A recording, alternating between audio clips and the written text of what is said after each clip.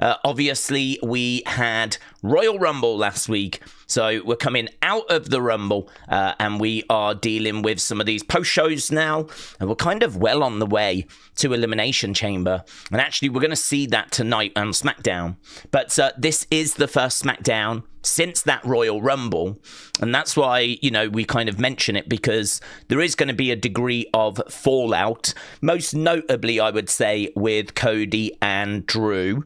That's obviously going to be the most notable thing. But yes, we've got a situation where we have got to kind of talk about the Rumble and what happened at the Rumble, and there's going to be video packages about that. The first SmackDown since that show, but equally, we need to kind of set up and start moving forward with Elimination Chamber. And so you're going to see a show that I think is kind of caught between those two things, where it's looking back, but it's also got to look forward. And that is reflected in the preview. So let's jump over to the preview and we'll have a look and see what we've actually got lined up for this show. So here you can see 2026 Royal Rumble winner Liv Morgan is going to be on SmackDown. I think the reason for that is because both of the Rumble winners were Raw people. So Roman Reigns tends to focus his time more on Raw, and Liv is obviously based on Raw. So we kind of heard from both of those on Monday. We know that Roman is going after CM Punk, so there's no mystery there. But in order for SmackDown to have a little bit of kind of Royal Rumble fallout, we've just got Liv trying to decide whether she should go for Stephanie or Jade. I think we all know she's going to go Stephanie. There's not really too much mystery there, but they're trying to build up something. So we've got Liv Morgan coming to SmackDown. But then we've got some Elimination Chamber qualifying matches. So we've got Randy Orton, Solo Sikoa, and Aleister Black in a triple threat trying to get into that Elimination Chamber. Feels like it's probably going to be Randy to me. He's the biggest star out of the three, but I don't know, could someone get involved? Could it be a case that we actually, I don't think it's going to be Solo. Solo's involved in something with the Wyatt Six, so his least favourite. For me, it's between Aleister Black and Randy Orton. Do you go with the big name that is Orton, or do you try and give Aleister Black something to get his teeth into? I wouldn't hate going with Aleister Black personally, but I don't know, it's hard to look past Orton, isn't it? When you've got a show like Elimination Chamber, I got to feel like you want to find a way of getting Orton involved somehow. So Orton, Solo, Aleister. For me, it's between Randy and Aleister. Then we got Tiffany against Lash Legend against Chelsea. It's difficult, this. I feel like they might go Tiffany. She was a big name and she's just come back. So are we really going to bring her back and have her not going into the chamber? She's definitely someone I would have expected to have made the chamber. But again, really hard because she's in the same match as Lash Legend, and they love Lash Legend. They gave her a real good showing at the Rumble. But she is in a tag team with Nia Jax. So I wonder if they're thinking of keeping Lash just in that tag division. I don't know, though. Having her locked inside Elimination Chamber could be really fun. If I was to have predicted the women's Elimination Chamber lineup, I think I would have gone with Tiffany and Lash both being in it. So them both being in the same match is quite interesting. So, yeah, I don't know. Maybe there's going to be a tag team that's going to get involved and attack Lash.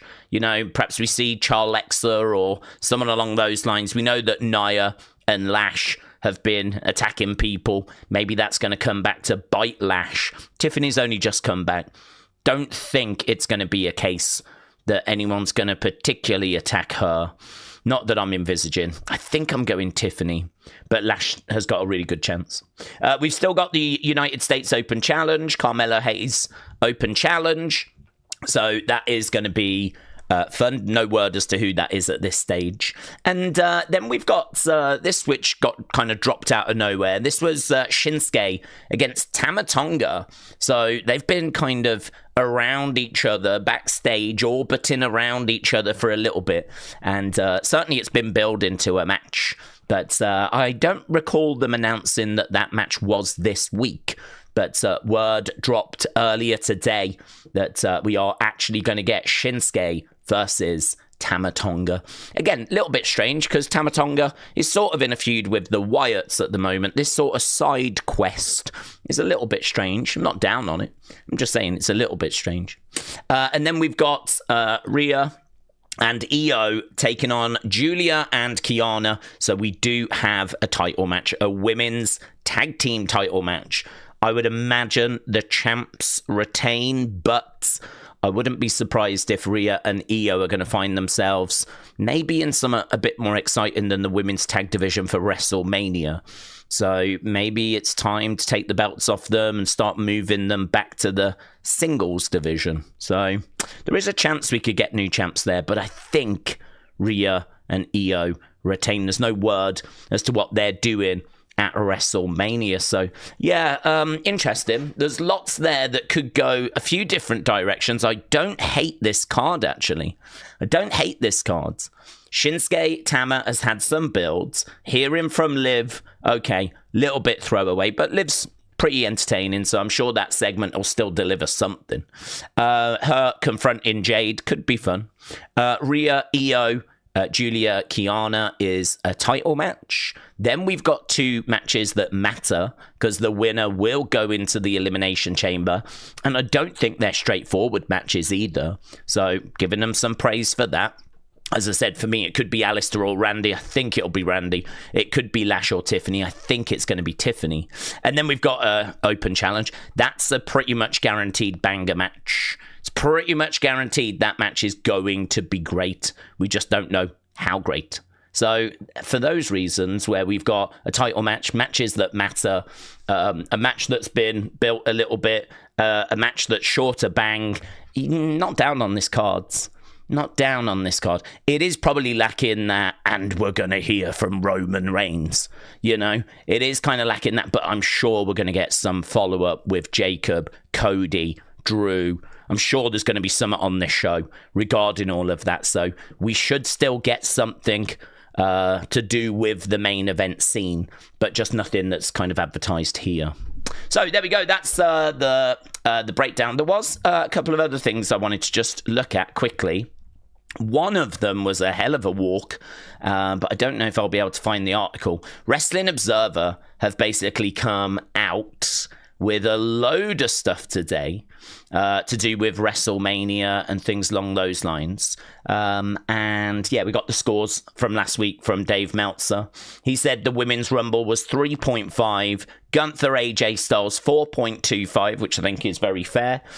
Drew Sammy 3.25. Yeah, I mean, I thought they actually had not a bad match at all. I might have been a bit more generous than that. I might have gone 3.75, but 3.25, fine. And then we've got Men's Rumble 3.75, which I think is quite high, actually. I would probably swap those two scores around. I mean, the Men's Rumble at the moment has got like 4 out of 10 on Cage Match, and it's got a good amount of feedbacks as well. So yeah, there was this isn't the one I was going to look at, but Bron Breakker was at one point planned to win the Royal Rumble when the plan for WrestleMania was that Cody Rhodes versus Roman Reigns and CM Punk versus Bron Breakker, right? Plans for Mania then changed to Cody versus Drew and CM Punk versus Roman, instead of running Rhodes Reigns for a third year, meaning that McIntyre essentially replaced Bron Breakker in the WrestleMania main event picture. So his Rumble win was scrapped. So the point they're making is that the plans have changed on the road to the Royal Rumble a few times. I mean, look at this. Let me know. So original WrestleMania 42 plan was Cody versus CM Punk, Seth versus Roman. That was the original plan. So I'm wondering if that's like, I don't know, end of last year, kind of whatever. Then it changed due to Rollins' injury. Okay, so that's pre-Rollins' injury, so it was last year. It was CM Punk, Bron Breakker, Cody, Roman. Now we're at CM Punk, Roman Reigns, Drew versus Cody, with Jacob maybe getting added. So that's actually quite a useful piece of information as to, this is obviously not fact. This is coming from Wrestling Observer newsletter. But it is in line, actually, with what they've been reporting as time has gone by. I mean, we all heard the Cody Roman going for a third time rumours. CM Punk Braun Breaker, we all heard that. We ended up doing that in early January. Very similar, actually, to Roman Solo, which was also rumoured for WrestleMania last year, but we did it on the Netflix premiere episode instead. So Seth, Roman, Cody, Punk was pre-Seth injury. Then we had Punk Braun, then we had Cody Roman, and now this is where we are. So we know CM Punk Roman's happening, and yeah, I mean, we're all expecting Drew Cody, aren't we? So Drew Cody with Jacob potentially being added. So there we go. I saw that, and I thought that was just a nice, neat way of just kind of summarizing the journey that we've been on, apparently, according to Wrestling Observer newsletter. So there we go. That's a few bits there for us to kind of get our teeth into. There was a few other things that came out of Wrestling Observer newsletter, and as we said, we'll get our teeth into that during Unseen or as we chat away. Aaron, hello, said, give Alistair the win. They should dig into his character. Yeah, I'd be down for that, actually, Aaron. I think I'm in that same boat with you. I can understand them wanting... I can understand them wanting to... Sorry, I'm just distracted because there is a message from Big E. He kind of announced that he had retired now. He didn't say he was retired. He said, never say never. But he said, you know, basically, I'm done. And yeah, he's put a message out which I've not seen. So I am going to read that in a second. But let me just respond to Aaron. Aaron said, give Alistair the win, dig into the character. I agree. I think that is, we do need to build new stars, but we've had many conversations recently on these streams about how it's a balancing act. You've got to use the star power that you've got because we're so desperate for ratings and we're so desperate to try and find a way of, you know, getting those big stars into the big matches. But equally, there's a balance where you've got to bring like new people through. We tried to find that balance last year, and it didn't quite work, to be honest with you. I mean, we forced Stephanie through really quickly. We obviously pulled the trigger on Tiffany, and that kind of worked okay-ish, but then for me faded away. Obviously, we've invested a lot into Dominic. That has kind of really destroyed the Intercontinental title picture. I mean, I don't know how you feel about it, but I feel like since Dom had that IC belt, it's kind of really suffered. We don't have a very exciting Intercontinental title picture. In fact, I can't even quite remember the last time it was defended. I think it was like the whole him and Cena stuff, wasn't it? Which it was kind of felt like it only got done so we could give Cena the Grand Slam. There's not really like an exciting division that's there with loads of interesting feuds.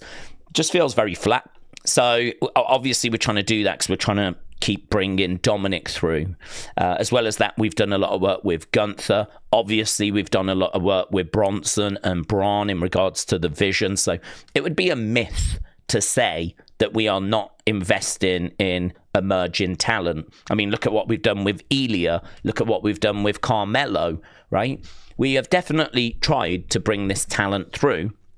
But I think that there is obviously more that can be done, and these little decisions like do you go with Randy or do you go with Alistair, they're really interesting ones because I can see the pros and the cons whichever way you go. But I think I'm with Aaron. I think on this occasion going with Alistair and really digging into that character and trying to elevate him and make him more interesting. I thought the ambulance match was good that we had him in. That was good.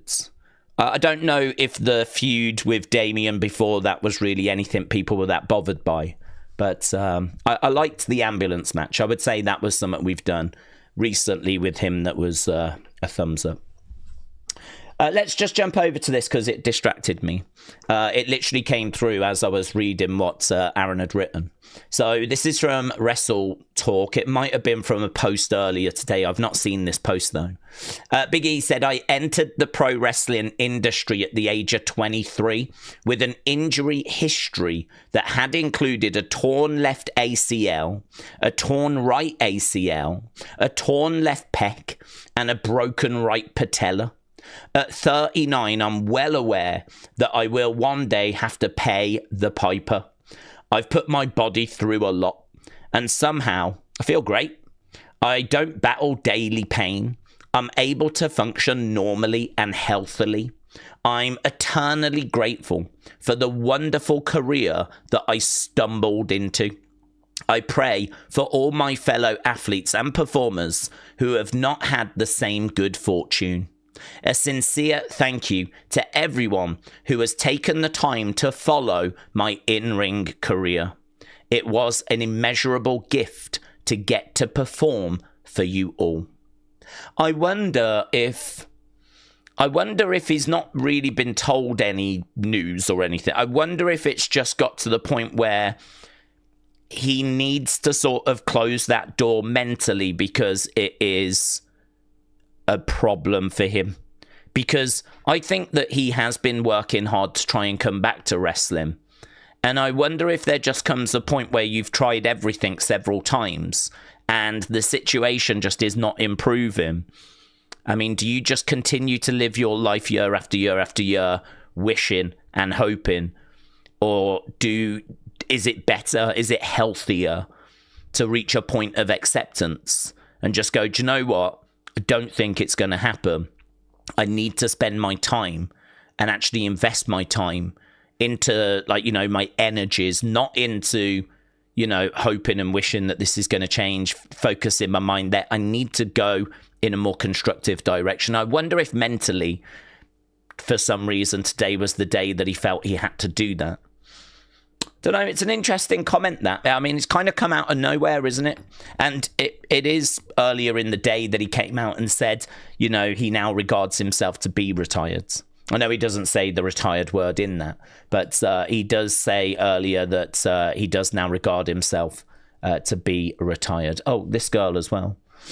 Rain Leverkusen is believed to have signed with WWE. I'm no good with indie talent, to be honest. I believe her to be an indie wrestler, but she looks cool. I really like her look. She looks like a badass, doesn't she? She looks like she don't give no flips. A bit of like a punk rock chick, and I like the vibe. I like the look. I would imagine she's probably competed at Pro Wrestling Eve because they've got that sort of, they're an all women's punk rock type promotion. She would fit in very well there. So I don't know if she's come from that world, but yeah, I like the look of her. And apparently she is believed to have signed with WWE. She was at one of those recent tryouts, so I think she's kind of come in from there. So yeah, honestly, today has been a day of like lots of little bits and stuff like that, you know, lots of bits of news. It's been a busy day.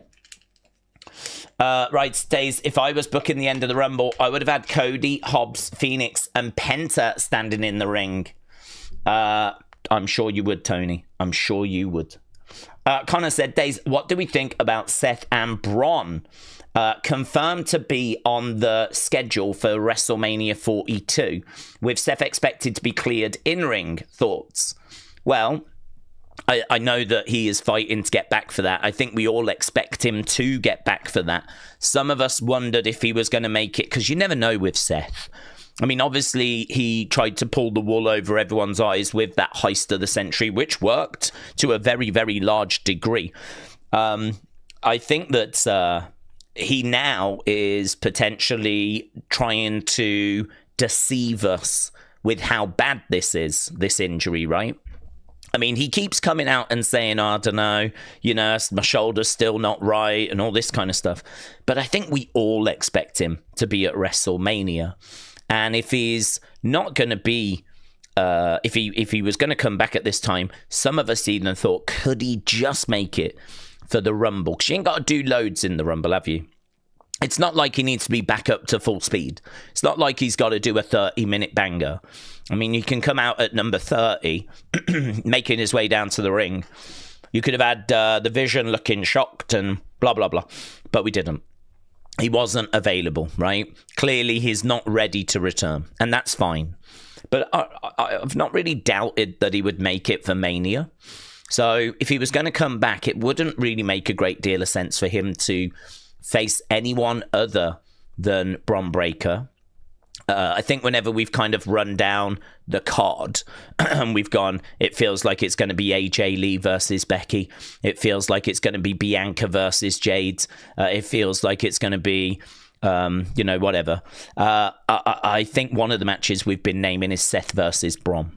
So, this isn't anything newsworthy really to me. I sort of expected it. I think actually it's one of those situations where the opposite would have been bigger news. If it had come out that the plan for Bron was not Seth, that I think would have been a bigger story. But this just sort of confirms the direction I think we sort of knew it was going to go in. I expect him to come back. I expect him to face Bron. Harmon said, Daze, for me, Jacob is the clear winner of the Chamber. Cody can still get into the main event, but he's had big Royal Rumble wins and moments before. I think Fatu now should get one. Yeah, Harmon, I think that's great. I'm definitely no issue with that. I'm down for that. Sonny, hello. I hope you're well. I see Sonny's in the chat. Sonny, how you feeling? I know you was struggling the other day. Are we feeling better now? Are we in a better place? So, Sonny, shout out to you. Lovely to see you around, but I agree. I think the way they book Cody is going to be fascinating. We keep talking about Cody, and obviously, I like Cody anyway, but I'm not like a Cody fan. I'm going to love him, whatever. But I really genuinely find it interesting seeing how they book Cody, because now it's very obvious, and it's becoming more obvious as time goes by, and we get more reactions like we did in Saudi, where they clearly did not want him to win the Rumble, right? And now you're telling me you don't want him to win Elimination Chamber. How do you book this guy? How are you going to book him so that, you can get the crowd back onto his side? I think it's such an interesting challenge. I always think, like, if you was to say to someone, you can be in creative, well done, you've got the job, you're in creative. I think a lot of people like to think about, okay, well, what's the dream match I'm going to do? What's the dream match? What am I going to book for WrestleMania? And they think about that. But I think, like, if you go in creative, they just tend to give you a lot of problems that you have to solve. You know what I mean? Like, this person's not over, get them over. Those kinds of challenges. I'd actually love a video game where that was kind of what you did. You kind of was part of creative and you had to book storylines. I suppose in a way it's a little bit like what they do with GM modes. I don't know what the new GM mode's like, though. There was a GM mode, but it was very basic. 2008, where you could book a promo segment or a match, and you could actually be the booker. I loved those modes. I thought they were great. I put a lot of time into those, actually. Raw versus SmackDown, 2008. I think it was called My GM Mode, and you basically had to buy a roster, and then you had to, like, book the shows, and then it would tell you how well the show had done. I have no idea, though, how it worked any of that out. Like, I don't know what the actual algorithm was to work out how well the show you had booked had performed, So I don't really get how that works, but whatever. It was good, but actually a more in-depth version of that I think would be really interesting, where you can, like, really craft your own storylines and everything, love interests and all this kind of stuff. Maybe you can do that now. I've not touched the video game in a very, very, very long time. So maybe you can do that now. But when it comes to Cody, I think it's really interesting. You've got a guy here where there's clearly a bit of a growing resentment. People see him as being vanilla, blah, blah, blah. I feel like we talk about him every stream. So I'm really interested to see kind of how we book him? How do you get him to the main event? I mean, if he's not going to win Rumble and he's not going to win Chamber and you just kind of force him into the main event anyway, is that not going to add to the resentment? But then saying that, if he wins the Chamber, is that not going to add to the resentment? Like, it's really interesting. What's the right way forward with all of that?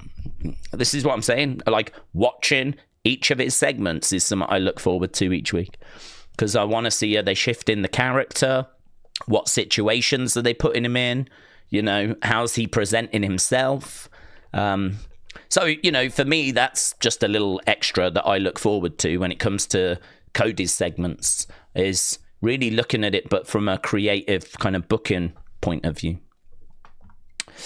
Right. Hello, James. Hope you're well. Daze Kelly Kincaid has announced that she's going to depart from WWE.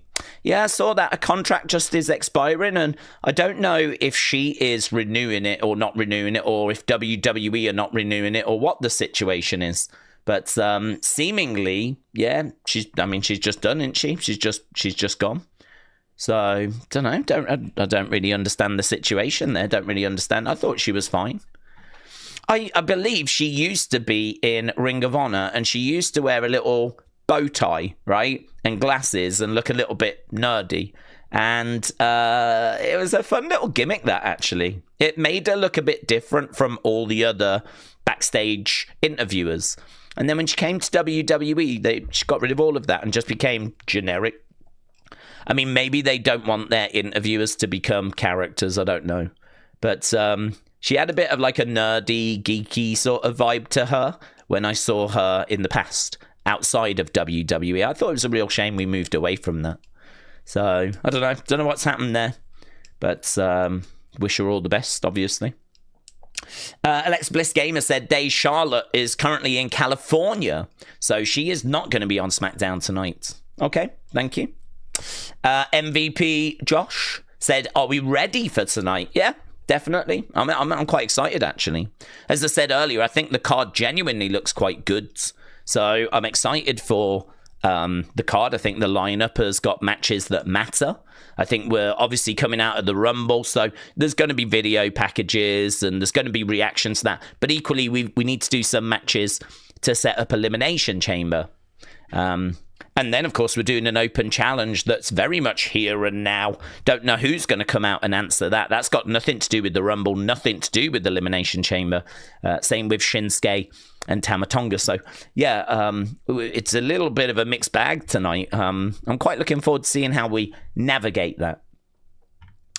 Right, Nathan said, who is the masked person? Is it Pierce? I thought this because of the Countdown show, had a confrontation with Heyman, and he said he had spoke to someone. Is he cleared? Nathan, shout out to you. So, I mean, the rumour, and it is nothing more than a rumour, and you have to take it with a pinch of salt, because it's a rumour, is that it was Grayson Waller that was under the mask. We spoke about this in Unseen the other day, and, I don't know if that's true, but I could believe it, because if you look at a picture of the masked person and Grayson Waller side by side, they look very similar. They look, shape of the face and, what you can see looks similar. But I've seen people doing the same with, say, Logan Paul and, other people. Personally, I don't think it's Adam Pearce. The only reason why I say that is because, yes, he is involved in a bit of a shouting match with Paul Heyman, but if Adam Pearce was the masked man, he would be having a match. I mean, all of a sudden, he is now physically attacking a wrestler. That is going to result in him having a match. And it wasn't that long ago, it was reported there are no plans for Adam Pearce to wrestle or Nick Aldis to wrestle anytime soon. So not expecting Adam Pearce or Nick Aldis to get physical or be booked to actually compete in any matches in the foreseeable future. So not expecting any movement there. I think that they're trying to get you to think it's a lot of different people. So you're not wrong for thinking it's Adam. There was a shouting match between Heyman and Adam. So you can understand why people would think that. But there's some people out there that maybe don't think it now, but there was definitely some that thought it could be Jon Moxley, because the masked person did the head kind of neck thing that Moxley does.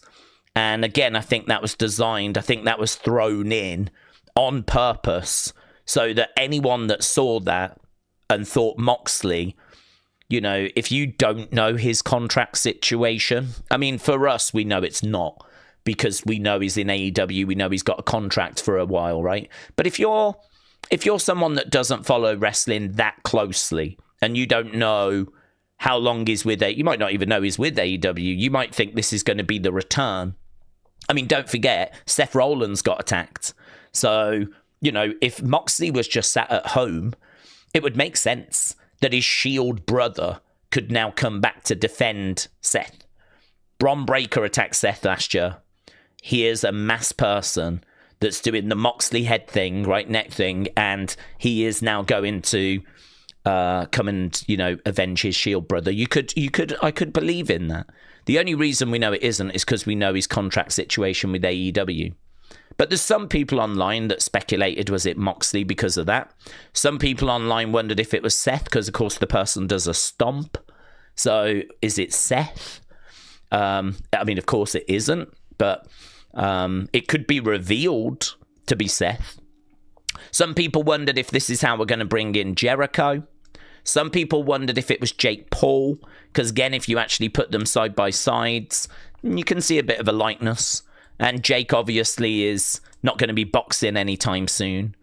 You know, by the time we get to WrestleMania, is he going to be at a point where he can have a match? Genuinely, I don't know. I've not been following his kind of jaw situation. I don't know if he would be able to or not. But even if he's just there as like a manager, he's just in Logan's corner. Not impossible. So some people are thinking, so there's loads of, I mean, we've heard Finn, we've heard Steve Macklin, we've heard Grayson Waller, we've heard Adam Pearce. I mean, like, all these names are swirling around when it comes to the mystery person. But what I can tell you is that High Spots reported the person that was under the mask at Royal Rumble was apparently Grayson Waller. Take that with a pinch of salt, though, because it's coming from a source that we don't use very often, right, if ever. So take it with a pinch of salt. And they were saying people backstage believe it'll be Seth that gets revealed, which does fit with the Braun-Seth match that we are apparently working our way towards at WrestleMania. So it would, you know, it would be a way of getting to Braun versus Seth. This is why I think Seth is probably the front runner. The only problem is, the more they keep saying it's Seth and thinking it's Seth, the least likely it is to be Seth. I mean, when in wrestling has someone gone, oh my God, I bet that's person A, and then it actually turns out to be person A? I mean, normally in wrestling, you have people go, oh my God, it's person A, I'm sure of it, and then it's revealed to be person B. You know, that's how it works in wrestling. We go, oh my God, it's this, and then we go a different way. So the more they're going, like Heyman thinks it's Seth, Braun thinks it's Seth. They were both saying Seth as they were in that cart leaving the Royal Rumble arena. That footage going up on YouTube, right? It's them backstage in a little cart thing. I'm sure you've seen it. They're adamant it's Seth. Heyman's adamant it's Seth. So the more they keep saying it's Seth, the more I'm thinking it's not going to be Seth. Obviously, Theory is one that a lot of people are leaning towards, because a lot of people are thinking Theory is going to be that kind of insider guy that is secretly working with Seth, and that's the direction that the story's going to go. It could go that way. So, yeah, that when it comes to the mystery person, this is what we know. No one knows 100% who is going to get revealed, but the big thing that we heard just the other day was that the person under the mask was supposed to be Grayson Waller. So, again, whether that's true or not, we'll have to wait and see. Brony said there could be an angle where the mystery person that attacks Braun is going to face Braun at Mania, but you don't want to do the reveal until the actual day. If Seth gets revealed as the person, even though it was Waller. Yeah, that's true. That's true. I agree. The person that was under that mask or under that hood on Saturday absolutely does not need to be the person that gets revealed. So, yeah, I'm totally with you on that. The only thing is, like, if they keep saying it's Seth, and then we get to Mania and it's revealed to be Seth, I just don't know, man. That's such a weird way of kind of doing it. In my mind, it would make sense for them to just be going, who is it? Who is this? This doesn't make any sense. It's clearly not Seth, because we know that he's still out injured. We know that he was not around in Saudi Arabia, and like, wouldn't you do stuff to confuse it and muddy it and really, like, I don't quite understand. It's a little bit 4D chess, because the more they say that it's Seth, the least I think it is Seth. But then that means when we get to WrestleMania and it's Seth, I'll be like, okay, right. What? Honestly. It's clearly not 4D chess. They have shown themselves time and time again to not be able to play 4D chess, right? I don't even know right now if WWE Creative can play chess at all, right? 2D chess, 3D chess. They ain't playing 4D chess. I know that much. So I'm not going to give them that degree of credit. But, well, we'll have to wait and see. I think, regardless, Seth has to be a frontrunner, because it just makes sense, doesn't it? It just makes sense that he would want to attack Braun and keep attacking and cause confusion, right? I understand there might be an argument of, why would Seth need to wear a hood? Why couldn't he just go out there and do it? Well, I think by having that group wonder and speculate as to who it is, I mean, actually, this is why I think they need to suspect Theory more, because and suspect Logan, because really part of the reason why Seth would be wearing that hood is to cause disruption in the group. You know, start getting them suspecting each other. Start getting some disruption caused within the Vision. Divide and conquer. And by not showing your identity and by getting... I mean, I thought that was a great line the other day when... I can't remember who it was, but... it was Pierce. He came out and went, the last time there was a mystery person in WWE, didn't it turn out to be Austin Theory? And, like, all of a sudden, they're all kind of Bron Breakers looking over at Theory. Theory's like, whoa, that's the reason why you do a mystery person. That right there, we should be digging into that. Because that right there that's why you would have a Seth be a mystery person and not just have Seth come out and be who he is. Obviously, in real life, in the real world, the reason why we would go that way is because Seth isn't ready. He's not going to go on a plane injured all the way to Saudi Arabia just to attack Bron Breakker and then come back again when you don't need to. You might as well just put someone under a hood and have them do it instead. So in the real world, that's why you do it. In storyline, you do it so that you cause as much confusion and as much disruption as you possibly can. So that's why I think we should dig into the Theory thing a bit more on the show. But yeah, the Mystery Man stuff is all quite interesting. Daze, I don't like Cody's character, said Benny. It seems like a facade to get the WWE title only. He should be a legit American Nightmare heel that no one can stop. Okay. Sean said, Daze, is the Mystery Man Big Bronson Reed? Well, no offense to Big Bronson Reed, but he does have big in his name. And I think we can agree that the person that was under the hoodie at the Royal Rumble probably doesn't fit the big moniker, you know? So I think just from a size point of view, I think he's probably ruled out. You know, I know that the person that gets revealed doesn't need to be the person under the hood, but there still needs to be a degree of believability. Like, we ain't revealing it to be the Great Khali. So I would say that Bronson's probably okay. Edward said the Masked Man was Theory, but later it'll be revealed to be Seth. There's only two people that do curb stomps, Seth and Theory, says Edward. Akeem said Triple H and Creative are playing one potato, two potato at best. Very good. Gus thinks it's Jake Paul. And Connor said apparently Seth was with his daughter William, hello. Hope you're doing well, but Shining Wizard. So just so everyone can sleep tonight, I want to let you know that I have found an NXT t-shirt. Yes, let's go, in the words of Mario. Claire said, it's Logan. Logan looks out for Logan. He was not going to sacrifice himself for Brom if it meant that he had a chance of winning the Rumble. Well, Claire, that's really interesting. I mean, if they want to go in that direction, they can certainly go that way. I mean, what I would say about the mystery person is you can bring Seth back and still continue the mystery person attacks. I mean, one of the directions that we can go is we can do Bronze Seth with Seth coming back, but the mystery man can remain a mystery up until WrestleMania or even just past it. So it could be that it is someone that is not revealed to be Seth.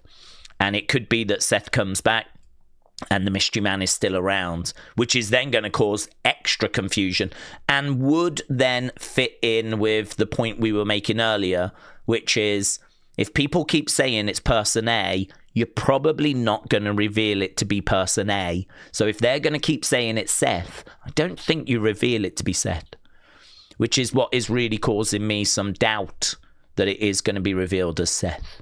I hear what a lot of people are saying with Austin Theory. I really do. I think actually him being in the Vision, having Heyman, being surrounded by other people is good for him. I don't know that it makes sense from a creative point of view, from a development point of view, to sort of bring him out of that group. So that would be but that's my same argument for Theory as well. I don't know that it makes sense for Theory to be brought out of that group because Theory has been on his own, struggled, been in a tag team, struggled. Now he's finally in a group, in a faction. He's with Heyman. Like, to bring him out of that now, that's always been my argument as to why Theory just didn't sit well with me for being the mystery person, or not being the mystery person, but the theory was that he could turn on Brom. And I said before, like, I'm not keen on it because that means that Theory has got to come out of the group and he's got to come away from Heyman. And I just think he needs that faction and he needs Heyman. And I could understand why you would put him in the Vision. I could understand why you would want to go in that direction. I could see how that would build him up. It's not working in the short term, but in the long term, I think it would. But I don't know. I mean, look, we're gonna have to wait and see. The only thing we can do is talk about what was reported, and what was reported, granted by High Spot, was that it was Grayson Waller, and many believed it would be revealed to be Seth. But I don't know. I don't think it's that straightforward. Connor said, Daze, what do we think about CM Punk apparently facing Finn once again at Elimination Chamber for the World Heavyweight Championship? Again, pretty obvious, pretty straightforward. I don't think that's going to surprise anyone. We know that Balor attacked Punk before Punk even did his promo with Roman, setting up Mania. He had words for Finn. It's in Chicago. Punk's gonna defend. It's only 20 odd days out, so we got about 3 weeks or so. So unless they were going to find a new opponent for Punk within the next few weeks, I mean, it does feel like Balor is in that conversation. So Balor versus Punk in Chicago at Elimination Chamber. Yeah, makes sense. Again, not a great surprise. Joseph thinks it's Eva Marie that's under that hood. She vowed that she would return and become Daze's favorite. Honestly, I mean, you could put Eva Marie in NXT, and I actually think I'd quite enjoy her work, because the problem I had with Eva Marie, right, and this is a long time ago, this is when the channel first started, but Eva Marie basically got brought in as a model. She had no previous wrestling experience, and they sort of did a bit of a Maxine with her, where they brought her to the main roster because she was a good-looking girl, and then they tried to teach her how to wrestle while she was on the main roster. And I mean, I don't know about you, but WWE to me is the best of the best. Like, if you make it to WWE's main roster, and certainly in this kind of modern era, maybe it's not as true historically, I don't know, but in this modern era, you should be amongst the best of the best. You've made it through NXT, or, you killed it in a different promotion. So, like, Eva Marie was just a good-looking girl, and that was it. And we tried to make her wrestle. And it was bad, to be honest. It was bad. It sucked. And everyone knew it sucked. Everyone said it sucked. And, in a way, you kind of feel sorry for her. And very, very similar to Maxine. Maybe not the Maxine that we saw last year, but if you go back a few years ago, Maxine actually did some live events, and there was a guy that shouted to her, "You can't wrestle." And the clip did the rounds, and everyone was saying that's disgusting. Fans shouldn't be chanting stuff like that. And then there was other fans saying, listen, he's paid his money. He should be allowed to say what he wants. And there was this whole big conversation a few years ago around what fans should and shouldn't say at live events to wrestlers. I think there is a line. Whether that crossed the line or not, you'll have to decide yourself. But I think there is definitely a line. I don't think you should be allowed to say absolutely anything. Swearing and stuff like that in front of kids. I think there probably is a line. But whether that example crossed it or not, that's for you to decide. But that was my issue with Eva. It was never that I had a problem with her as a person. It was more the fact that she just wasn't good enough. She just wasn't good enough. And I didn't have any interest in watching her in the ring, because I could go down the road and I could watch people do, wrestling in a local promotion that would be just as good. When you tune into WWE, you expect, a certain standard. And she was well short of that. So, yeah, if she was to come back and go into NXT with her experience that she's had, and have a character where she'd probably be a heel and actually come out, and maybe they work with her in the PC. I don't know how old she is now. Perhaps that boat has sailed. I actually wouldn't hate that. That wouldn't be a problem for me. But I can't say that it would work. They did put her in NXT for a short time, Eva, actually. I remember her doing some matches before the pandemic, well before the pandemic. She actually did go into NXT and have a little run in there. So I can't remember how well that went, but that was certainly a better place for her than being on the main roster. But Curtis, it's been a while. How are you? I'm good, thank you. I hope you're well, Curtis. Shout out to you. Calvin said, Daze, how do we think Austin Theory turning on the Vision and the Vision replacing him with Grayson Waller would work? How would that work? I think it would work quite well, actually. I really like the Grayson Waller replacing point. That is something I had not considered. So I think that Grayson is funny. I think that he would fit well in the Vision. I think Theory I would worry about because that's the role that I wanted Theory to have. The point that we made was, and that, because it's funny, I mean, well before there was a mass person last year, let's say May, June last year, I said, you need to put Theory in this group, right? And the reason why I said that was because Theory was completely lost being in that tag team. Clearly needed something different.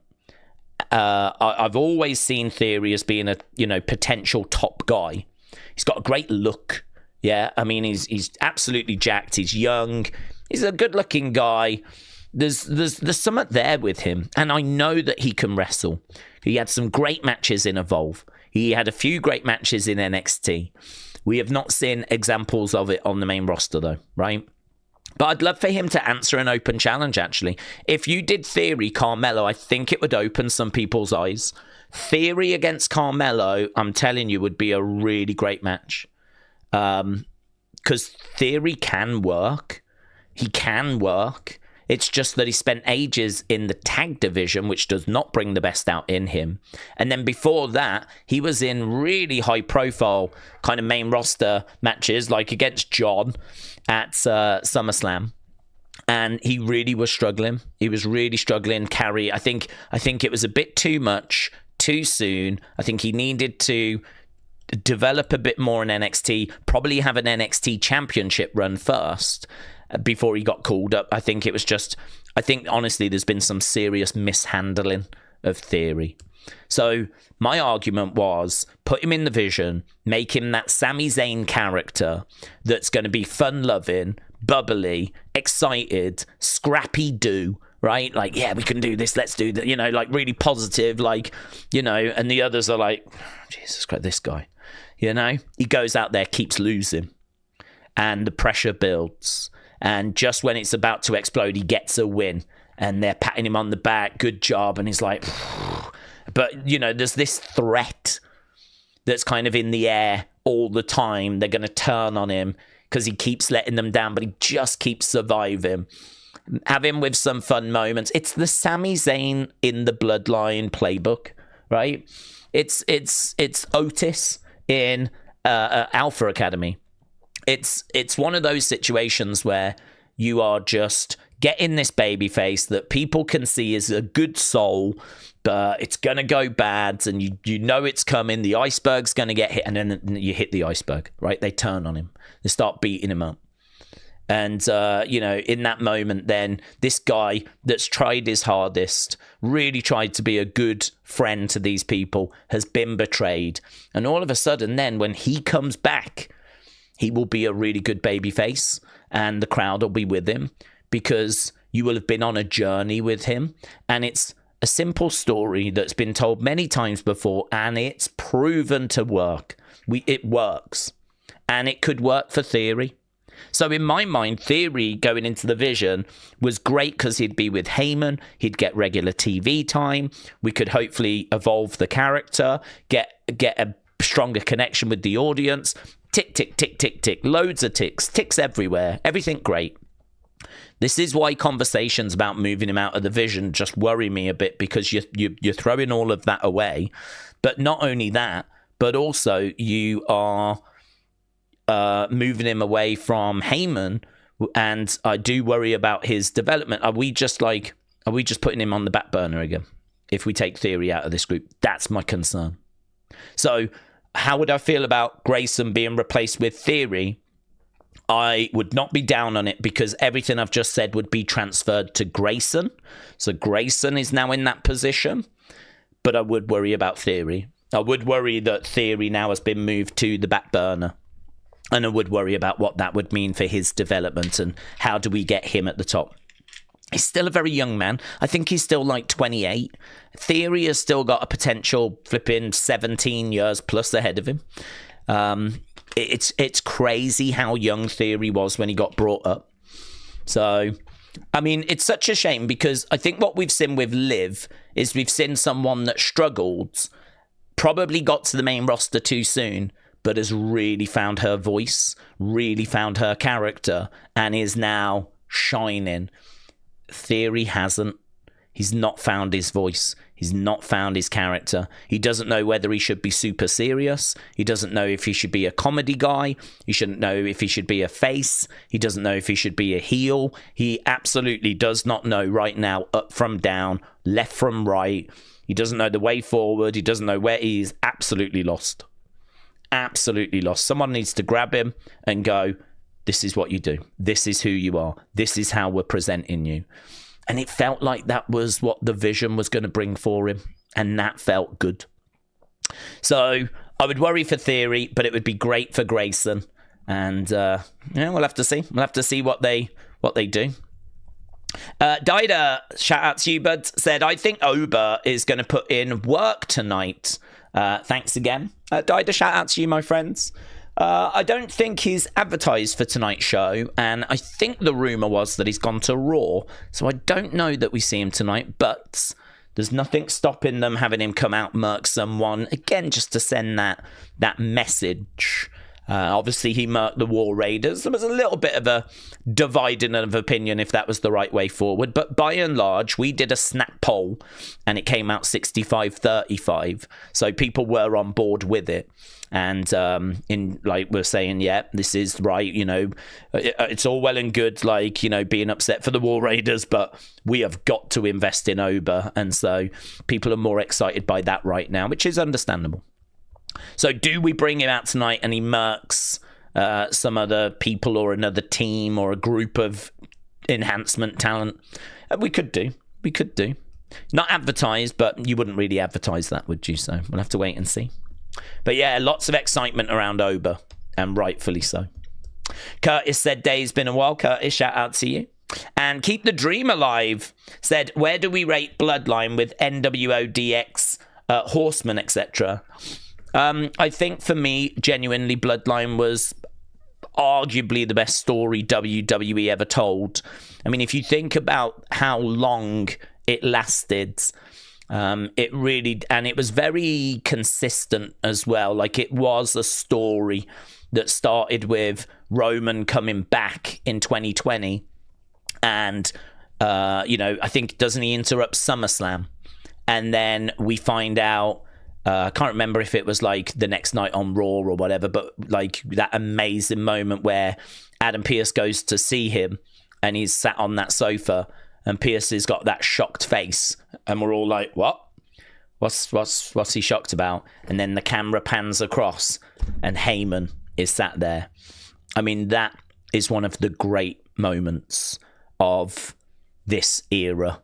That moment where, I mean, they might as well have just come, like, had Heyman sitting in a chair and gone, just so you know, we're at this moment now, everything changes. This moment right now, everything changes. Yeah. See you next week. I mean, that's basically what that scene did.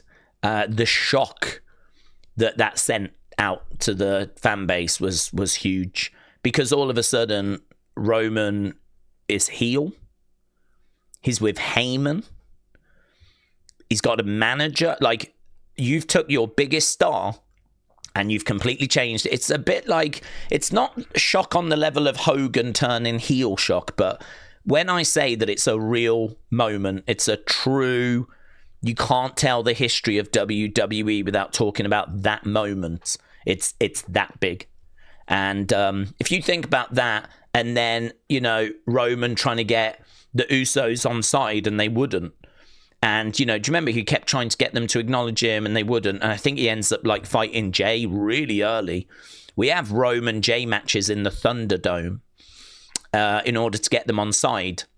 And eventually they fall in line. And so eventually, like, you know, we've added them to the group, and now we've got the Bloodline, and, you know, we continue moving forwards from there.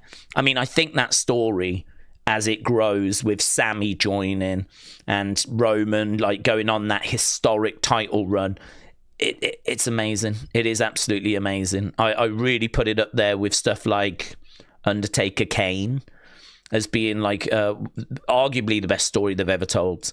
I mean, the one that people would go, no, it's clearly Stone Cold Vince. Look at what that did for the business. I would say, yeah, absolutely. If that's your number one, I don't have any arguments. The only thing I would say is don't ignore what the Bloodline did for the business. We came out of a pandemic and we went straight into billion-dollar deals because wrestling was so hot. You know, you've got the Netflix deal, you've got the ESPN deal, you know, you've got these big deals, another renegotiation with USA Network, loads of big deals that get done. And wrestling was hot coming out of the pandemic because of that Bloodline storyline, and that Bloodline storyline in particular. And Roman Reigns. I mean, he can and they can take a lot of credit, not all the credit, but they can take a lot of credit for those deals. So I don't think financially you can ignore the impact that story had. So, yeah, honestly, I really put it up there. So comparing it to something like DX and NWO, I mean, it's difficult. I would say that DX NWO was massively important during the Monday Night Wars. I mean, you could argue that really, they're, I don't want to say the main part of it, but NWO is, I would say, the main part of it for WCW. DX amongst the main part, but obviously you can't ignore Rock and Stone Cold. But I put Bloodline right up there. Actually, ranking those groups, I think, would be really, really interesting. Personally, I always enjoyed DX, but they did go too far at times in the past with things that have aged horribly now, right? So there is always a caveat you have to put, but actually, shocking TV, they were always really entertaining. I enjoyed their work really in the 2000s as well, when Triple H and Shawn got back together. And, they were kind of doing like a DX reunion and like Hornswoggle. It was a bit more of a PG type DX, and it was a bit sillier, but I still found it to be very, very entertaining. I suppose it was kind of from the Santino Marella playbook, more so than it being gratuitous. It was just a bit more PG, but I still really enjoyed it. They did some really fun WWE shop adverts and whatever, which were really fun. So, yeah, I love DX. DX are like a personal favorite. NWO, I just really respect for what they did to the industry. But I think at a time where WWE actually was going through arguably its most turbulent time, right? And there's lots that you can go back to and go, no, this was more turbulent, right? So I'm not looking for an argument, right? But I will say that going through a pandemic where you don't have fans and you don't have a crowd, right? You don't have a live audience and lots of other things have stopped and you're trying to carry on. I think we can agree that is one of the most turbulent times just that we've lived through, let alone in WWE. To kind of go through that and then go out of that where you're just slowly starting to open back up again and you're trying to bring fans back in. Obviously, that's a process. Obviously, that's really turbulent. Obviously, that's a lot of disruption. Bloodline steered us through that, got us through that period. I mean, it was the right time for that group. It was, if WWE needed something big, it was during the pandemic, the Thunderdome, back to live crowds, and not only that, as soon as we're out of all of that, straight into Vince leaving. I mean, oh my God. Pandemic into reopening and getting crowds back, into Vince McMahon leaving and Triple H taking over. I mean, you can't tell me that is not a turbulent time.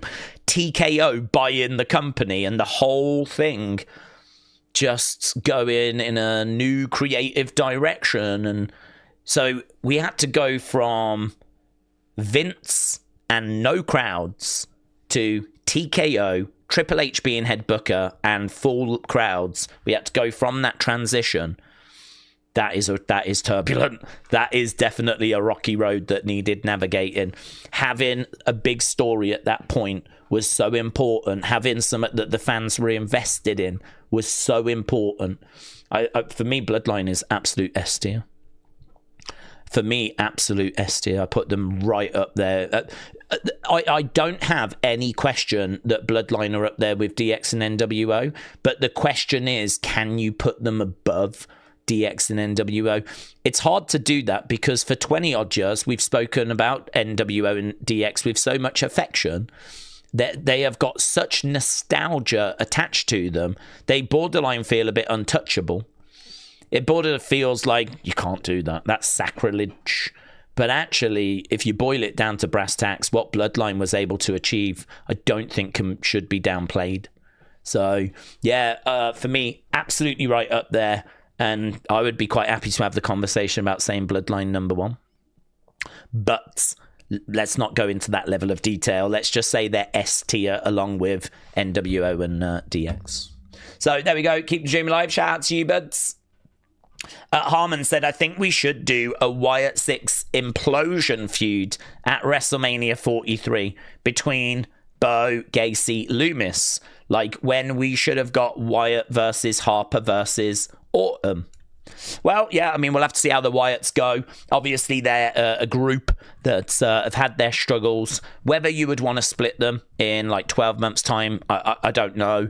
I think booking them is kind of pointless, like for us, because everything they've done since they first arrived, short of that backstage attack. So apart from like when they trashed when they first arrived, pretty much everything after that I think we would have done different. So do you know what I mean? This is why I don't massively care for fantasy booking, and I'm not like big on it. We don't do like separate videos on it. It's just a waste of time. I'd much rather talk about where the rumours are and if that's the right direction. And, you know, I don't mind digging into, well, they could have done this instead and just briefly touching on some stuff. But, yeah, when it comes to, like, fantasy booking and things like that, I don't really bother with it because there's it's not going to happen. And as well as that, like, I don't know, man. Everything the Wyatt Six have done has sucked. Everything they've done up until this point, I would have done different. And I'm sure many, if not all of you, would have been exactly the same. The Wyatt Six are special. They're special because they're not just a tag team. And to be honest, they're not even really a tag team. But they're being presented as really just a tag team. It's basically Gacy and Loomis. And then the others just sit and watch. Thankfully, now we've got them into a feud with a faction where we can do a bit more than that. But by and large, it's been pretty much just tag team stuff, right? But these are special because they have got backstories and they're characters and they're connected to a whole world that we just never venture into. And so, you know, we should be digging so deep. We should be looking to answer some questions from the past and asking new questions and introducing new characters and digging into the backstory of these characters and finding out where they live and how they, you know, what the relationships are. How does Sister Abigail feel about Ramblin' Rabbit? How does Mercy the Buzzard feel about Sister Abigail? I mean, that was kind of quite fun when the Funhouse was going, was, you know, Mercy would be snapping and having a go. Ramblin' Rabbit just seemed lovely. Abby just seemed quite tired. But, you know, you could kind of, and Huskus just wanted food. So you could actually dig into, like, some of their personality traits. We have done none of that. Absolutely none of that. Nothing. Absolutely nothing. I mean, they cut their promos in just a black void with a bit of smoke. And that's it, really. A lantern got stolen, and it's like, well, we want to get it back. And it's like, okay, does it do anything? Is there any sentimental value? Where did it come from? What's so special about the lantern? I'm not going to bother telling you. Don't matter. Okay, thanks. So, yeah, honestly, splitting them up next year? Maybe. Do whatever you want with them. So frustrating. But some people are like, I told you it was going to be dead on arrival. That's fine. If you feel that way, felt that way, great. But some of us hoped. Some of us live in eternal hope that WWE Creative is not going to suck. And we just continually get let down as a result, you know? Actually, that's a really good point. I mean, a lot of people are down on 2025, but I think we can be down on 2024 when it comes to the way that the Wyatt Six were booked after they arrived. Honestly, I think the warning signs were really there at the end of 2024. I think they were loud and clear. And I remember distinctly us doing watch-alongs going, nah, look, it's going to be fine. 2025 is going to be so good. The Netflix premiere, John Cena's retirement. It's going to be really good. And we went in with true optimism to 2025. But I think the end of 2024 was, there was warning signs, you know. Kendall said, hello, after watching Stephanie's podcast with AJ, I'm convinced that's why we didn't get him on Raw. But it was great hearing from him, though. Kendall, shout out to you. Yeah, for me, I think that... I think it's right. I think it was an exclusive that they wanted for Stephanie, which I think is a real shame because I think that they, I think it was a real shame because I think that they had an opportunity to actually have him in front of the fans, and I think that I know a lot of people were like, well, this was a nice way of doing it. We got to hear. You could still do that. You could have done both. you know? But I think they wanted to save that exclusive. Why didn't you put the glove? They know that is a question that people had. Why didn't you put the gloves down in the ring, right? And I think you're right. Rather than answer it on a Raw, I think they saved it for Stephanie, which is a bit of a shame. But I think we also live in a world where social media exclusives are important. And this is something that people sort of forget. You know, WWE is a big machine. It does have more than just Raw and SmackDown. It does need exclusives for online. So, you know, for me, when they have Javon make an announcement during a commercial break and people get upset about it, I can understand why they do that. They have to do something during those commercial breaks because on Netflix, we don't always go to commercial. Like some people do, some people don't. So you've got to do something for those that don't. And you don't really want to just put up a graphic because you might run the risk of those people that don't have commercials, like leaving, turning the channel, like thinking it's over or falling out, right? So instead, they've got to put something there. And I understand that. But the thing is, do you put something there that doesn't really matter, that's boring? Or do you put something there that's interesting? I think they've played around with that. And one of the things they've tried is they've tried to put something there that's interesting. So they'll air it to those that don't go to commercial, and then they'll put it out as an exclusive online for those that have gone to commercial. So like Javon announcing that he's signed with Raw and he signs the contract.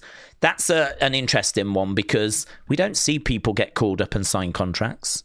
I mean, it's just not something that's standard, right? You don't really see that. You don't see people. I don't remember like Stephanie signing a contract or Julia. I don't remember like Finn Balor doing it when he came up or Sammy or like it's not really something that we do. So for him to sign a contract, I don't think Ober's done it, for example, right? So for him to sign a contract is kind of like sometimes we do it, sometimes we don't. We've not consistently done it with everyone. So it's a bit of a nothing moment, really. But of course, they made it out to be a big deal.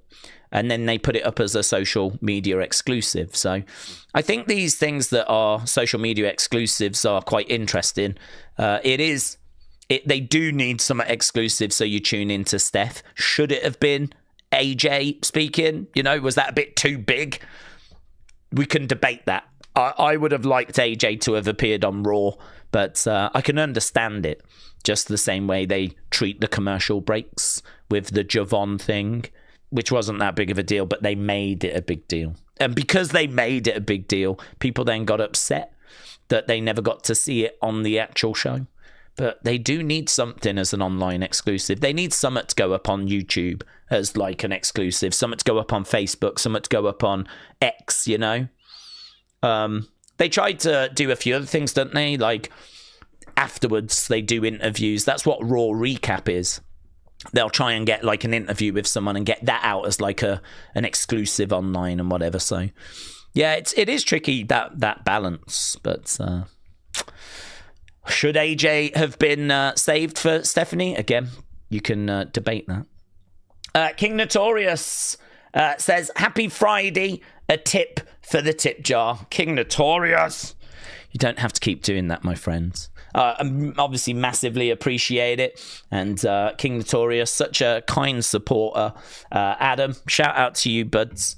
Kind of single-handedly trying to pay for this new office chair, which, as I said, goes back into the channel. And I massively appreciate it, my friend. I'm just pleased that you join us and that you enjoy what the conversations we have and the watch-alongs and everything. So that's good enough for me. Yeah.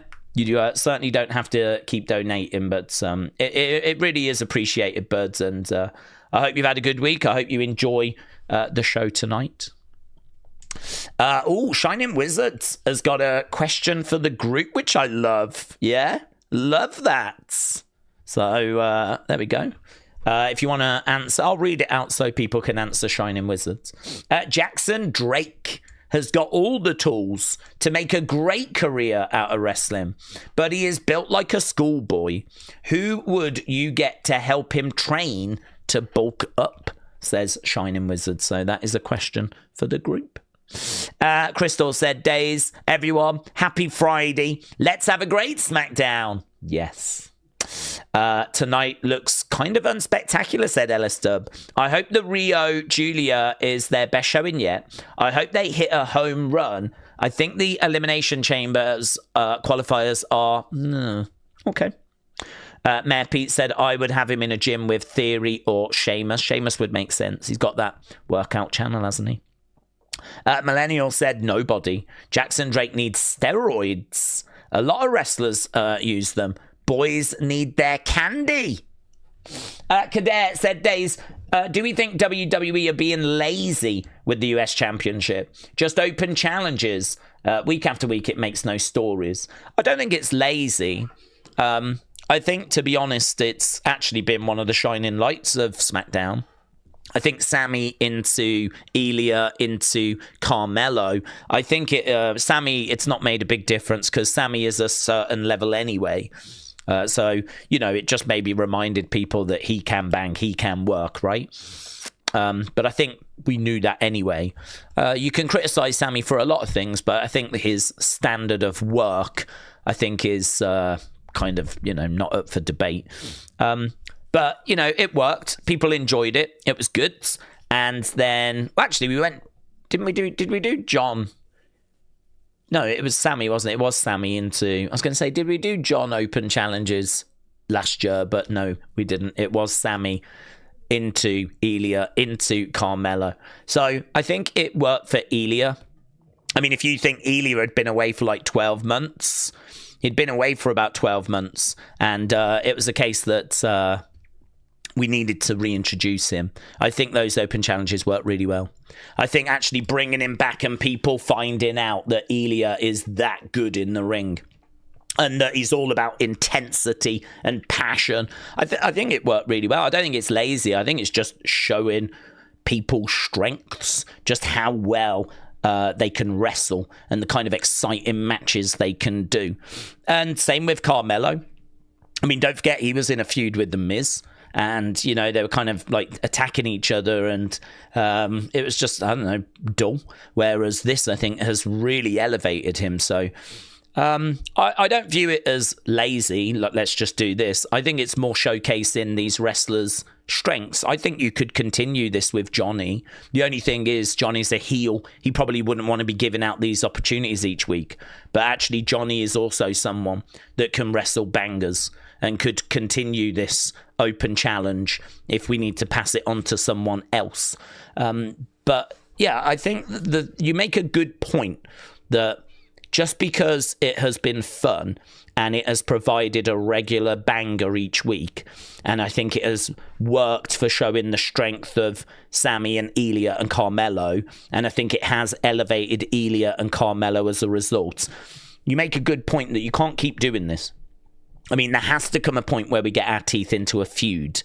There has to come a point where we actually dig into Carmelo getting into a feud and that, title being defended at a PLE. When we do that, I don't know. It's another open challenge tonight. I don't mind it. I mean, for me, it's just a guaranteed banger match. And honestly, Carmelo's had it a little while now, so it could be that he loses that belt. I mean, maybe we keep doing it, and the plan is it's going to be Carmelo versus Ilya at WrestleMania. And perhaps we're building towards that, because they keep circling around each other backstage, and there's a lot of respect that's there. Now that we're coming out of the Rumble, perhaps Ilya's going to try and get in the chamber, and if he doesn't succeed in that, then perhaps that's when he'll turn his attention back to Carmelo, and then perhaps we will do an Ilya Carmelo. So perhaps it's open challenges until after the chamber, and then in March we'll start the build for Ilya Carmelo. And, I don't know quite how we'll get through to Mania, but because they're both baby faces, so they're not going to be like attacking each other. But I'm sure we can find a way. And then maybe do it at WrestleMania, which should be a banger, shouldn't it? I mean, we know how great they both are. But yes, we probably can't keep doing open challenges week after week after week. We probably do need to get to a feud, and that probably would feel like the feud. I wasn't saying that the challenge is boring. I'd just like to have a story. Yeah, that's fine. I didn't think it was like a diss of the challenges. I get your point. Asgard said a good story for the US Open would be for Miz to keep interfering. Maybe gaslighting Melo, like you can't win without me. Only then to go up against him when Melo is tired. Yeah, that would be, you could go that way. I wouldn't be against that. Jay said, I think the US Open Challenge is getting old. We do need a bit of storytelling. Uji, hello, shout out to you. Shining Wizard said, the problem with the Open Challenge is that it seems to be one and done. You challenge, you lose, then that is it for you. That kind of is how the Open Challenges work, isn't it? Like, you answer the challenge and you get your shot. And if it doesn't go your way, then yeah, you're done. You're out. We're on to the next person. Then that's kind of how it's worked, and you know how it's always worked. I'm not down on that. I think there is a lot of talent that needs to be showcased. So I'll be interested to see who steps up tonight. The only problem is if we start sort of repeating some of those names, because you know we might go back to an Axiom, we might go back to a Johnny Gargano. I'm not sure. But I feel like it's worked. I'm really not down on the Open Challenges. Whether the conversation is they've got a bit old and we need to move on to something else, I think that's a fair conversation to have. And everyone's going to feel maybe a little bit different on that. But what I can say is that I'm still looking forward to the one tonight, right? It's not a problem that we're doing another one tonight for me. I'm quite intrigued to see who's going to answer it. Millennial said, I would love to see Trick Willie beating Melo for that belt. Yeah, you could absolutely do that. Trick could come out. Oh, God, imagine that. Trick answering it, coming out and stepping up to Carmelo. That would be fantastic. Yeah, Millennial, I'm with you on that. That would be great. JC is taking a backseat to Tonga, says Humpty. Jay Horrocks said, I said earlier that it would be a good way to bring Apollo back. Oh, yes. That would be interesting if Apollo answered it. I mean, Apollo, God, what a guy. So, what a career. Just, I mean, I don't know if I've ever seen a wrestler that felt like they were going to get cut every single time cuts get announced, only for them to survive. And I'm not looking for him to get cut, but it is just stunning how this guy just does never seem to feature, just never seems to be part of like any sort of creative plans. He's been in NXT, he's been on the main roster, he just sort of, but then he never gets used. I mean, I don't even know last time he had a match, might have been main event or something. When did he last actually wrestle? I feel like he was around not long ago, because I'm sure I saw him work in some live events. But it's just a mystery to me, Apollo Crews. He's an absolute enigma. Yeah, so he had 2 matches in 2025. That was it. 2 matches in 2025. He worked a load of dark matches at the end of 2024. So really, the last time he had any kind of presence was a few bits that he did sort of mid-2024, really. Mid-2024. And then at the end of 2024, loads of dark matches that we won't have seen. In 2025, he did 2 matches. He did one against Johnny Gargano in January of 2025. And then he had a AAA match against Lince Dorado that I don't think we will have seen. That was in November last year. I don't remember seeing that. Perhaps it aired and, you know, it was on like their weekly TV show. Never saw it. And then other than that, he's had 4 matches so far this year. He was in a AAA match. He was in 2 main event appearances, and he did a dark match for NXT. So really, the last time that many of us will have seen him, unless you saw him in those AAA matches, you're probably going back to like mid 2024, around mid 2024, and really you won't have seen him much. And then in 2023, I mean, he was just Mr. Main Event. Blimey now, just main event after main, and then After that, it was NXT. He did a load of NXT in 2022 and main events. And he's just sort of had that kind of career, really, where he's just around. he's just around. But as he's like, I don't want to say the cockroach of WWE because that seems really disrespectful. I don't mean it in any way other than you can't get rid of cockroaches. You can't kill them. They would survive nuclear war. And I feel like Apollo is like that. You can't get rid of him. He's just always going to be here.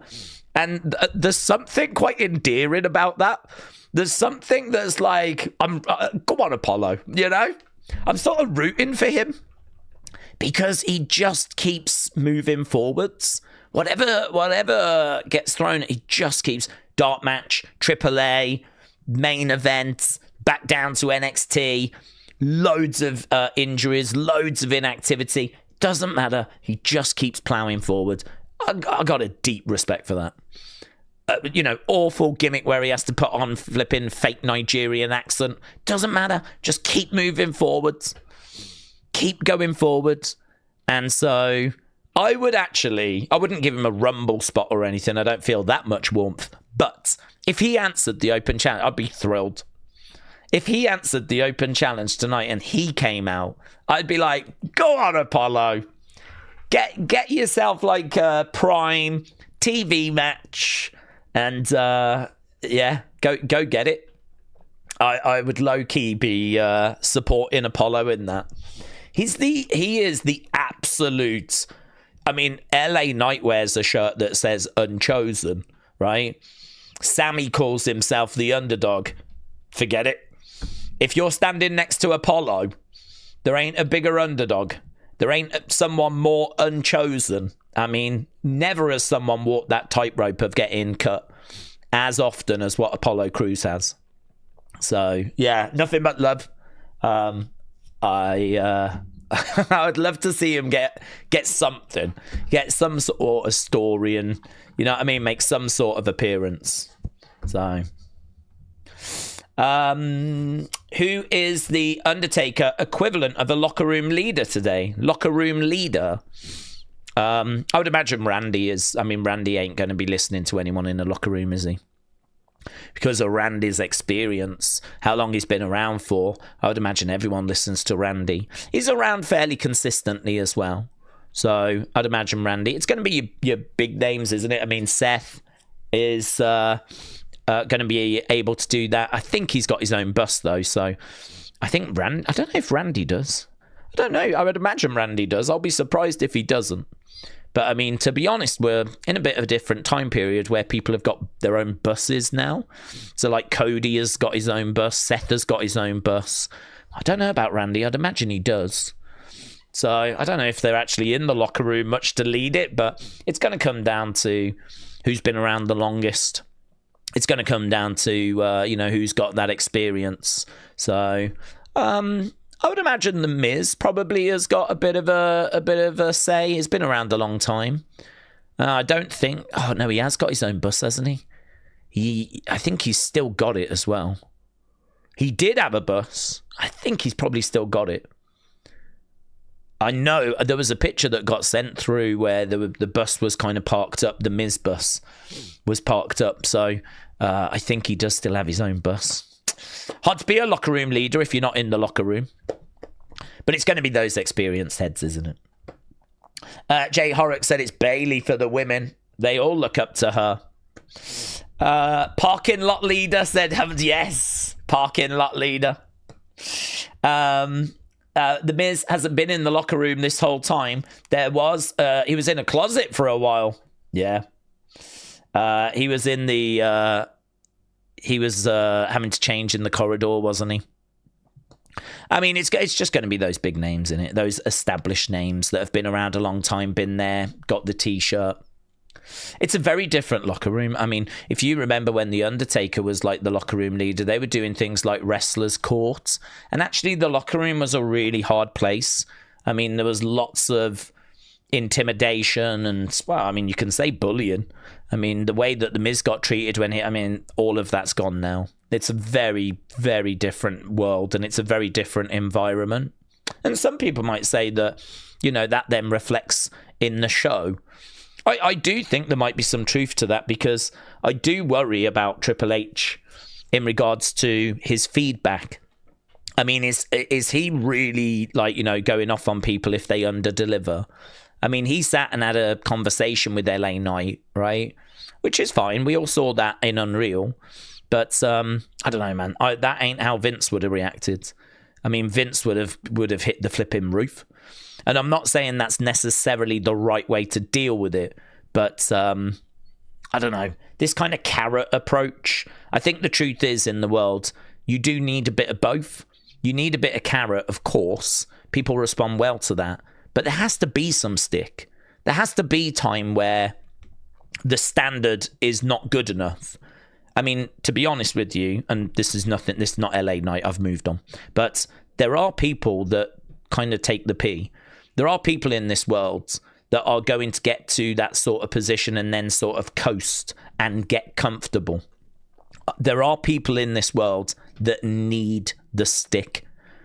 There are people in this world that only respond to stick. There are people in this world where, if you treat them with kid gloves and treat them all lovely and respectful and everything, they are going to give you 7 out of 10. But if you treat them a bit harsher with the stick, you can get 9, 10 out of 10. I don't know. It's weird. There's people that just respond better. And I do worry about that with Triple H, that, that sort of working with people, I think I get the impression, tries to carrot everyone, when actually I think there probably does need to be a little bit of shouting.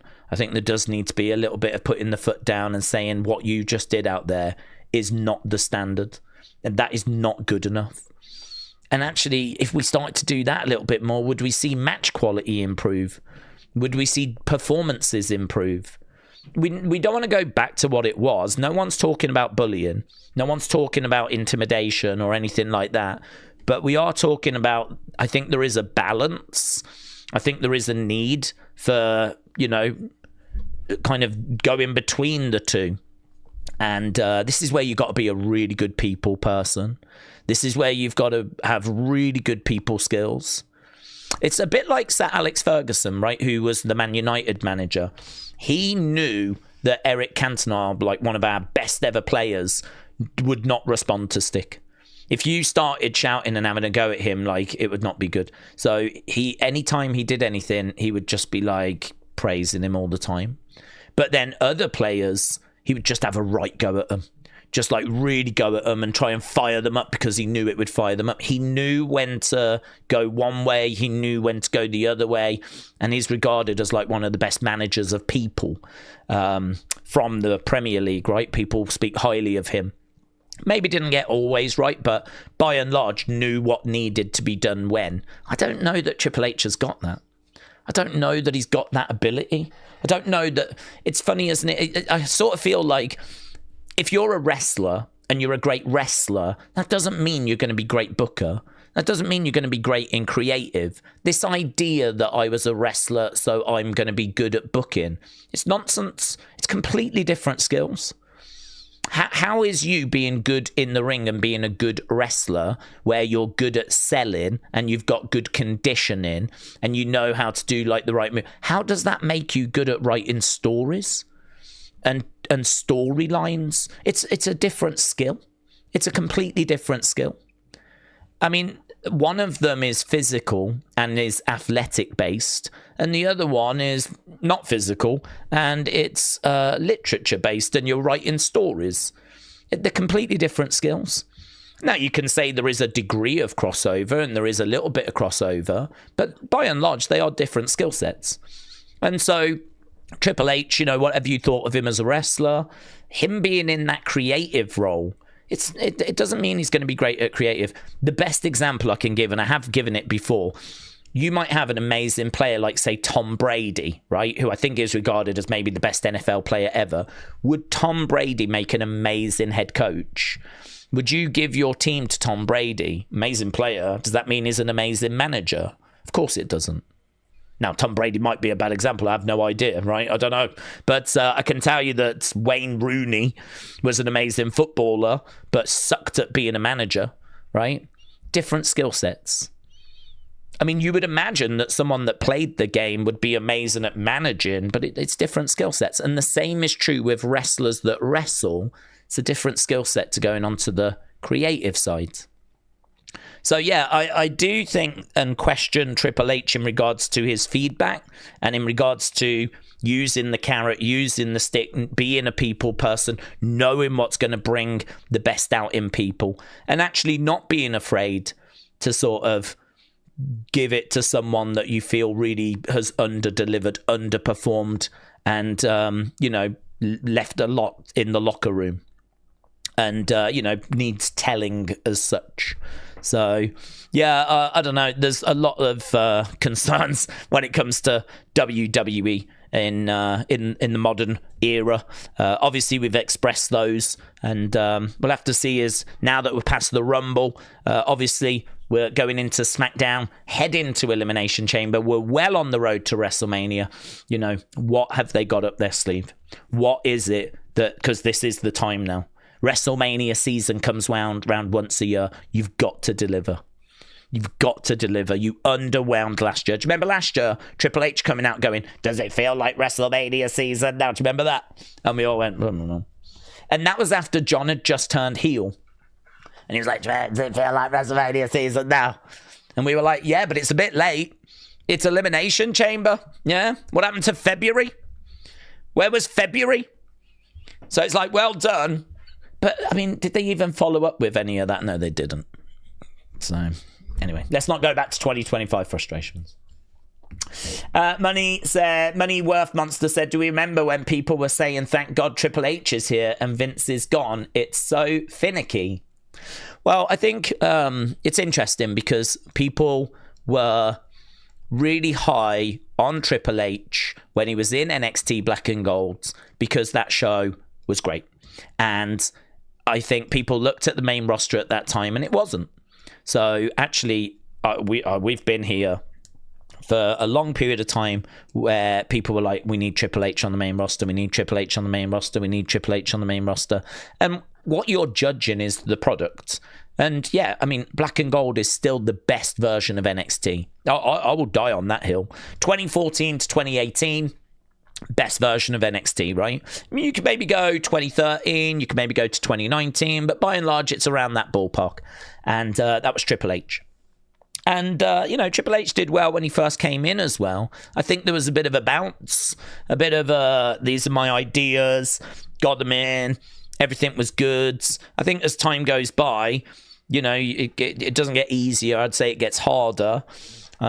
And so, now we're at a point where, okay, we need that next wave now, right? We rode that first wave and now we need that next one. And that's what we're waiting to see this year. And obviously Royal Rumble was very underwhelming and, people didn't feel like that brought this next wave that we were looking for. But, that promo from Punk and Roman was excellent. That was very well received. And now, obviously, we're waiting to see what they can do tonight. So, yeah, I don't know that it's like being fickle or anything like that. I don't think this is necessarily a criticism of the fans. I think the fans just looked at Black and Gold and went, that's amazing. Imagine if we had that on the main roster. And you can understand that because I still stand by that that's the best version of NXT. And the thing is that we brought Triple H up. No one was against him being appointed. He was the person everyone wanted. Did brilliant in those first few years. I mean, we all enjoyed 2023, 2024, got really good reviews from people. People were enjoying the shows. There was a real, excitement around. And listen, that's come to an end. And that's okay. And we've spoken at length about how it showed itself and where the frustrations were and all of that. That's fine. But now we're in 2026. We're waiting for that next wave. And that is why this period is so important. So if you are new to wrestling, if you're new to WWE, if you're someone that stepped away and you're just coming back, or you kind of want to know where the fan base is, I don't think it's unfair to say 2025 underwhelmed. People are hoping for better in 2026. The Rumble disappointed, and it did not bring that wave of excitement that we were hoping for. And so we are now tuning into the shows, hoping, waiting for that to really kick off. We get glimpses. We just get little glimpses. You know, we can't say everything's bad. I think the mystery mass person has probably been received fairly well. You know, people have enjoyed speculating as to who that is. So I think that's been received well. I think the Adam Pearce, Paul Heyman stuff, Adam Pearce Vision stuff has been received very well. There was a bit of a phone call and people were speculating who was on the phone. There's a few mysteries and a few interesting things with that story. I think that's gone well. Roman CM Punk at the end of Raw was brilliant. People had lots of praise for that. So, I mean, we are seeing, and obviously Drew beating Cody at the start of the year was very well received. We are seeing these green shoots. There are reasons to be optimistic. I do think that the WrestleMania card this year is going to look better than it did last year. If you kind of go down and go, well, we're probably going to get that, and map it all out, I think it's going to look pretty good. So yeah, lots of reasons to be excited, lots of reasons to be optimistic. There are green shoots around, but just the general consensus is we are waiting for that wave to hit. We're waiting for it to be a case where we go, we're back. I don't know that we've been able to say that yet. We're back.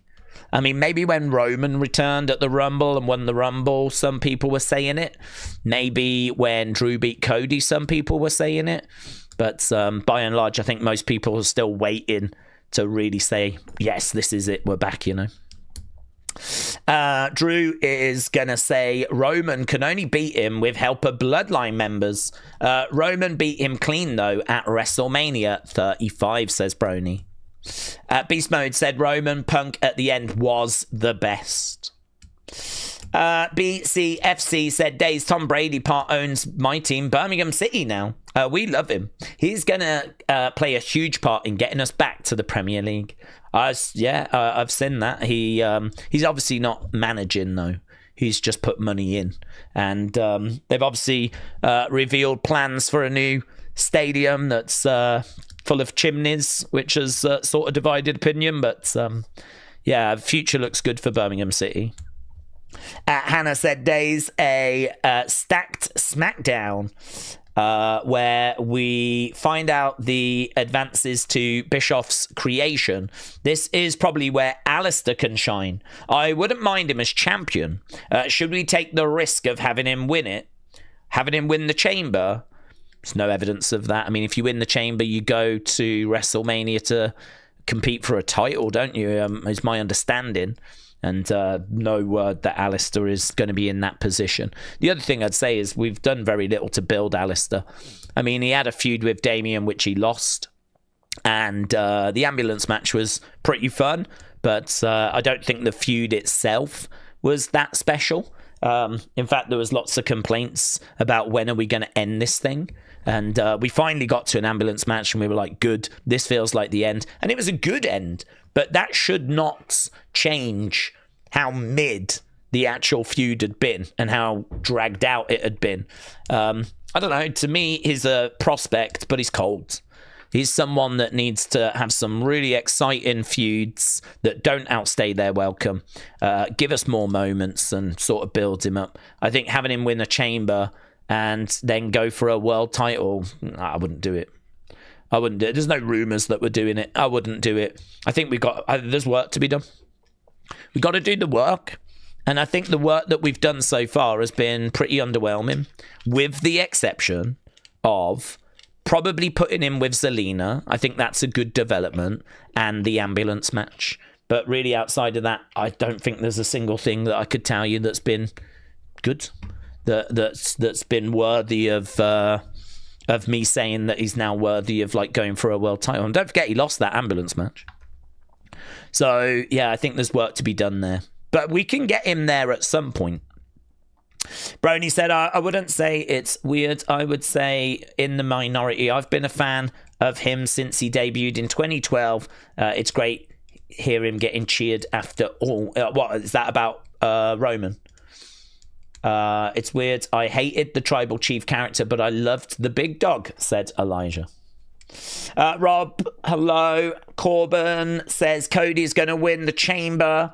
Pappy Crocs said the Vision story is interesting, but I fear for the payoff. Triple H is just going to do some dumb 3v3 match. It's probably going to be Rollins, LA Knight and Theory versus Braun, Bronson, Logan, or something like that, says Poppy Crocs. Just G said, does anyone know how to watch Friday Night SmackDown? Yeah, well, it starts in 13 minutes and it is on Netflix internationally. If you are in America, you need CW Network. So, but it is going to be starting very, very soon. Actually, this has flown by. It always flies by. But yeah, we've got 13 minutes. Okay, let's go down. Part of me thinks there's a good chance Jacob gets added to that Drew Cody match. Part of me thinks there's a good chance Randy reveals himself to be the attacker and then they do a match at Mania, says Brony.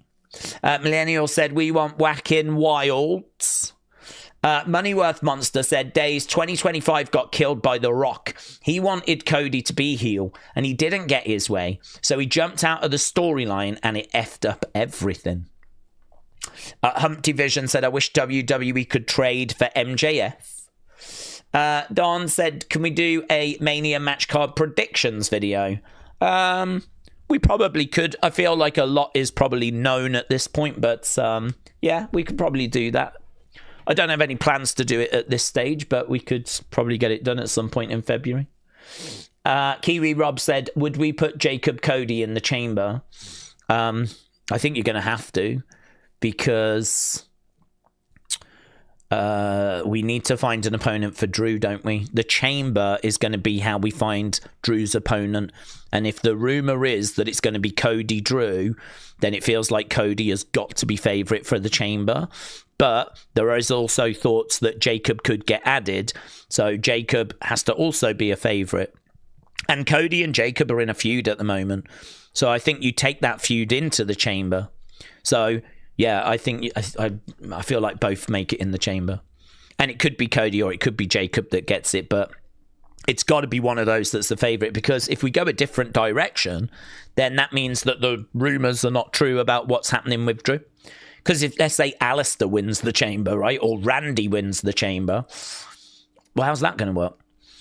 Because there's no rumour of doing Randy Drew or Alistair Drew. The rumour is that it's Cody versus Drew and maybe Jacob gets added.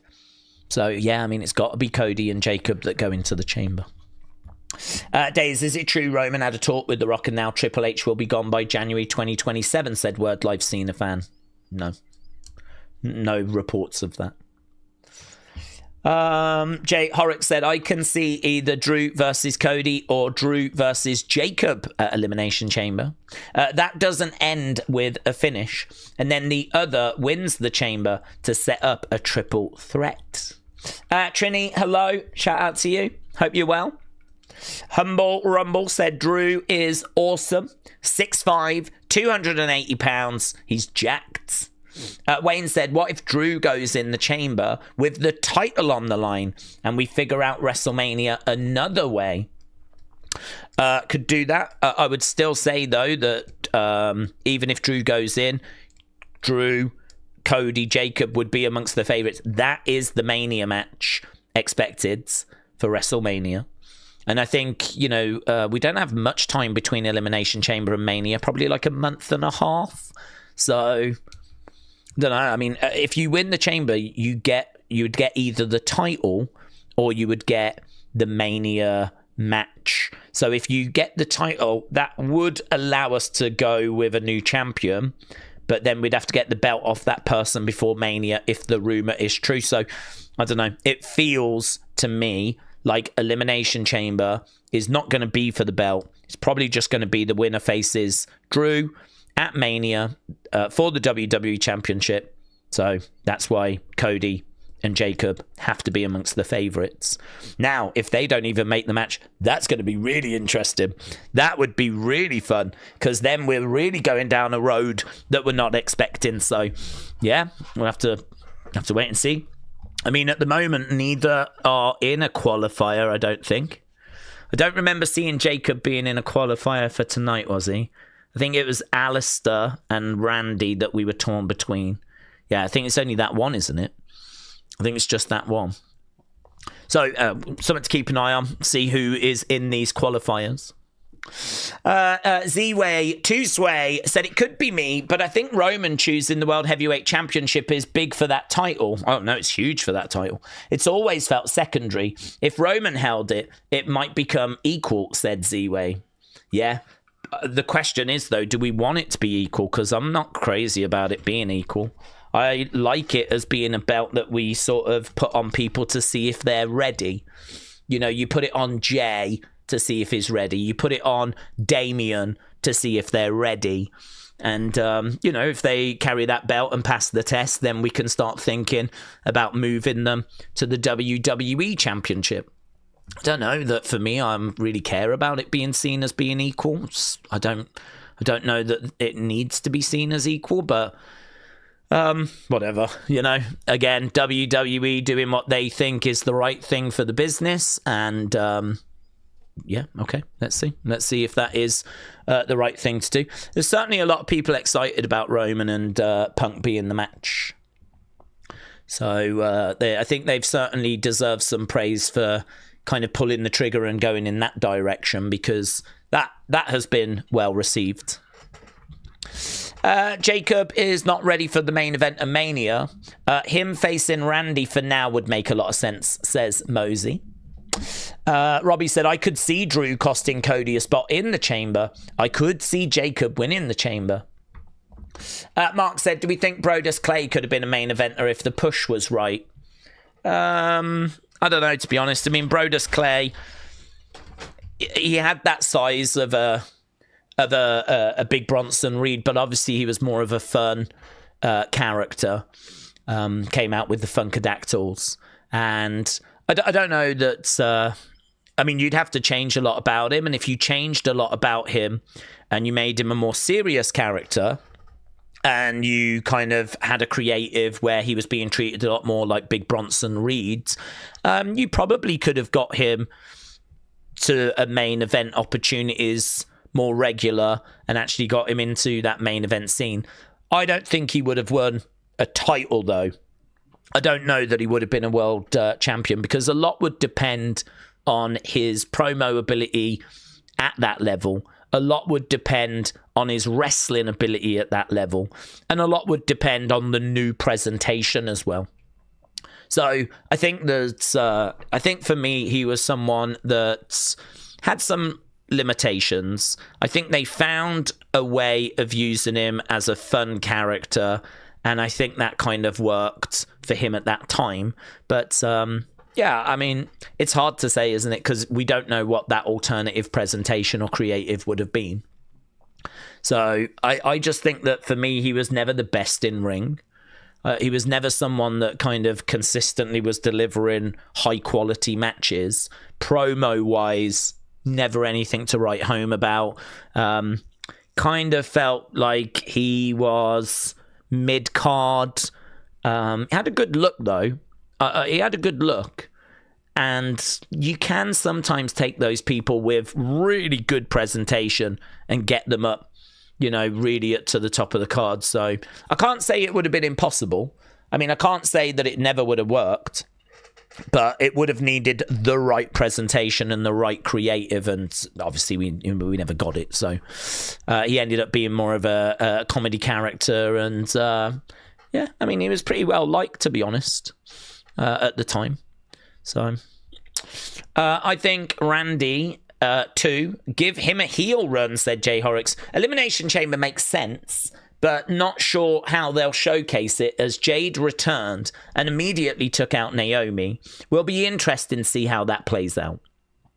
Puppy Croc said Drew, LA Knight, Sammy, Cody in an elimination fatal 4-way for the belt at Mania would be a lot of fun, and you could have Randy be Jacob's attacker. Give them a Hell in a Cell match, baby, says Puppy Crocs. Going off his NWA TNA run, definitely not a main guy, said Big P. That was more towards the back end, though, wasn't it? Of his, certainly the NWA stuff. That was his most recent stuff. He stepped away now, and I think he works on Fox, doesn't he? And does like, I don't know how he managed to get that gig. I have no idea how he's managed to get himself like as a voice of the Republicans and like on Fox and all that. I mean, he's got like a show there now, hasn't he? Tyrus or whatever. And yeah, don't know. Crazy how that's kind of.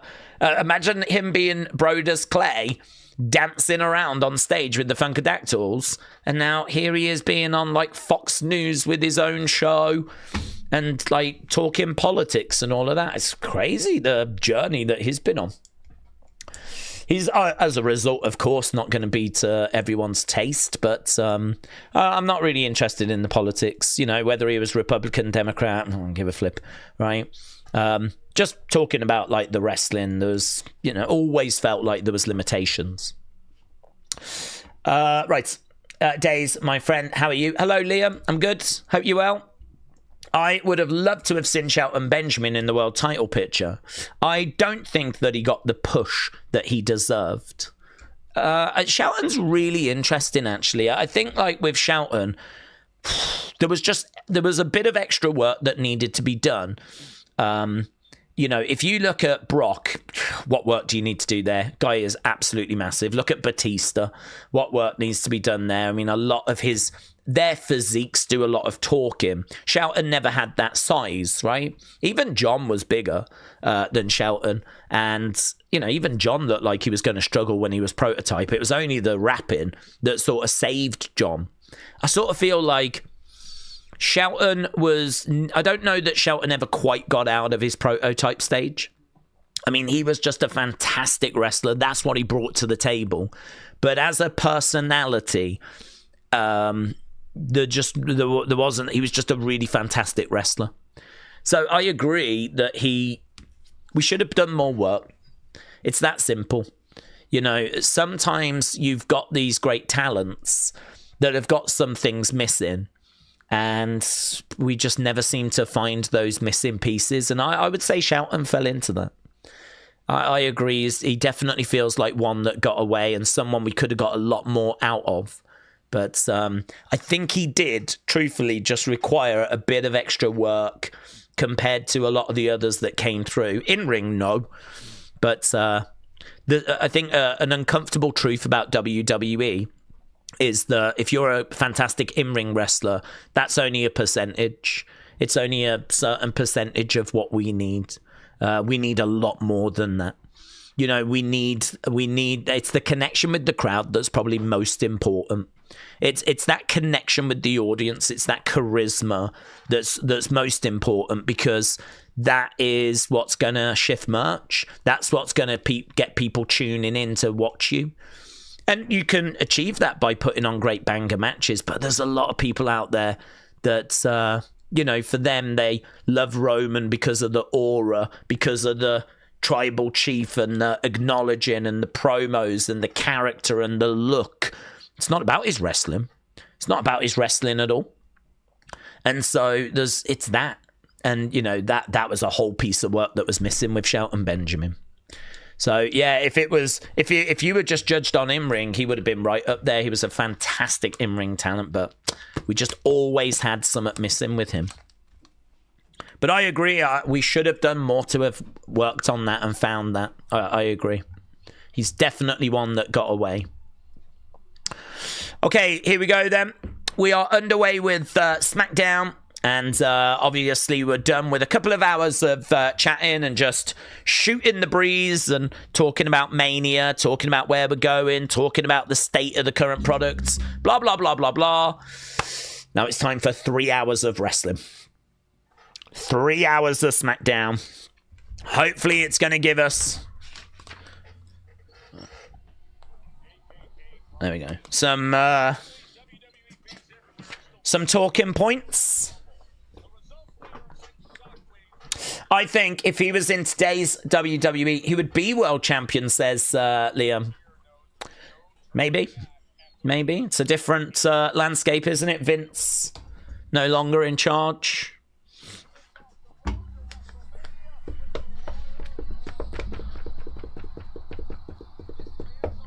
Okay, so we have started with a video package. They're just showing us the Royal Rumble. I mean, what I will say is the build for the Rumble felt like it was quite subdued, but just judging by how many people were kind of joining us, and I mean, I think we got to like 1,000 likes before the show had even started. I mean, that says to me that the interest was still there. It says to me that there was still a lot of excitement, you know? So, Jay Horrick said, I'm curious what they're going to do with the Saudi guy that they signed. Oh, he's going to take a long time. I mean, what I would say is, I thought there was a chance that he might have been in the Royal Rumble, right? But I think that he, just judging by that video package they put out, he looks limited. His movements and everything just don't look very fluid. I don't believe he's got a background in wrestling. So for me, he's going to take a lot of work in the PC. Well, obviously, they're going to want to use him on Saudi shows some way, somehow. I mean, that's really the reason why they've signed him, right? He's a strongman from Saudi. They need to get him in developmental. They need to work with him, Evolve, LFG, NXT, all of that. How do you use him on the Saudi shows, though? It is a bit, I agree with you, it is a bit of a conundrum because you've signed him really for those Saudi shows, but he is nowhere near ready for a singles match. No, what are you going to do with him? I mean, the only thing you can do is treat him like a celebrity and just see if you can get him in a tag match or a multi-person match and just give him a few spots. Treat him like you would Jelly Roll. And just get through Saudi shows that way with him. And then the rest of the time he's in NXT. And just work with him, build him up, PC, all that stuff. He certainly has got no wrestling background. And as I said, from that video package, he looked very limited to me. But, yeah, it's going to be interesting. We've got to try and find a way of getting that balance. Real Russ said, GTSY Days, tonight's show will dictate whether or not I go to Louisville Smackdown. Coming up on the road to WrestleMania. I hope it's a great show. Peace. Real Russ, thank you, my friends. Appreciate the support, and, well, let's hope this is going to be a good show. Hopefully you find your way to Louisville Smackdown. I don't actually know where we are tonight. I don't know where this is. Charlotte. Are we in Charlotte, are we? Okay, they're just showing us the Elimination Chamber qualifying matches. So Randy, Solo, and Alistair are all going to be battling away tonight. There is Drew. Drew might be opening up the show. He's backstage walking. He could be making his way all the way through Gorilla. I think he is. Yeah, looks like we're going to open up with Drew then. This could be good. This could be interesting. Here's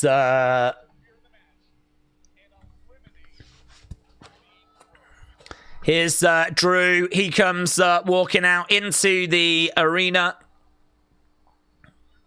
Dun, dun, dun, dun, dun. So here's Drew, big smile on his face. He's got that championship around his waist, which I really appreciate. Benny said, the way I see it, WrestleMania has got a lot of making up to do for last year at the same venue. We do need a fantasy match, but remember, the truth will ultimately prevail, but the pain is bringing into light. Oh, bang from behind. Cody attacks. Cody attacks. Drew getting hurled into the barricades. So, yeah, Cody not messing around. I mean, what did Drew expect? He's attacked Cody twice now. He's attacked him in a match. This is better for Cody as well. This is better for Cody. Cody needs to show an edge. Cody needs to show some attitudes. Cody jumping on Drew. He's trying to get after him, but they're holding him back. And that's prompted loud Cody chants. Cody Trying to get over to Drew. Drew grabbing that championship. Drew is heading to the back. Cody is in the entranceway, being held back. Yeah, Cody not in a suit. Cody getting in the ring. Jacket off, chucks it out. He wants a microphone. We got some energy from Cody. This is much better. Much better. You think things are going to be the same?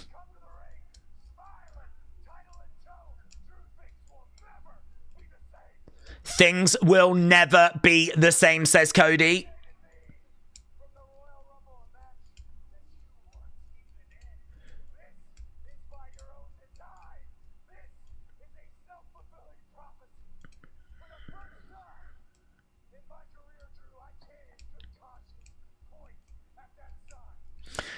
For the first time, I can't point at that sign.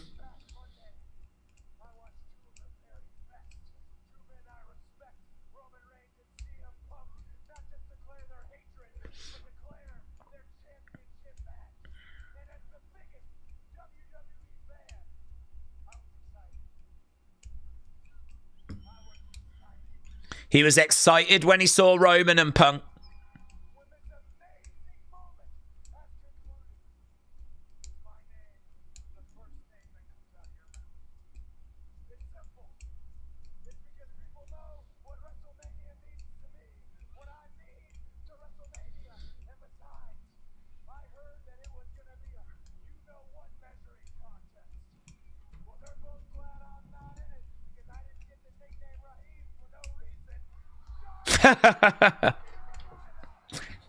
Wow.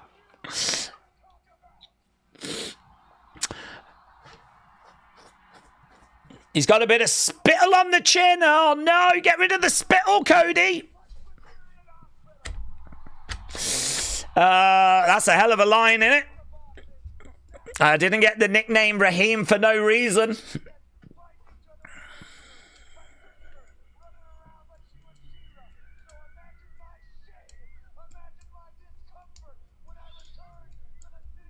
I mean, Cody coming out basically saying, I've got a bigger D than anyone else. I wasn't expecting that. I mean, I said we needed to give him an edge. We needed to advance the character. I wasn't expecting us to go in that direction. I'm here. Well, I would say I'm here for it, but like, you know, that might seem a bit strange. That has prompted loud Cody Rhodes chants. It's a hell of a line.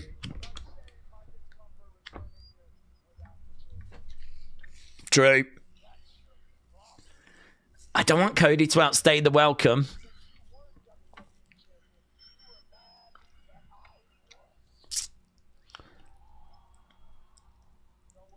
Don't worry.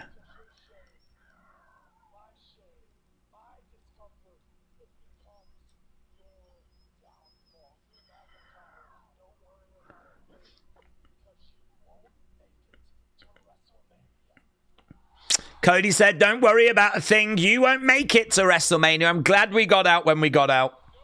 It felt like that was starting to outstay its welcome. But, okay. Okay. I'll take it. Who do we think is going to answer the open challenge tonight, said Logan Speak. Don't know, honestly. I feel like we've done a lot of people on the roster. I'd have to have a look, see who's not answered one yet. I don't think we would circle around and repeat it. So it'd probably be someone that we've not done yet.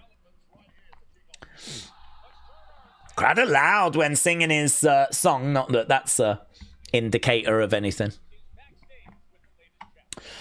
Okay. I like the Raheem line's going to have landed really well.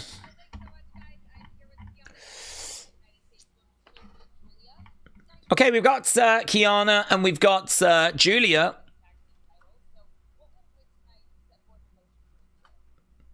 They're looking for those women's tag team championships.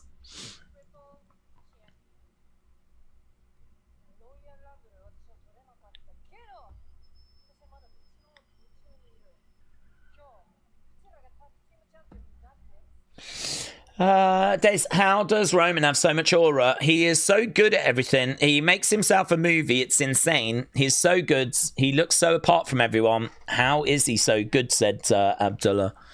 Well, I mean, the whole company was sort of built around him, wasn't it? I mean, it has been for a long time. They just positioned him absolutely in the middle. Even when he wasn't on the show, people were talking about him. He had Heyman pandering to him. He had Jay and Jimmy doing his dirty work, same as Sammy.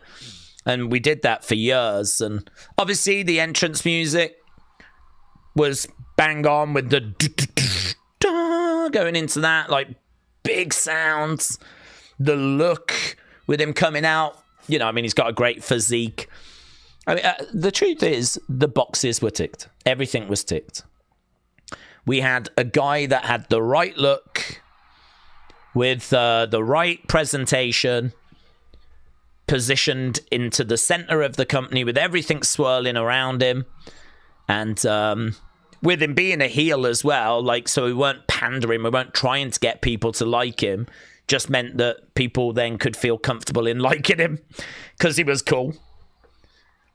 I mean, when he was a heel, there was plenty of acknowledging going on.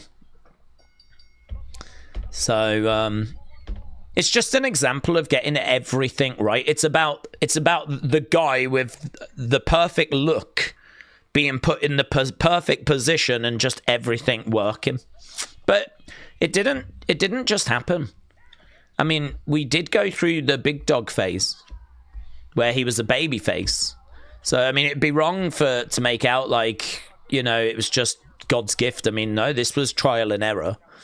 We tried a lot of stuff that didn't work. Okay, here's Rio making their way down. Rhea and Io versus Julia and Kiana.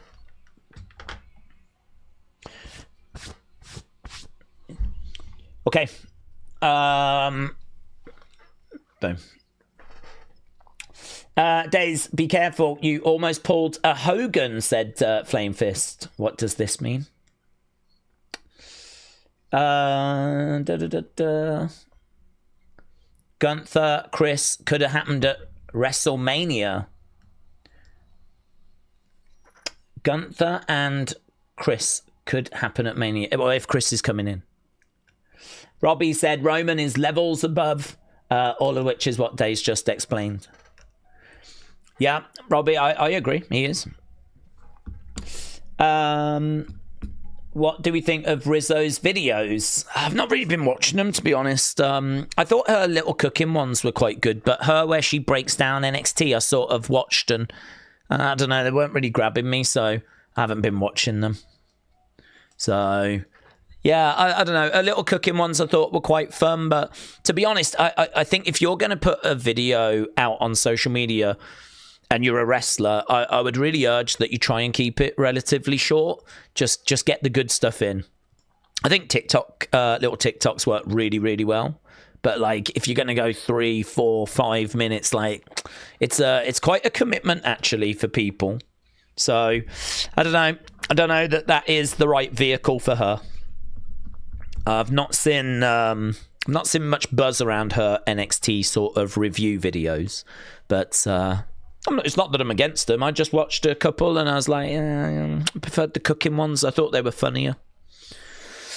Telford said Janelle Grant's request for early discovery in her lawsuit against Vince and WWE was denied, though it was indicated by the judge that Grant may renew the motion later. Oh, a bit of Janelle Grant news, is there? They should not give Gunther to an old-timer. He is hot now, even as a heel, because the career he ended. They should give it and use it for a guy that will stay and rise with star power. Looks like the thing has just froze. We are at commercial breaks, and now would be a good time just to hit the reset. So just bear with me. I know you can still hear me. This does it from time to time. I don't know how to stop it from doing this, to be honest. So yeah, give me 1 second. Okay, we should be back. It doesn't take long just to refresh. I'm just going to type in the chat refresh. for those that might need it. Yeah, I don't know why it does that. It's like the OBS that I use just kind of freezes. I need to figure out how to stop it from doing that. It's starting to do it a bit more frequently.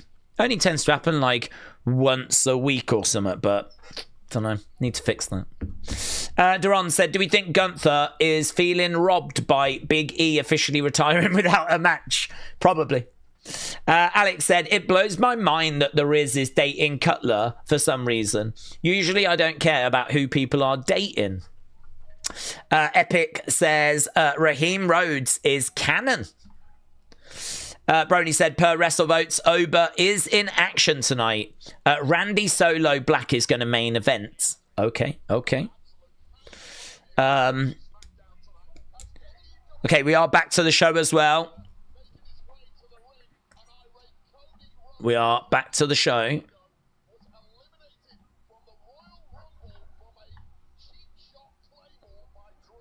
So we're just seeing the beatdown. Daze, I agree. Who do we think is going to be that next Roman? Well, I mean, it's hard to say, isn't it? This is always the question. Who is that next Roman? I mean, the truth is that you need someone that's got the look, someone that can wrestle. Roman can wrestle. His match quality is good. So you need someone that can wrestle. You need someone that's got the look. I mean, Oba does feel like he's in a very good position. He's got a great entrance, great presentation, great look. He can wrestle. He can talk. It's just going to need building, and he's going to need the right creative.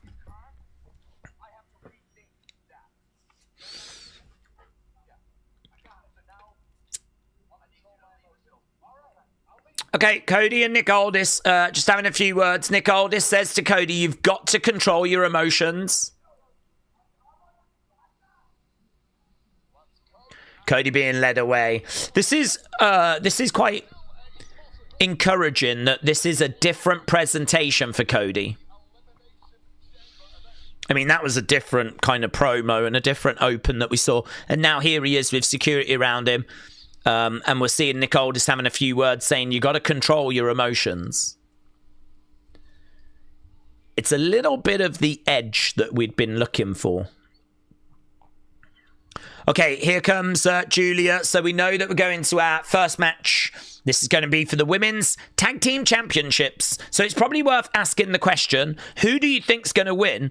Who is going to leave? Who leaves as Tag Team Champions? Is it going to be Julia and Kiana? Is it going to be Rio?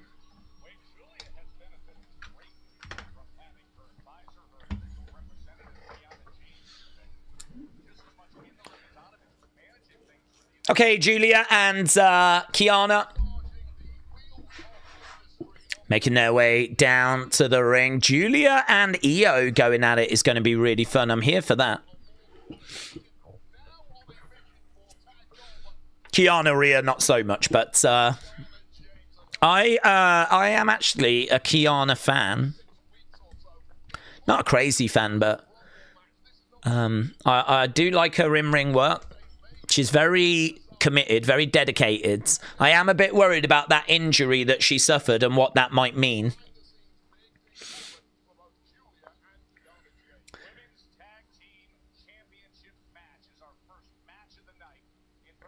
Okay.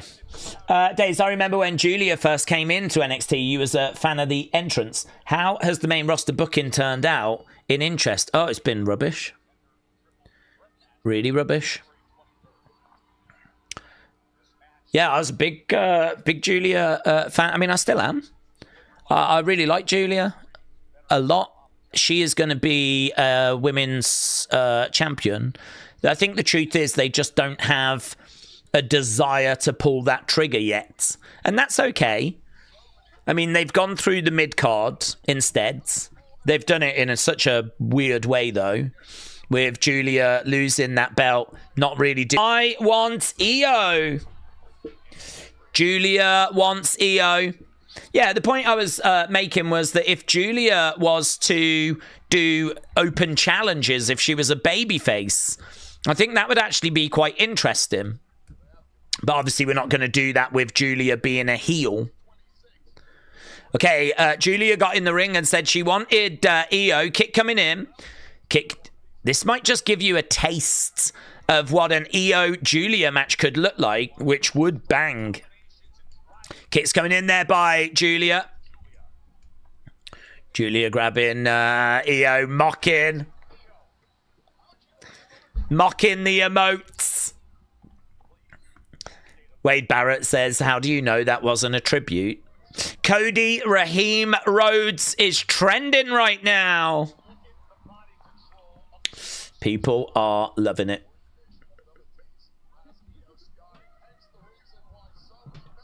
So Cody is in a Elimination Chamber qualifier next week.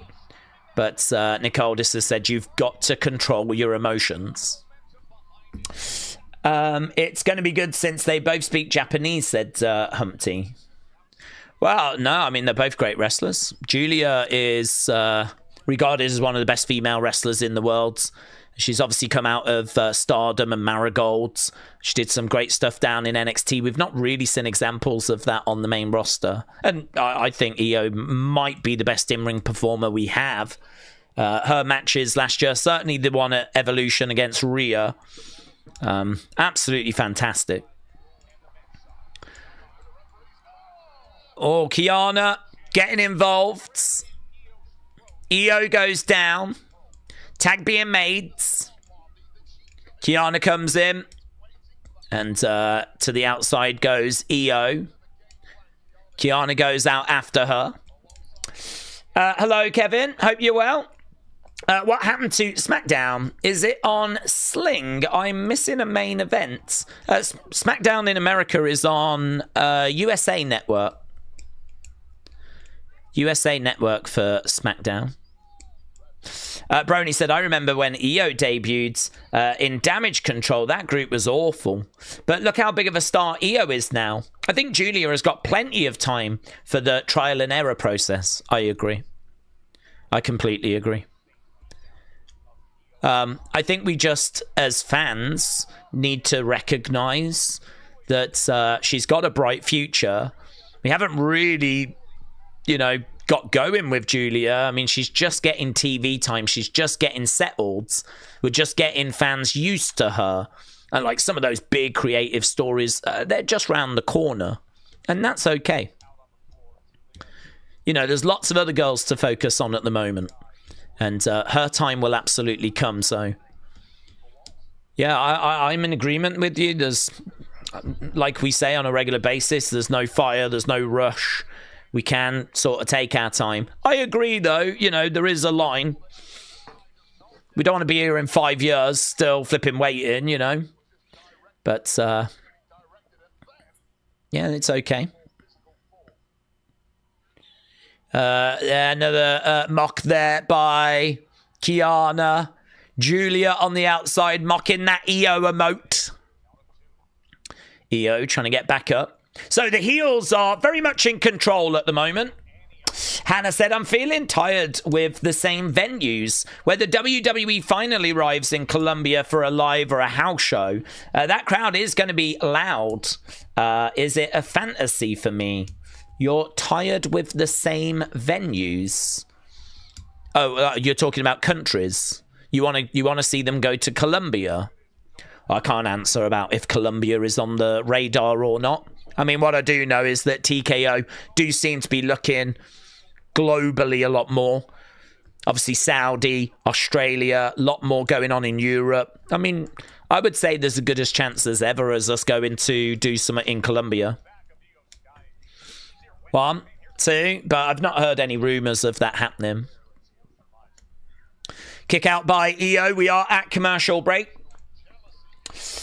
Damage Control lost every match. The group was a joke after a few months, says Brony. LS Dub, hello, said Julia is too aggressively leaning into that heel stuff. I don't know what agent told her to really heel it up rather than just be authentically badass, but the presentation is an overstep. That's interesting. Julia getting in. EO is down. JCP said Julia should be a face and not a heel. William said Liv is the best wrestler. Steffi said, I thought Julia was going to be big. Oh, she will. She will. We're still in the very, very early stages for Julia on the main roster. And even now, she's the women's mid-card champion. And right now, she's in a match trying to win the women's tag team titles. But actually building up that aura, I mean, we need to not have Kiana coming out with her. She needs to be involved in more singles matches. We need some really good creative and feuds and stories that the fans can really care about. I mean, right now, she's just a wrestler. She's just a head. She's just a body. She's just someone being used in a match. We haven't really worked very hard in making her feel special. And all of that is to come. I've no doubt about that. Big boot by Kiana. EO is rocked. Missile drop kick there by Julia as EO goes down. 1, 2. Shoulder up. Liam said, have we seen that WWE are getting a lot of hate for Brock getting eliminated during Jay's entrance? Apparently he wasn't meant to be eliminated when he was. Well, I feel that's a bit of a contradiction then, because if you want to hate WWE for him being eliminated during Jay's entrance, that's understandable because it was strange. But if it's true that it wasn't meant to happen, then I don't really understand how we are blaming WWE for that. Bang! Down goes Kiana. Sign in the crowd says, Kendall is the future. I don't disagree with that. Here's EO trying to go over to make the tag. Bang! Tag mates. In comes Mommy. So, Rhea Ripley being hot tagged in. Clothesline. Duck underneath. Lovely kick. Nice. Picking up Kiana. Whoa! Slamming her down. Nice drop kick. Kiana goes down. Fire! Coming in with fire! Rhea Ripley grabbing Kiana. Picking her up. She's got her up in the air. No joy. We got Julia on the outside. Big boot. Big boot as Julia goes down. Kick coming in there by Rhea. EO is in. EO. Suicide dive. Oh my God. Oh my God. Is that blood? Or what is that? There's something red on the outside. That suicide dive seemed like it was a bit overhit. There was something red on the mat after it. I don't know what that was, though. It might have just been lipstick or something. Rhea is... Oh, I thought got the win there, but no. I want to know if that's blood. EO certainly seems to be okay. She's up. Kiana is on her feet. Super kick there by Kiana. She's going over. She's grabbing EO. She's going to look to powerbomb EO onto Rhea, and she does. She goes over. Tag being made. Julia's back up and back in. Bang. EO goes down. Julia. Bang. Big knee. Big knee. 1, 2. Oh, Rhea makes the save. Very, very good work. We've seen a lot of women's tag matches recently, and I think a lot have been mixed at best, but this has been a really strong showing from these two teams. Lovely work there by Julia. Julia back up on her feet, going over to EO. EO is down. There's loud boos ringing out. Rhea has made the save once already. Looking for a driver. Couldn't get it. It's reversed by EO. Julia gets rolled up. I thought she was going to hold on to those ropes. She didn't, though. Look how fast-paced this is. And everyone is keeping up with the action. We got a Riptide. There's the Riptide over the moonsault. Incoming. Connects. And that's going to do it. 1, 2, 3. The champs retain. and it's fun. It's actually a really solid match. It's fast-paced. No one got left behind. Everyone did their jobs. It built nicely, and it's a really good title defense. Solids. Okay, let's get rid of that poll because we need another poll, and that is what you thought of the match.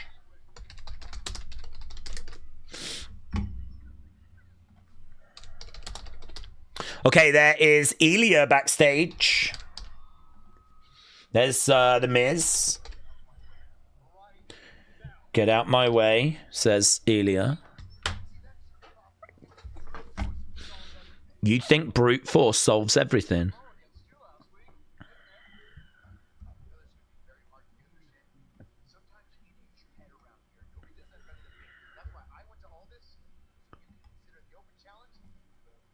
Oh, right.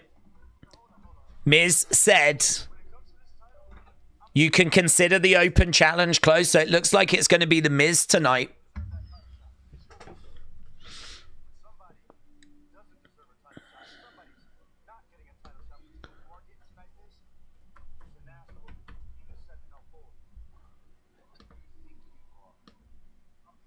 I'm him, says Carmelo.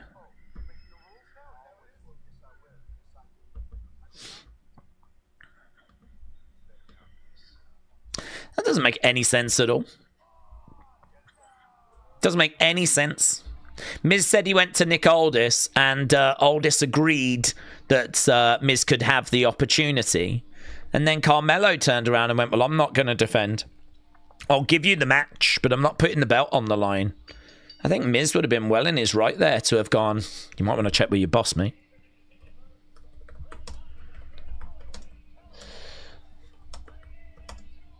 Doesn't really make sense for the Miz to just accept that the belt is now not on the line.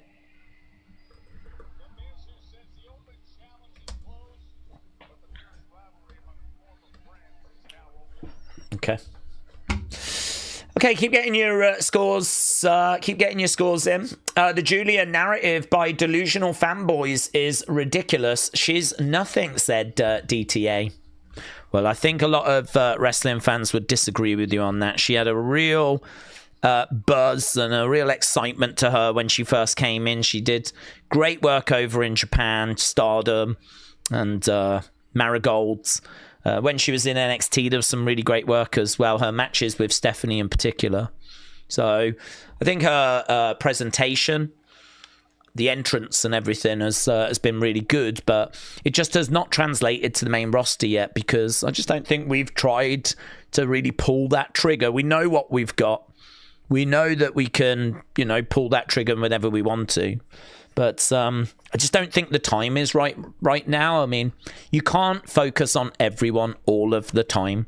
It's kind of crazy to sit here and say that we haven't pulled the trigger on her when she's the current Women's United States champion and she's a 2-time Women's United States champion. I mean, but I think that doesn't reflect like her presentation or her connection to the audience. I don't think like those achievements kind of reflect the work that we've put into her yet. There's still so much to show. There's still so much that we need to work on, and that work I think will be done. I'm very confident in that. I've said for a long time, don't worry about Julia. She's going to be fine. But yeah, we're not there yet with Julia. She's one more for the long term, I believe. Benny said, do we hear that Ric Flair wants one last match? We could go many ways with Flair versus Flair, or Flair wins 17. Should Saudi pay for Mania so that he rides into the sunset again? It's not going to be in WWE, is it? It's not going to be in WWE. Abdullah said, Daze, Cody Drew has been going for 8 months. We've had multiple matches. Why do it again at WrestleMania? Even with Fatu. Don't creative feel like it's repetitive. Cody winning the chamber, you would think that's the title at Mania again. Well, I think WWE probably feel like that would be the blow-off. Probably feel like that's where this story would reach its conclusion. Whether people agree with that or not, it's up to people, isn't it? I mean, clearly WWE feel like there's still money to get out of this feuds. I sort of like the way as well that they've gone about it, because it's Drew that has kept this feud going. Cody obviously went and moved on to Jacob and then tried to go into the Rumble, but it's Drew that twice has attacked Cody and, you know, kind of forced Cody to stay in his orbit. Doesn't really make sense from Drew's point of view, in my opinion, for Drew to do that, but he has done that, and so this is his fault. You know, Drew can't be surprised that Cody has just come out and attacked him at the start of this show. So, yeah, I think a lot of people would agree with you that this is maybe a story that has run its course. I think WWE feel like they can get the big blow-off done at Mania, and they're working towards that. JJ in the shadow, appreciate it, my friend. Firing in some Wrestling Daze gifted memberships.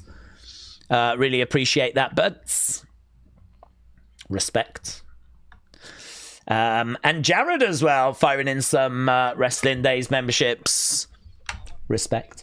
Appreciate it, my friends. We are 40 minutes into this show already. We have just come back from commercial break. Miz is in the ring. And as we said, looks like we're going to be doing Miz Carmelo.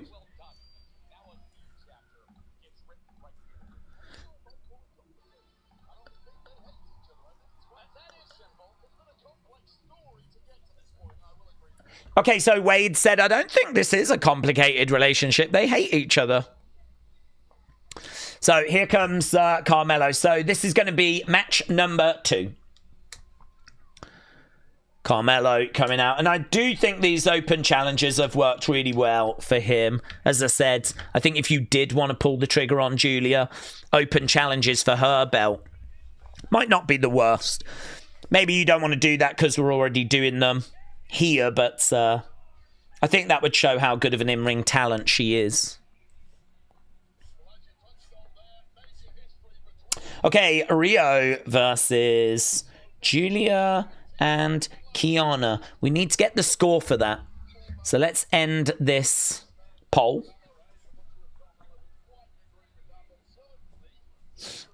Okay, you lot said, wow, you really enjoyed it. Wow, that came out as a great match. You said it was great 62. I wasn't expecting it to be that high, but this is where we were. Great 62 for that. I mean, it was fun. It was fun. I'm not down on that as a score. It's just higher than I was expecting. Okay. Carmelo, I wonder how this match is going to go. I wonder if these two are going to cook. I don't know. I mean, we know how good Melo is. Miz is now going to have an opportunity to show that he is better than I think some people give him credit for. So this could cook. Interesting, though, that they've decided to not make this a title match. Creatively, I wonder why. I mean, they're not going to have Miz win, are they? Chop coming in there by The Miz. This makes no sense. She's had about pretty much her entire time on the roster. We're judging her for not being a star yet. That's like 90% of the roster, says Poppy Crocs. Yeah, I think with if we're talking Julia, we just know there's so much more, isn't there, that can come out of Julia. I mean, the truth is they've given her achievements, but I mean, it's hard to name banger matches. And she's done a lot of like tag work. And, you know, a lot of people were frustrated with her first United States Championship run because there wasn't really anyone to feud with. Which is why when she dropped the title to Chelsea, I was like, nah, this is fine. This makes sense. Like, now we can get into some stories and feuds. Get her away from the title and actually do something, you know, with her. And we didn't. Instead, we just put the belt back on her not long after. And so now she's in a second run, but she's been doing a lot of tag matches. So, I mean, she's got achievements in that she's a 2-time United States Women's Champion, but doesn't even really feel like we've scratched the surface of showing the world just how good she is. I can't sit here and name loads of great Julia matches from the main roster. So, this is why, for me, we haven't even started that work. We haven't put her into that red-hot feud that she can really get her teeth into, that's got really good singles matches in. We haven't put her in, like, big, high-profile singles. Like, her going for the Women's Championship and actually getting in there with someone and, you know, promos back and forth. I mean, that's going to be an issue. Maybe we're delaying it so that she can improve her English. I mean, perhaps there's some truth to that, maybe. I know that she has been learning, and she can speak a bit of English, but it's limited. So perhaps they're trying to improve that so that, you know, when her English has gotten better, that's when we can really pull the trigger. Don't know. I mean, they've done brilliant with Io, who also, you know, had limited English. They've done brilliant with her presentation, so they know that they can make it work. So, whatever the reason, I still think there is a much brighter future for Julia than what we've seen so far. Right, we're at commercial break right now. I'm hoping that Oba is going to confront Mello after this match, said Nathan. Op Alert said, do we think we get a return tonight? I hear that Paige wants to return. Not anticipating a return. There's no word of any return. I don't know, this close to the Rumble, you would have expected the Rumble to have been where people would have come back. I don't know that we would have saved a return for this rather than doing it at the Rumble. So I'm not expecting anything. Blake said, 1 year as a member. It's been a blast. Blake Dub, shout out to you, my friends. Appreciate the support. And Banks AR said, it's been a bit of a rough week, but love our Daze community. Cheers. Banks AR, shout out to you, buds. Banks AR 31. I'm sorry to hear you've had a rough week, dudes. But hopefully SmackDown can give us something to smile about. And I think that opening match definitely gave us something. Slightly different Cody presentation at the start gave us something. And right now, hopefully this match is going to give us something as well. They're keeping up the pace, not bad actually, during the commercial. Right now there's a headlock with Carmelo trying to get back up to his feet. Crowd cheering on Mello. Shots there by Carmelo as Miz goes over. Miz with a big boot takes Carmelo's feet away. Lovely DDT. Mello is kicking out. Doc Holliday said, Gunther's killing careers, bullying and retiring veterans. In comes the bully killer. Daze, you're looking slim. You've been working out. Well, you know me, buds. I'm not a bully killer. I'm here to actually encourage bullying. I'm a big fan of it, big supporter of it. I really believe in it. So for me, I'm just a big supporter of Gunther's work. I think there should be more Gunthers in this world. So I would certainly never refer to myself as a bully killer. Maybe more a bully encourager. Right now, we have got Miz going over to Carmelo. Shock blocked there by Mello. Forearm coming back. Chop coming in. Miz being driven back to the corner. And this is where this match could really start to deliver. We've gone through a few commercial breaks. And we've got an opportunity now to really dig into some kick to the midsection. Miz going over against the ropes. Carmelo. Whoa, lovely. Down goes the Miz. Carmelo for the pin. Kick out there by the Miz, rolling to the outside. Big Time said, Daze, I like Julia, but I don't know if she's beaten up after all these years of strong style. I'm not particularly blown away from the match quality. Yeah, I mean, I can only go back to what I've said, and that is that for me, I just don't think we've moved on that front. I don't think we've set the table for that. I can't I can't massively answer why, because even without her being at the World Championship, we should still be trying to present her the best way we can. But at the moment, we've been faffing around with like tag stuff. There's still no good mid-card feud for her. She's got the mid-card belt. A lot of the mid-card belts are just dead. Aren't they just dead? I mean, like, Becky has been faffing around with Maxine. The Open Challenge has been the best thing. The Intercontinental belt that Dominic's got feels dead. Julia's title run is dead. It's just, there's like a mid-card curse at the moment. So, I can't answer it. The only thing I can say is WWE Creative has sucked. And she could massively be a victim of that, and she wouldn't be alone. 1, 2. So, I wouldn't go blaming the injuries or anything at this stage, because that comment might come back to haunt you when we do pull the trigger and she starts putting on really great matches. I think, if in doubt, always blame WWE Creative, because it normally is their fault. Nice kick there by Mello. Went for a pin on the Miz. Miz down. Big Time said Izzy, Dame, Lola, Thea did 7-7-1, drop into 6-11 and then 5-2-8. Is that the first quarter? I'm telling you, man. I think there's something in the lead-in.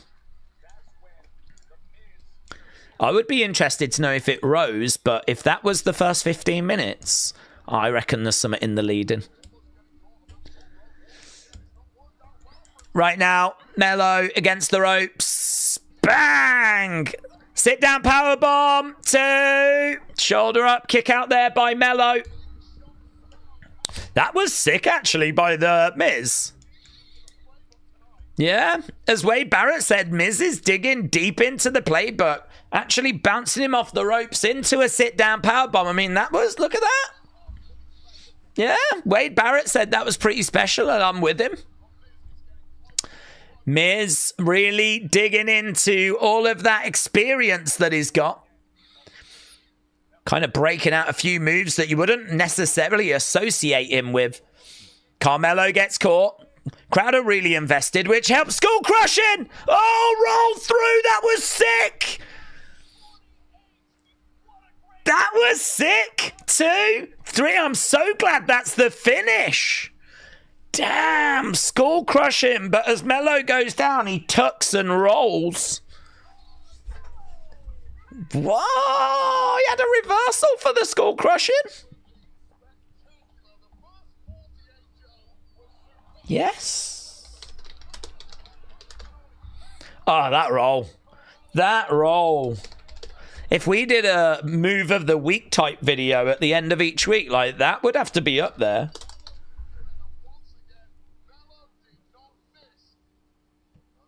Oh. Love it.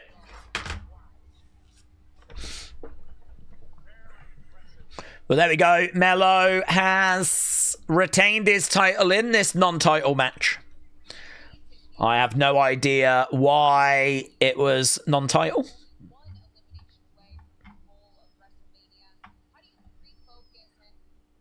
Okay, we're backstage with Tiffany. We haven't seen Tiffany in a hot minute.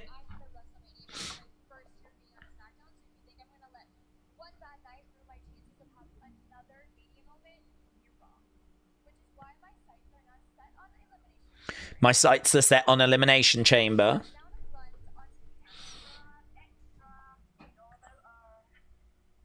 Here's Chelsea.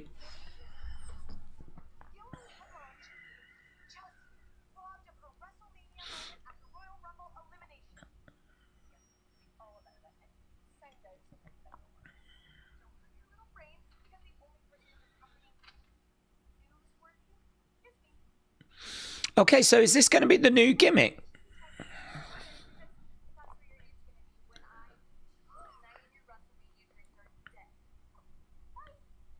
So is the new gimmick for Chelsea going to be about like, yeah, look, she's got loads of like newspapers rolled up. So that ties in with her ring gear that she had. She had like newspaper WrestleMania all over her ring gear, and she's not got, I don't think it's the same gear, but she's still showing a little bit of it now. That seems like a bit of a new gimmick for her. Okay, Lash making her way down. So I think this is going to be a qualifier. Doc said Cody says that he has got Redeem Dong and it's living in my head rent-free. I've never run so fast to the peanut butter. SmackDown is breaking PR for me. Breaking personal records. Doc Holiday, shout out to you. Okay, I think this is an unreal commercial right now. Yeah, it is. Okay, I think we're back to commercial. Abdullah said Jade has had no title defenses. She's been a champ forever. I just don't get creative. Is there women's champs and they don't care? I love WWE, it's my life, but sometimes I don't know what they do. Yeah, I think we all agree with that. Uncle Revel said Daze Page has just been announced for a Nigeria Falls Comic Con in June. That tells me that there's not any talks with WWE at this time, but things could change. I think the fact she wasn't in the Rumble was probably quite an indicator that they have not had communication. I mean, I suppose the thing that we would be looking at would be, is she going to be in that GM position for NXT? That's interesting. That came out of nowhere as well. But, what's this? What's this?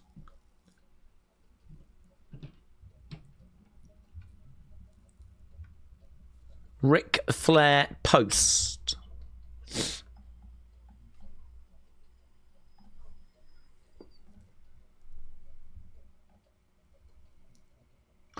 We were an era that was lost but not forgotten because we were the best back then and even now. Thanks for the memories, Ricky Steamboat.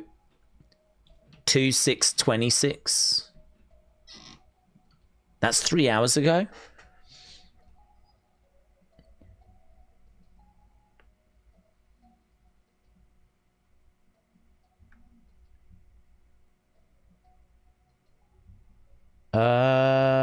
So that's whilst we've been live. Ric Flair has put out a message. He's put out a message which people have really started panicking about. So this is from Flair's actual accountlet, 1.1 million followers. Thanks for the memories, Ricky Steamboat. 2626. People are like, oh my God, is he okay? Did something happen to Ricky Steamboat? I don't know what that's about. No word about Steamboat, but definitely something to keep an eye on. Oh, it could be that Ric Flair's just had a few too many Flair skis. Could be that he's had one too many Flair skis. So we'll have to keep our eyes peeled for that. Bum, bum, bum. Okay, we are at commercial break, and we'll be back in 30 seconds. 30 seconds.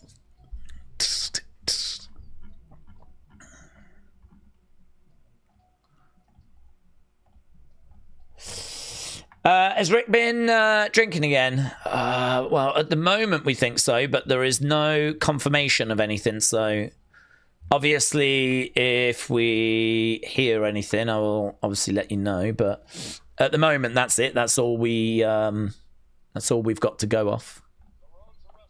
That felt like a long commercial break. I don't know why. Oh, reports are coming out that Ava quit WWE over a low ball contract offer.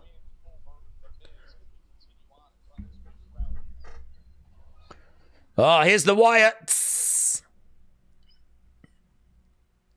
Come on, say something. Say something.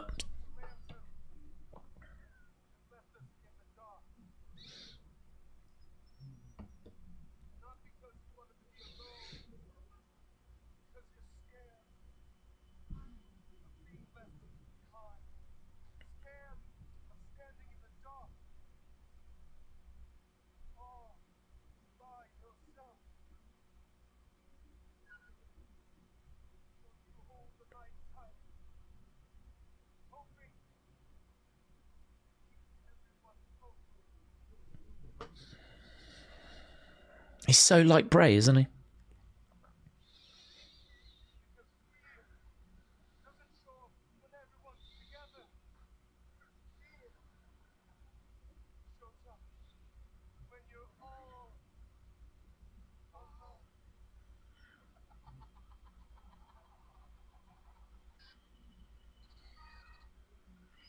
Okay. It's fine. It's fine. I mean, it's a type of promo that if we were doing really interesting stuff and we were digging into the characters and we kind of got that, you'd be like, yeah, that's fine. Yeah. The frustrating thing is that is as far as we ever go. We never go any further than that.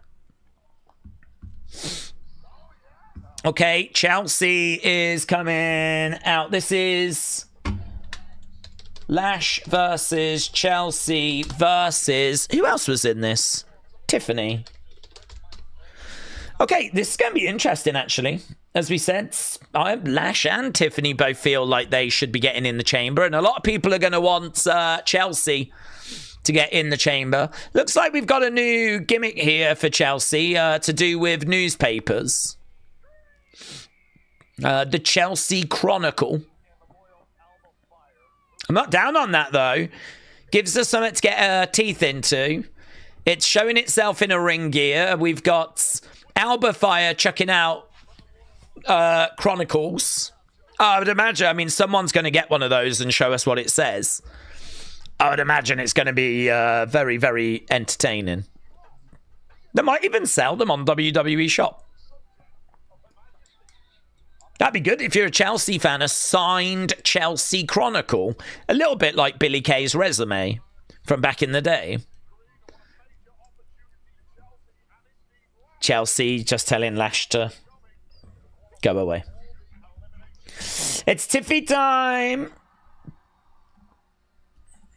Okay, here's Tiffy. We haven't seen Tiffy in a little while. She came back at the Rumble.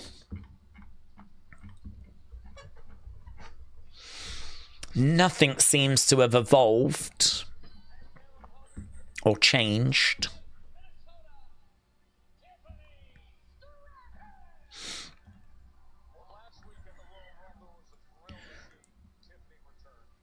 Okay, Tiffany making her way down. Keeping a close eye on Tiffany.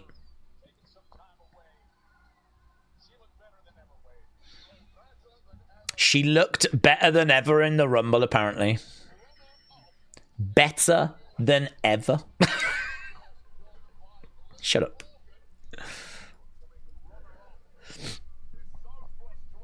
There is a Tiffy time sign.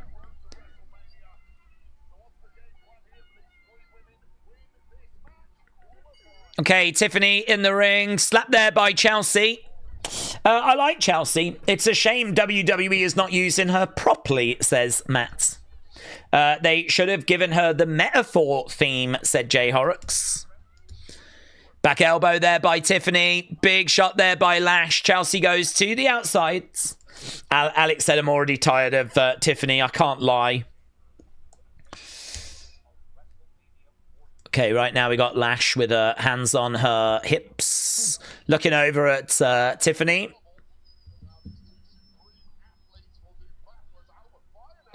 Oh, wow. Lash uses Tiffany, picks her up, spins around, knocks Alba Fire off the edge of the ring. Right now she's grabbing Tiffy. Let's get rid of that pole for Carmelo Miz. We're an hour done into this show. That match also getting a really high rating from you guys. scoring another great 54. So in-ring definitely delivering for you lot tonight. People really enthusiastic about what they're seeing. You're in major, major danger. Tiffy with a standing moonsault.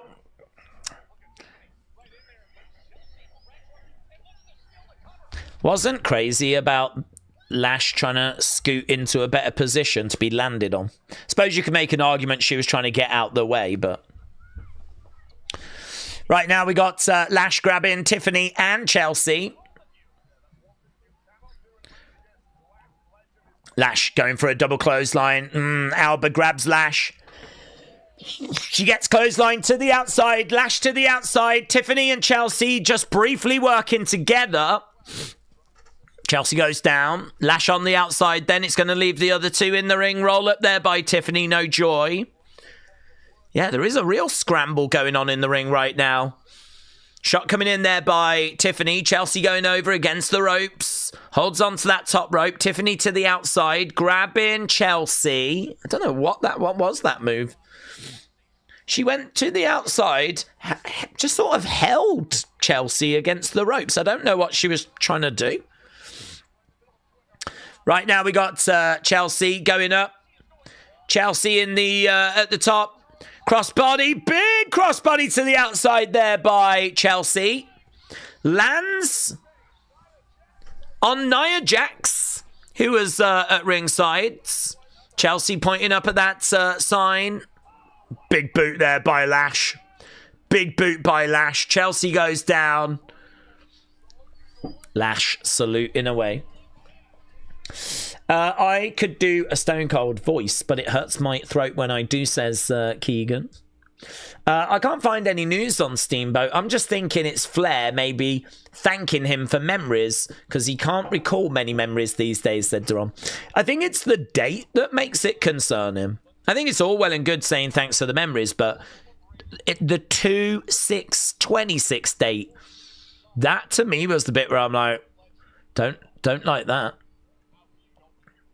Don't like that. That kind of does definitely make it seem like he's heard something. So I will not be shocked if it turns out that he's had a few too many and, yeah, he's just reminiscing.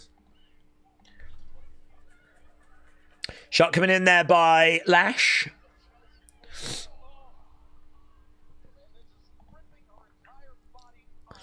Okay, Chelsea is down. We are at commercial break. Chelsea and Lash in the ring at the moment.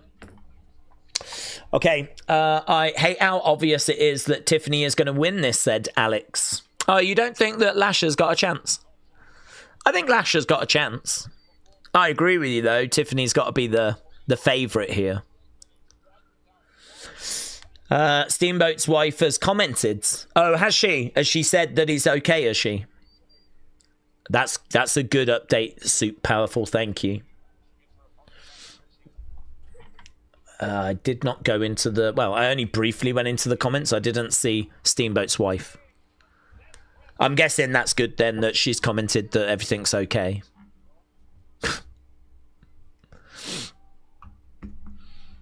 Against the ropes goes Tiffany. Colliding into Lash. Round the back of Lash. Chelsea is up on her feet. Chelsea in the corner, charging in. Lash has got Tiffany on the front. Tiffany on the back. Chelsea on the front. Look at that. That's a bit of a shame that they're doing this during commercial break. It's a good spot. So she had one on the front, one on the back. She took them over to the ropes and started smashing their heads into that middle and top rope. Chelsea going into the corner. Lash colliding into Chelsea. Bang, shoulder in the midsection. And again, Lash driving her shoulder into Tiffany. Tiffany goes down. So Chelsea down against the ropes. Big times there between the entrance and the match going to commercial. Tiffany has said, what time is it? And Tiffy time about 10 times. Barely the crowd have reacted, but Chelsea was getting reactions. Well, I mean, Chelsea is reinventing herself all the time, doing different things. You know, she's like a proud Canadian. She's representing the United States. She's now doing this newspaper thing. I mean, Chelsea is not just one catchphrase. She's constantly trying to find entertaining little moments, and Tiffany, I don't know, she just relies so heavily on Tiffy time. What time is it? And stuff like that. I mean, I understand you got to say it. It's your catchphrase, but it can't carry all the weight. So, yeah, I mean, so far, Tiffany, we haven't really seen anything else out of her. Big splash there by Lash, landing on Tiffany and on Chelsea. Both women get their shoulders up. Doc said scores are high because of Cody mentioning his dong. Yes.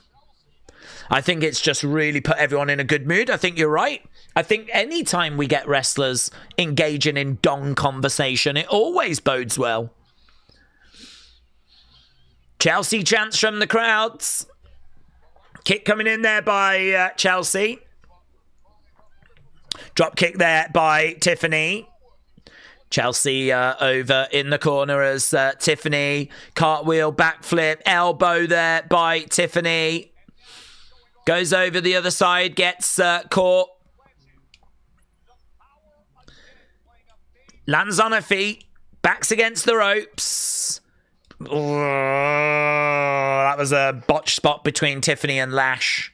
It was meant to be that she got chucked up and it got turned into a drop kick, but it was just a little bit off. Unpretty Her doesn't land there for Chelsea. Big boot there by Tiffany. Tiffany goes down. Chelsea looking out to the crowd. Crowd have been good tonight, you know. Crowd have been making noise. Just had some Chelsea chants there. Shot coming in by Tiffany. Looking for a super play. It's okay. Tries to pick her up, gets her up, but I don't know what that was. 1, 2, Lash makes the save. Couple of suplexes there by Tiffany that, I don't know, they weren't textbook. That second one was not great at all, actually. Seemed like Chelsea sort of started to lose her balance, and Tiffany on the back of Lash. Tiffany goes down. Lash charging. Big boot misses by Lash. Oh, gets caught. Gets caught. She's got her up. Bang. Slammed into the buckle.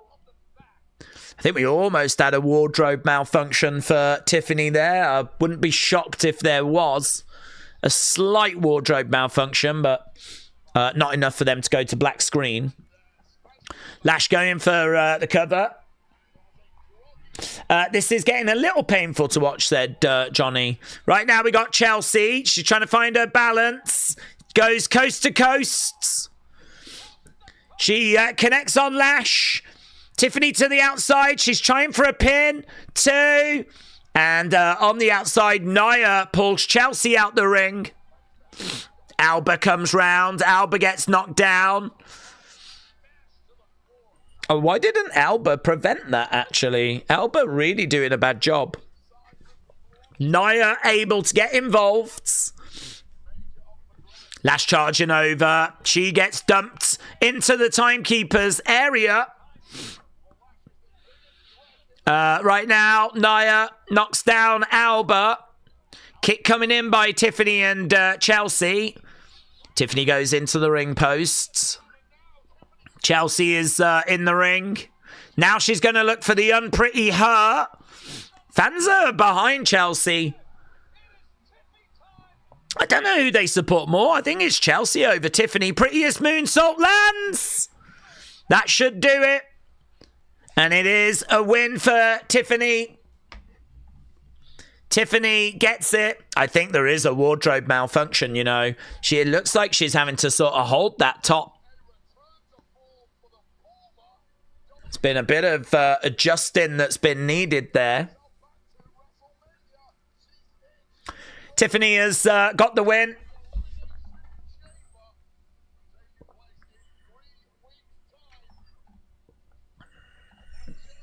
The work in the match was borderline disastrous, said LS Dub.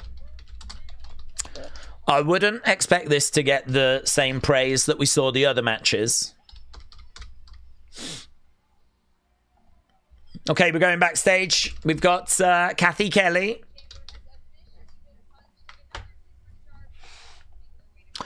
Well, let's see what people thought.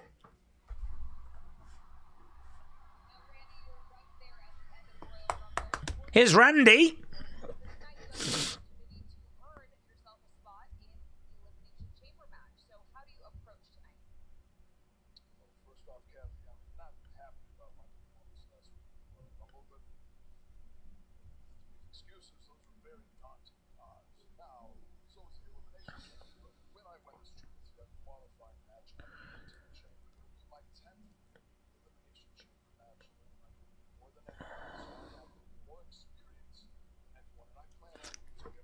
Okay, he's talking about the chamber qualifier.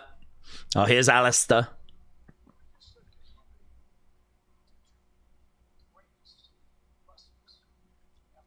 We just said goodbye to two of the greatest wrestlers. But we're so blessed to still have you.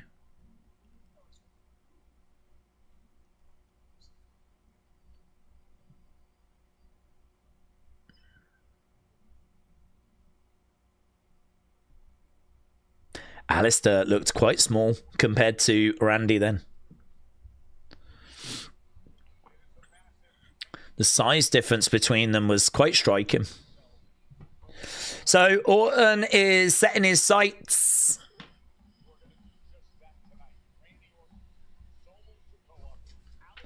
On his 10th Elimination Chamber. Daze is Lash Legend, a future WrestleMania Night 2 main eventer. Also, wardrobe malfunction. It's what Daze likes. I mean, I think it's hard for the women to main event Night 2 at the moment. There's more work that needs to be done with women's wrestling in general to get it really in the mix. And to be honest, you know, it comes down to just merch sales and engagement. We actually looked at some numbers just before Evolve, which showed that Rhea Ripley is right up there with some of the big names when it comes to Google searches. So I don't know. I mean, I feel like the women's division is ever growing, ever improving. The general quality of the wrestling and star power, like it's moving in a good direction.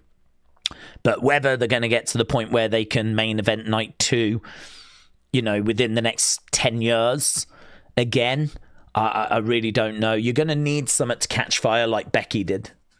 I mean, Becky, you know, became like the hottest star in WWE in early 2019.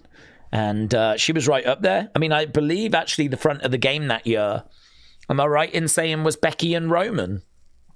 I remember them being the co-stars on the cover. I mean, she was like as hot as it got. And she's still up there now, in my opinion. But yeah, she was red hot. Absolutely red hot.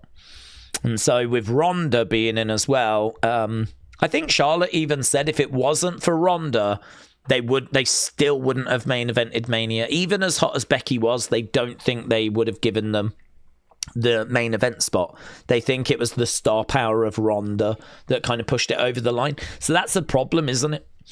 I mean, that says to me you might need an outsider to come in. You might need, like, I don't know, who could you have? Like a Clarissa Shields, maybe. Maybe Clarissa Shields would be like a really good person to bring in. And maybe that then would... You could put her in there with a Rhea and an Io or a Lash or someone, and maybe that could do it. But so it's hard to say, isn't it? I mean, like, at the moment, the women can't even main event Night 1. So it's hard to say that they're going to be doing Night 2 in the very near future. Chelsea should do a petition angle to get into another qualifying match, says Tony. I bet if you took incognito searches in, there would be many female stars in the top, said Epo. Blake chances are looking pretty good. Most pop she will get in a while. Imagine the segments and the booking with a female prison. TJF, hello. Said Daze, what a legend. Sent a steamboat gif to Flair post and Dragon's wife has now followed me. Oh, very good. Yeah, apparently she is setting the record straight that there is nothing to be concerned about. So that's quite a post, that, isn't it, from Ric Flair? Quite a post. Tiffany just got back. Felt like Lash should have won, especially after the Rumble that she just had. Rhea could do night 1 main event with the right opponent. She is over, especially as a single star. I don't disagree with that. I don't disagree. We looked at some numbers the other day that said she was right up there with like some of the biggest names, so I agree with that. But the rumors are that this year we're not doing that. So I mean, when was the last time the women main evented WrestleMania? It's been a long time. So we've got we do have to make some more movement there because I mean, I remember when people were saying maybe the men should main event night 2, the women should do night 1, and if the story deserves it, maybe the women do night 2, but year after year keeps going by and we're not doing that. I think it's like 37, isn't it, since the women main evented night WrestleMania with Sasha and Bianca. My wrestler who is funny, Becky, Seth versus King Charles and Camilla, said Pop Bucket.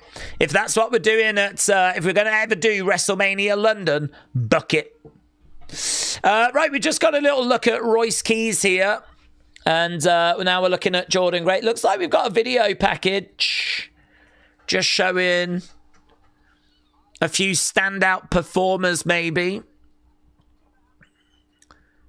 Kalani, obviously NXT talent. Sol Ruka, NXT talent. Looks like this may be a video just trying to show some of those rising stars. Jordan, Trick, Sol, Lash Legend.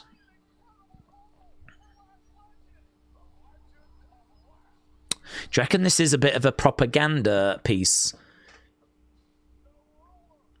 Obafemi. For all those that are like, why aren't we building new stars? That WWE are like, right, let's do a video that shows all the new people that are coming through that we gave things to.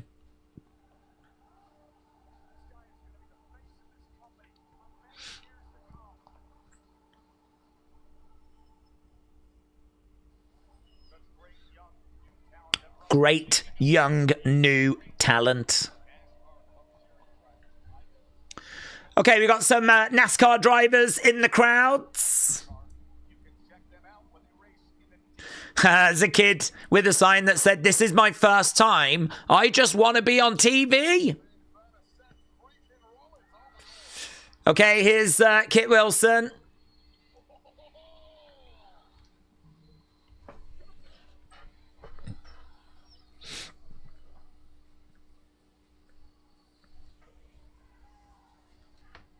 I was just trying to listen out to the reaction.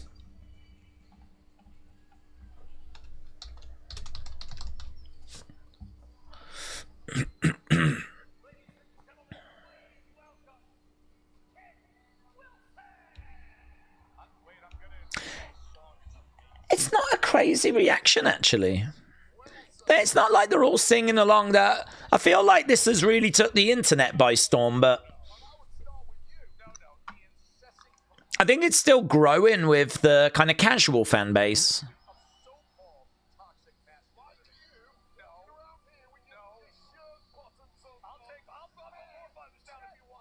It's very like Fandango.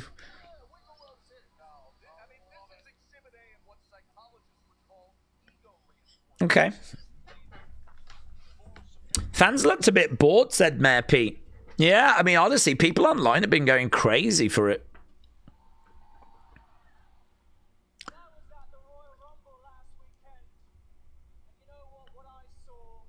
Do you know what I saw?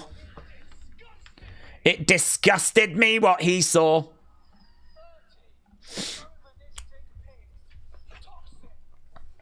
Toxic. Ugly.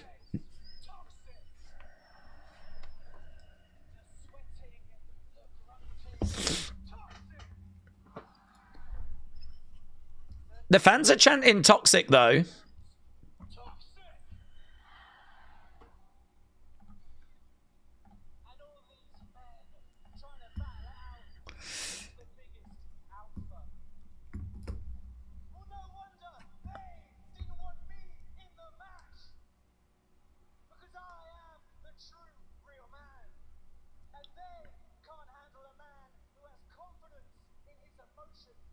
I'm the true, real man. I'm a man that moisturizes. A man that listens. Yeah, guys. Have you ever heard of that?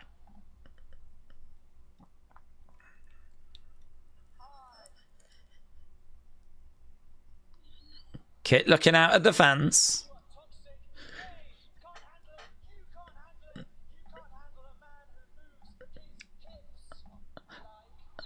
I'm surprised they've not had someone come out and interrupt yet. Take me in. That's the new Bray Wyatt. Take me in. That could get over, actually. Him swiveling his hips going, take me in.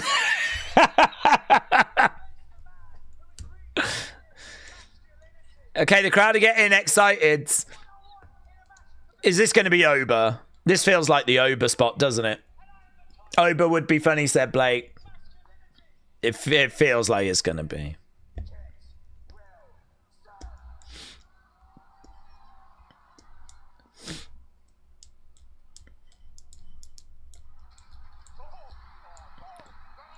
Yeah.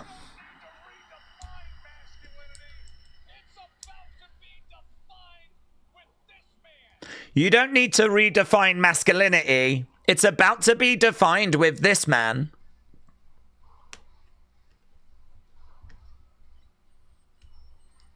Crowd are in. Honestly, the crowd already.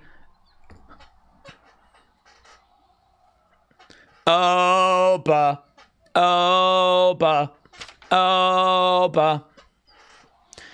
You don't need to talk while she come down, Oba. You just need to look like a badass.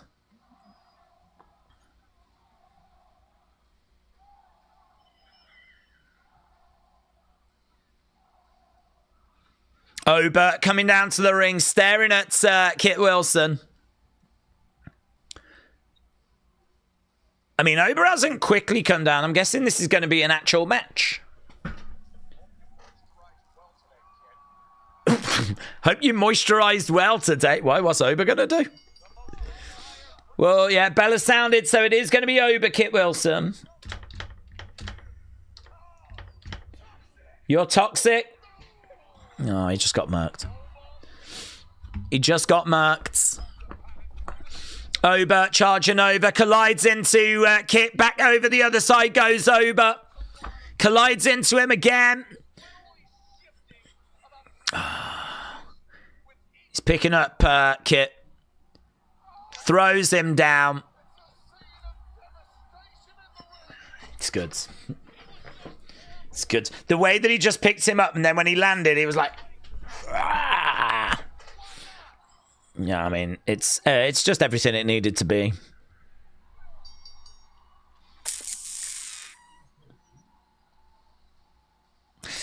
There is no need to worry about the future of WWE. The future of WWE is absolutely fine.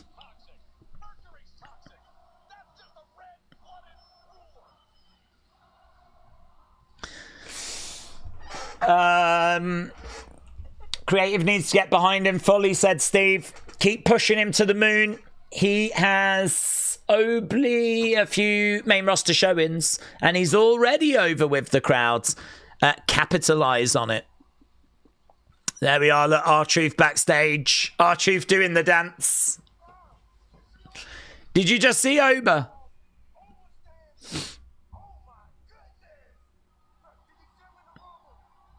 Did you see him in the... He's a fan? Did you...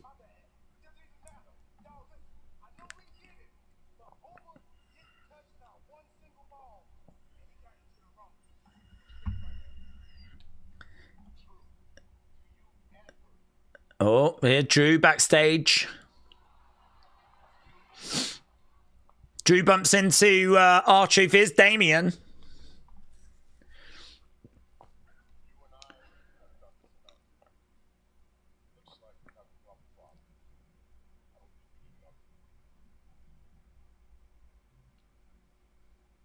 Okay, Drew walks away. Damien's like, we've done this enough. You've got enough problems. I don't think you need another one. Okay, Drew is making his way out, which is kind of interesting. So we're an hour and a half into the show. Okay. Ober, better job to Jacob, said Armando. He was over with Truth. Yeah, Truth's a fan. I heard that Ober is... that's Truth's childhood hero. Drew getting in the ring. Daze, what is the fantasy female match? I don't have one. I've never thought of one. I can see you proposing Nakamura Asuka. I'd definitely be here for that. I'd love to see Manami Toyota in WWE. She is regarded as the best female wrestler of all time. She had like 13 5-star ratings, I think, from Dave Meltzer. Match quality just redefined women's wrestling and the expectations for women's wrestling in the 80s into the 90s. And to my knowledge, she never competed in WWE, but I'd love to have seen her come in. Oh, Jacob! Jacob attacks Drew! So, Jacob is in and boom! Here's Jacob dancing away. McIntyre against the ropes. Bang! Big clothesline to the outsides. Jacob going back against the ropes again. Through the ropes, suicide dive. Drew goes down. Okay, we've got people coming in. We got loud Fatu chants. We got security getting murked. Security getting murked. Man, Drew just can't get a word in, can he? Tried to come out earlier, got attacked by Cody. Tried to come out now, getting attacked by Jacob. Fatu going after Drew. Drew goes down. I mean, it feels right now like he has got a Jacob problem. We could do Drew Jacob at the Chamber and then Drew Cody at WrestleMania. The big question is Jacob going to stay in this story? Jacob shouts out to the crowds. Commercial break. Love to see Drew getting murked over and over, said Let Him In. WWE security is like Star Trek security, useless, said Nathan. What a hostile work environment, says Rob. Do we think Ober will be in Elimination Chamber, says Aaron. It's a good question, that, actually. I don't think so. Just because he's not winning it. So that means that he's going to have to lose, or you're going to have to find a really creative way of getting him out of the match. So because he's not winning it, I think I'm leaning to no. I don't think he's going to be in it. But, I mean, he's going to have a big match at Mania, no doubt about that. They're going to put him in against someone, and it's going to be like, oh, man, that's going to be so good. I wonder if it's going to be like... I wonder if it could be like Omos, actually. Because Omos is a big guy, and Ober could get the win over Omos. Maybe that wouldn't be that's going to be so good, but it would be a big giant for him to take down. Or do you put him in there with like a Brock type, you know? I don't know. There's a few different ways that you can go, but I don't think he needs to be in the chamber when he's not going to be winning it. I think Drew Jacob at Mania sounds good, said Tony. Ober's looking good. Who do we think will be the first feuds? It's hard to say, to be honest, because he might just murk people all the way up to Mania. And then at Mania, as we just said, you know, could do the Brock match. Could do a Omos match. Could do like a credible opponent. You could do a Damian Priest, couldn't you? I mean, Damian Priest is a solid worker. You're not going to just get in there and murk Damian. Damian is someone that's got credibility, former world champion. I mean, he certainly brings more credibility than Omos. Omos is just tall. But, you know, so you could go with someone that would be a challenge, which I would say would be Damian. You could go with someone that's, you know, a size, and, you know, Ober's going to have to get in there and, you know, Ober would pick Omos up and chuck him around. And the visuals of that would look really good. So you could go that way. Or you know, put him just monster versus monster and you go big. And you put him in a match that he could lose, which would be Brock. I don't think he would lose, but certainly Brock would have a chance of coming out of that match with the win.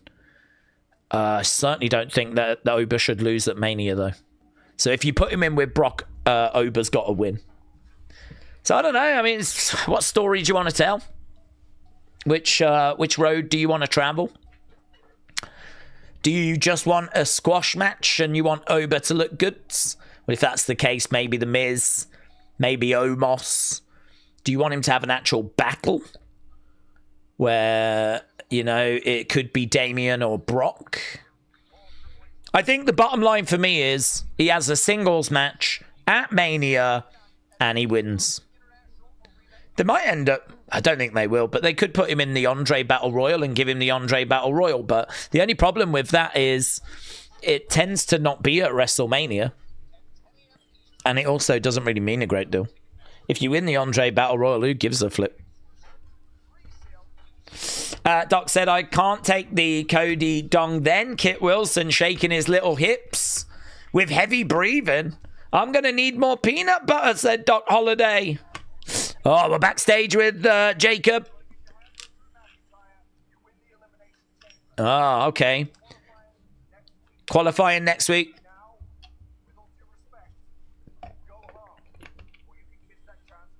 Oh, wow. It's the exact same conversation he had with Cody. Jacob said he's going to dog walk people next week. So Jacob is leaving. Jacob having the same conversation as the one that was had with Cody. Now we got Shinsuke coming out. He's going to be battling with Tama Tonga. Shinsuke getting his entrance. Putting Jacob in the same qualifier as Cody.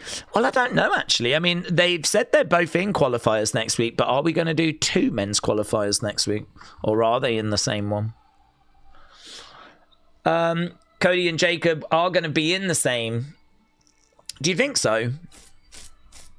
I don't know. Genuinely don't know. I don't know if we'll do two separate ones or if we'll just do the one again like we have this week. Shin versus Tama should be good, says Ampy Ballin. Okay, Shinsuke making his way down to the ring. I sort of feel like tonight has been a solid night that's had some, you know, good storyline development. The Cody promo, the Jacob attack, Kit Wilson Ober's been fun. In-ring has been solid. I think it's been a really solid off for him. It is missing, like, that big talking point. I mean, I'm not too sure what the thumbnail would look like right now. But it's not going to get a bad score at the moment, this show. There's still time for a big talking point. Shinsuke in the ring. Nick Aldis leaving Cody and Jacob suspended, and they attack again. Drew, said Uji. Okay, here we go. Tama Tonga making his way down. So this is a match we've been building for a little while. We've seen Shinsuke and Tama. They've been having words with each other for a little while. Tonga Loa and JC have come out with him. No Solo or Tala.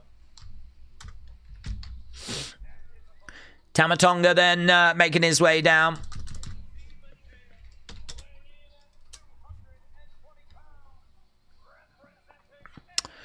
I wonder if we're going to get any Wyatt 6 involvement. I sort of hope we don't really.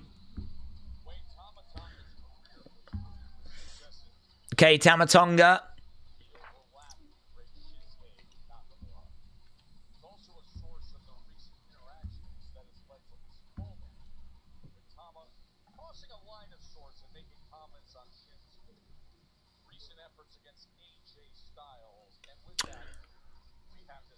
I just don't know what to make of this. I don't know what to expect. Daze, if we was the head of creative, when would we make Oba win a title and what year would we make him win it? He winning this year? I am really intrigued. Yeah, I would build him up a bit. He's got great aura and he's got a great presence. I think he needs to sort of get wins. He sort of needs to get some wins and climb that ladder. So, you know, we need to see him against Damien and how does that look? You know, we need to see him against kind of improving names. I'd love to get to the point where you're sort of holding him back a little bit, where people are like, why are we not moving with Oba? Like, I think if you can get to that, that's actually a really good place to be. I know some people will disagree, but I don't care. I think it is right that you actually get people excited for Oba going for a title. Like, people like really talking about, man, can you imagine when Oba steps up to Drew or when he steps up to Roman? Like, you want to get people fantasy booking that. And I think right now people are looking at him going, oh, he's a badass, right? And all this kind of stuff. But it feels to me like we've got to build his way up. So, I mean, a lot is going to depend on crowd reaction. And a lot is going to depend on how this plays out. But as a real rough ballpark, I'm certainly not doing anything before SummerSlam. I mean, if the crowd reactions are just going to get red hot and it's just all on fire, maybe you have him win King of the Ring and have him go for the title at SummerSlam. That would be the absolute earliest. And I don't even know that I would do that. It would really, really depend on how the reactions were. I mean, what I would say is the reactions are fantastic this early. Everything they've done has worked so far. And, but again, there's no mad rush. Nice elbow to the back of the head. So, SummerSlam at the earliest, but more than likely I would be looking WrestleMania next year.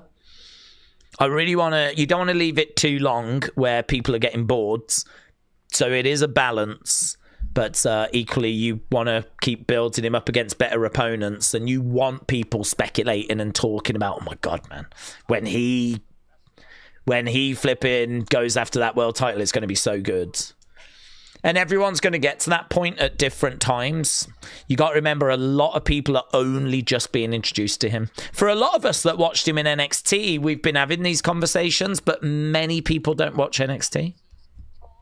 The vast majority of WWE fans are casual fans around the world that just tune in to the odd Raw, the odd SmackDown, and the odd premium live event. For them, they've probably seen him like 2 or 3 times. So that's why I'm not like, we've got to move now. What we've got to do now is introduce him to people, build him, get people excited, get everyone on the same page, and then pull the trigger. Everyone's going to disagree as to when that time is. But, yeah, for me, SummerSlam at the earliest, but more than likely I'd be maybe looking WrestleMania next year. Okay, we are at commercial break right now. Benny said, Bull Nakano Asuka is what I want for a fantasy match. Yeah, it'd be good. I'd definitely get behind that. Is Truth one of the funny wrestlers? He is, yeah, absolutely. People love R-Truth. I said, who is going to win this match? Who's going to win this?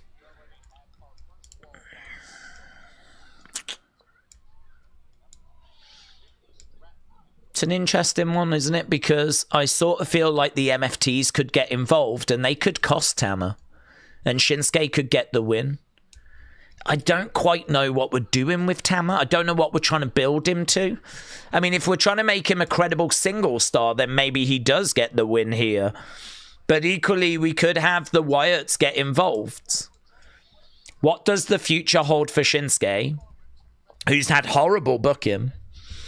I mean, are we trying to get Shinsuke a win? Or are we trying to get Tama the win? I think I'd probably be leaning...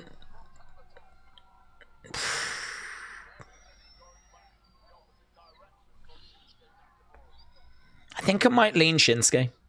I might lean Shinsuke, getting the win, thanks to the Wyatts getting involved, because they are involved in a Wyatt feud. So if you're the Wyatts, why would you just allow Tama to get a win here? You might as well interrupt. And they haven't been on the show yet, apart from a little vignette that played earlier.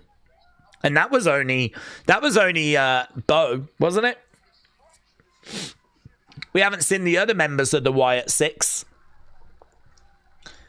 So when we come back, could this be the spot where we get the Wyatt Six? Could that allow Shinsuke to get the victory?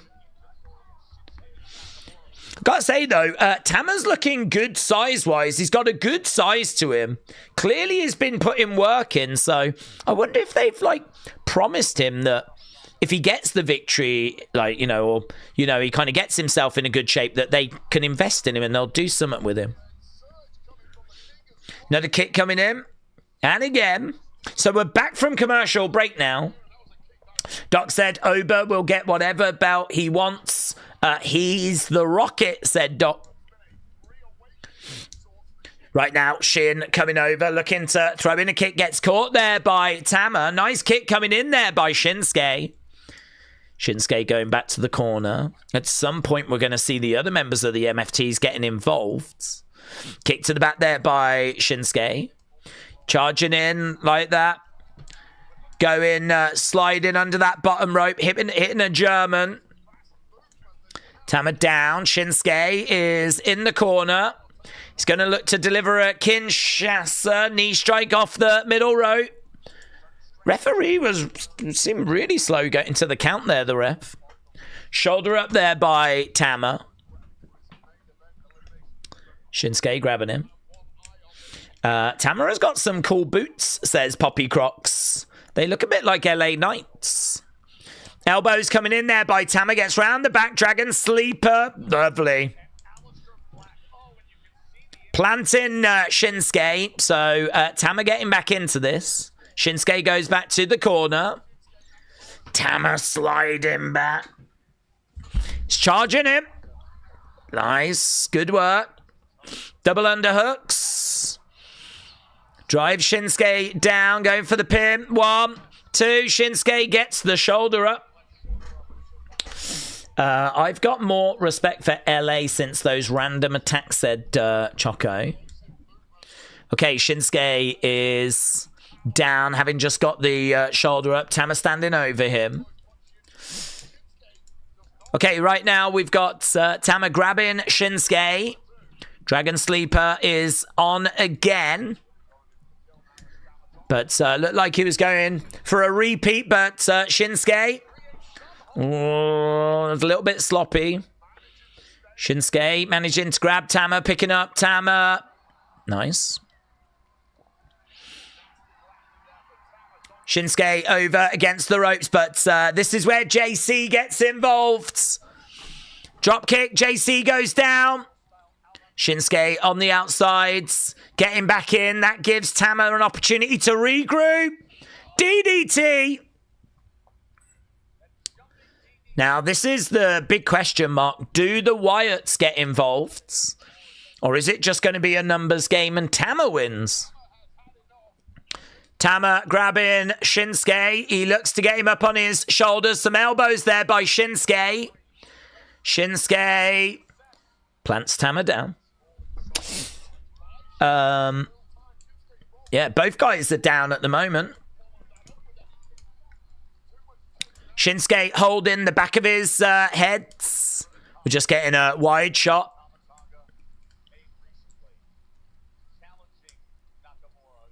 Nakamura trying to get back up to his feet. It's lovely seeing a Nakamura match, though. Shot coming in. Shot coming back there by Tama. Another shot coming in there by Tama. And Shinsuke firing some forearms back. Headbutt there by Tama. And again, you can see the face. Oh, big knee there by Shinsuke. Kick is lovely work by Shinsuke. Tama goes down. Some nice stuff in this match. It's not like mind-blowing or anything, but there's some nice stuff in it. I like those, the kicks. Tama's up. He screams out. He's looking to charge in. He's on the shoulders of Shinsuke. Driven down. Shinsuke with the pin. 1, 2. Kick out by Tama. This match carrying on. Shinsuke in the corner looking for the Kinshasa. Now we're getting MFT outside interference. Shot to the back of the head. Shinsuke, middle of the ring.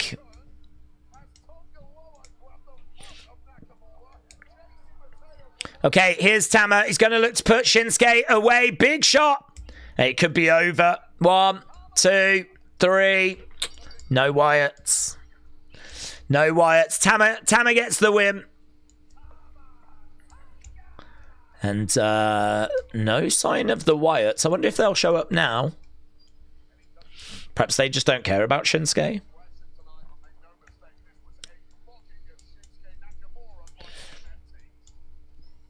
No sign of them. Well, they suck. Okay, we've got Motor City Machine Guns backstage with Fraxium. Here's Johnny and Candice.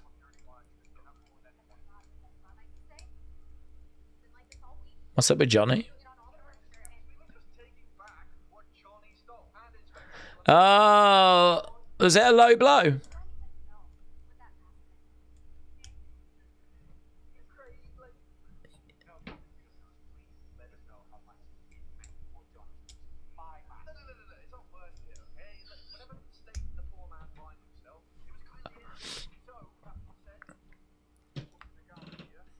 Okay, Johnny is just like lying on a box right now.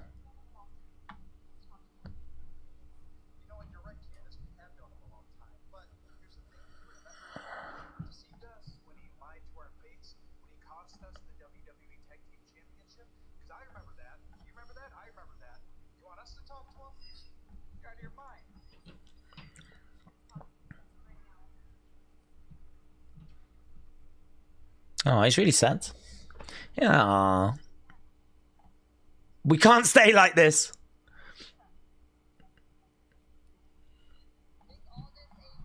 I wonder if that's going to be a thing. I wonder if we're just going to do that with Johnny going forwards.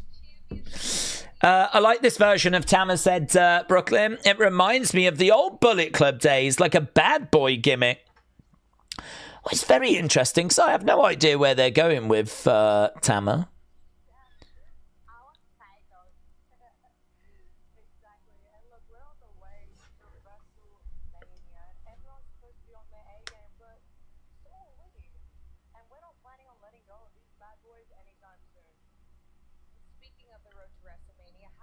Okay, we got Rio backstage.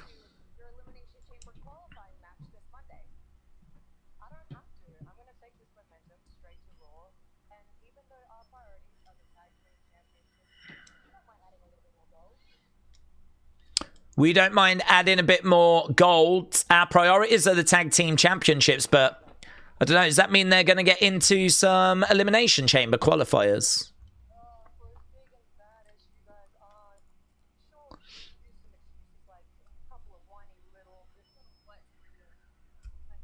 Okay, we got Lash and we got Nia.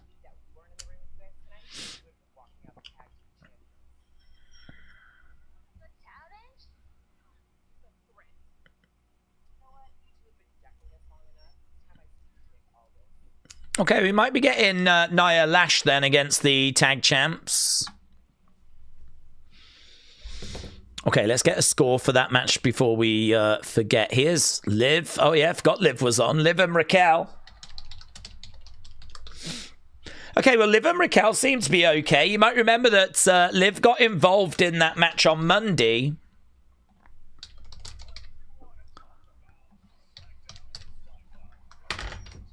Oh, yeah. It's going to Sci-Fi, isn't it? Starting next Friday. SmackDown will be on Sci-Fi in America. Okay, commercial break. Good. That'll give us a chance to just take stock. Right. Nia looks like she's slimmed down a lot, said the Beach Kevin. Wyatt's coming out during a triple threat, I bet, for Solo, said Metal Mama. Yeah, you could be right. Solo, that's our main event tonight, isn't it? But Daze, the SmackDown is feeling like a bit of a new era, said Ras. Really? You're getting new era vibes? Well, honestly, it's funny you should say that, Andy, because it was only the other day that Triple H said that we were starting a new era, so there could be something to that. So I'm glad new era vibes are making their way over to you. Nia told Chris that she had lost 100 pounds. She's almost at the same weight when she first started wrestling, says Rob. Feels like Liv should stay heel. She is way better heel than face, but it would make sense to turn Liv considering how over she is, says Brony. Do you see that it said NXT on the thing that Johnny was on, said Tabasco. Yeah, I don't know that means anything. Daze, what is Mania Club? I see it all the time in the crowd. I don't know what it is. I'm not sure what it is either. I think that's something to do with someone's channel or something. I find it very interesting that the crowd still chants "what" after all these years. Yeah, it's just over, innit? It's just a fun little chant that has just really stuck throughout the ages. I mean, it was so big in the Attitude Era that it's one that I think we're going to struggle to shake. To be honest, the yes still kind of comes out from time to time, doesn't it? That's another one that has really resonated with people. Johnny as NXT GM. Oh, God, no. I don't think that would be a good use of him. Johnny's a fantastic in-ring competitor. I think it'd be a real shame if that was... and Johnny back to NXT, somewhere that he spent so long in, that all of that feels wrong. Days, I'm getting new era vibes in WWE, says Tony. Maybe. I gotta say, I think this show has been solid. I don't know if it's not been a little bit dry. I don't know if the in-ring's been good and there's been some attacks and I don't know. It's a weird show, to be honest with you, because there's a lot of stuff here that you can see has had some effort put into it. Just feels a little bit dry. I don't know. I can't really find another word for this show. I think, again, it comes down to what would I use as the thumbnail? What would I use as the, hey, this is the headline? I don't know. I'm kind of sat here like, I don't know. Plenty to talk about. There's plenty of stuff coming out of the show that we can talk about, but what's that headline? Women's tag champs retain. Cody talks about his dong. I don't know. I don't know what that headline is. Tiffany qualifies. Let's see what the third hour has got for us. It's been solid. Here's Kit Wilson. Maybe the headline is Ober shines. Oh my God, we've got Apollo sighting. Apollo's with Matt Cardona.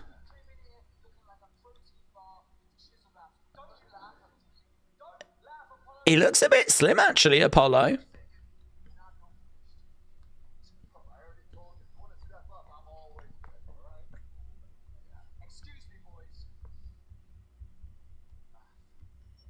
Kit Wilson's going to get a warm bath. What are we going to do with Matt Cardona and Apollo? New tag team. Not down on that, if that's the idea. Not down on that.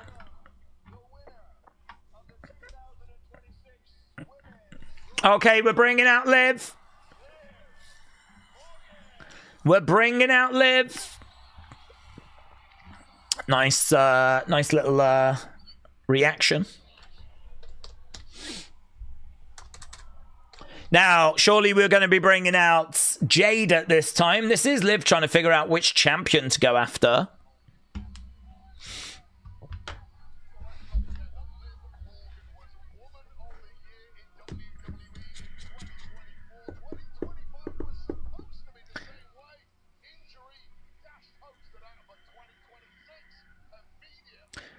Liv in the ring, big smile on her face.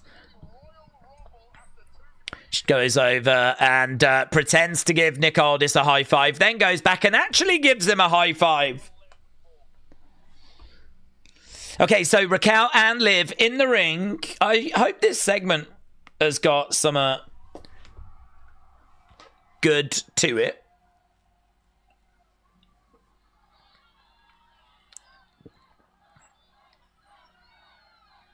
Some Liv chants.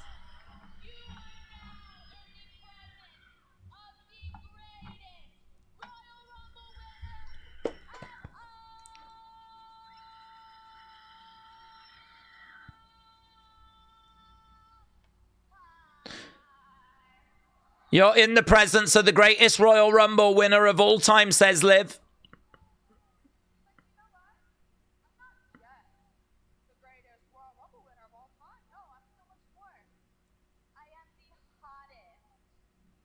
I'm the hottest. I'm the smartest. She's the funniest.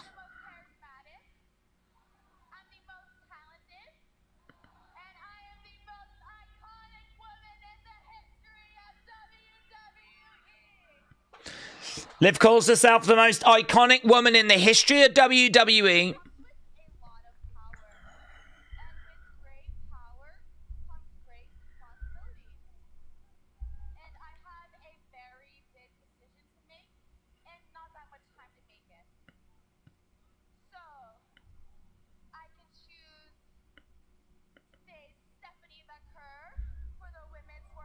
She said I could choose to face Stephanie. Or I could face Jade. Raquel.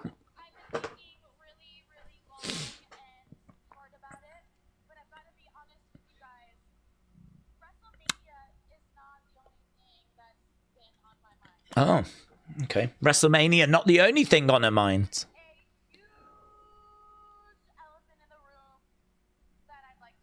There's a big elephant in the room. She looks at Raquel.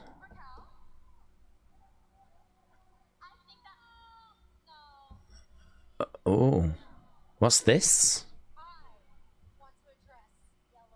I want to address the elephant in the room. Oh, there's no... Why didn't... Oh, Jade, you idiot. They were just seemingly about to get into a bit of an argument. This was not the time to interrupt. Oh, Jade, you absolute clown. You absolute clown. They were just about to get into it. This was not the time, Jade. Not the time. A storm can come later.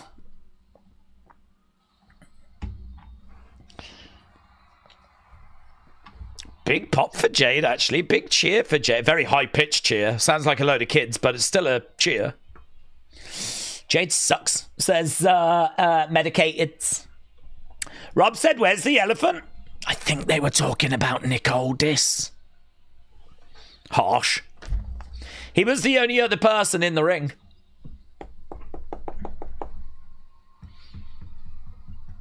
just think it's a big suit.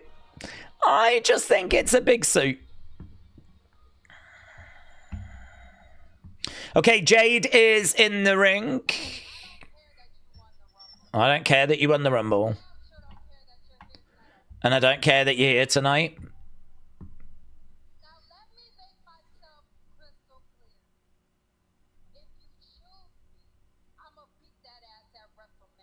If you choose me, I'm going to beat that ass at WrestleMania. Liv laughs. I'm kind of... Jade turns her attention to Raquel and goes, what are you looking at?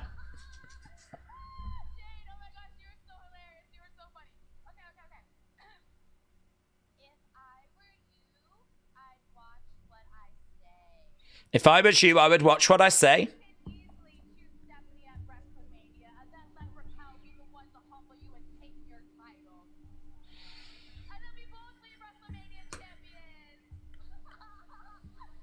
Oh, they like that. They like that plan. She's like, I could choose Stephanie and get her belt, and then Raquel could go after you. We could both be champs then. Okay, Jordan's making her way down.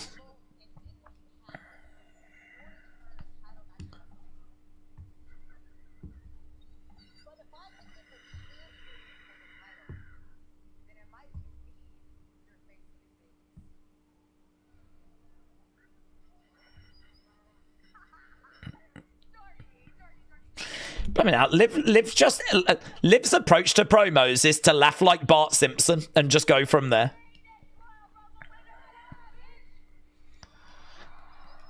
Jordan and Jades both tell Liv to shut up.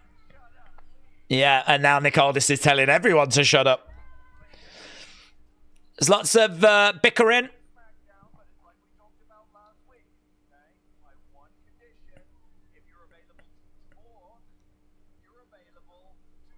If you're available to talk, then you're available to fight. Are we doing a tag match with Jade and Jordan trying to coexist?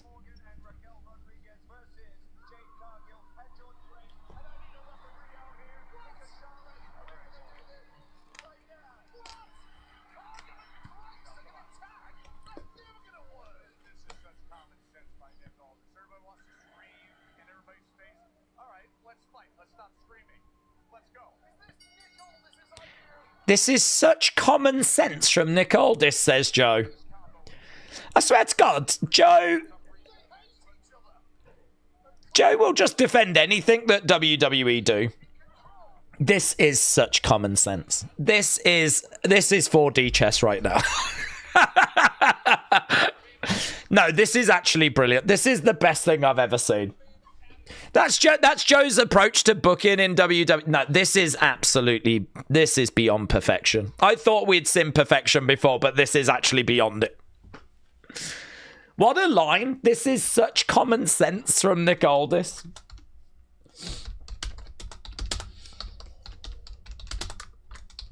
Okay, Jordan and Jades that absolutely hate each other have been put in a tag match against Liv and Raquel. And this is such common sense. Right. Can they coexist? Said British Invasion. Can they coexist? We'll never leave wrestling, will it? We're never, ever we're never moving on from that. Okay, well, we're underway with this impromptu match.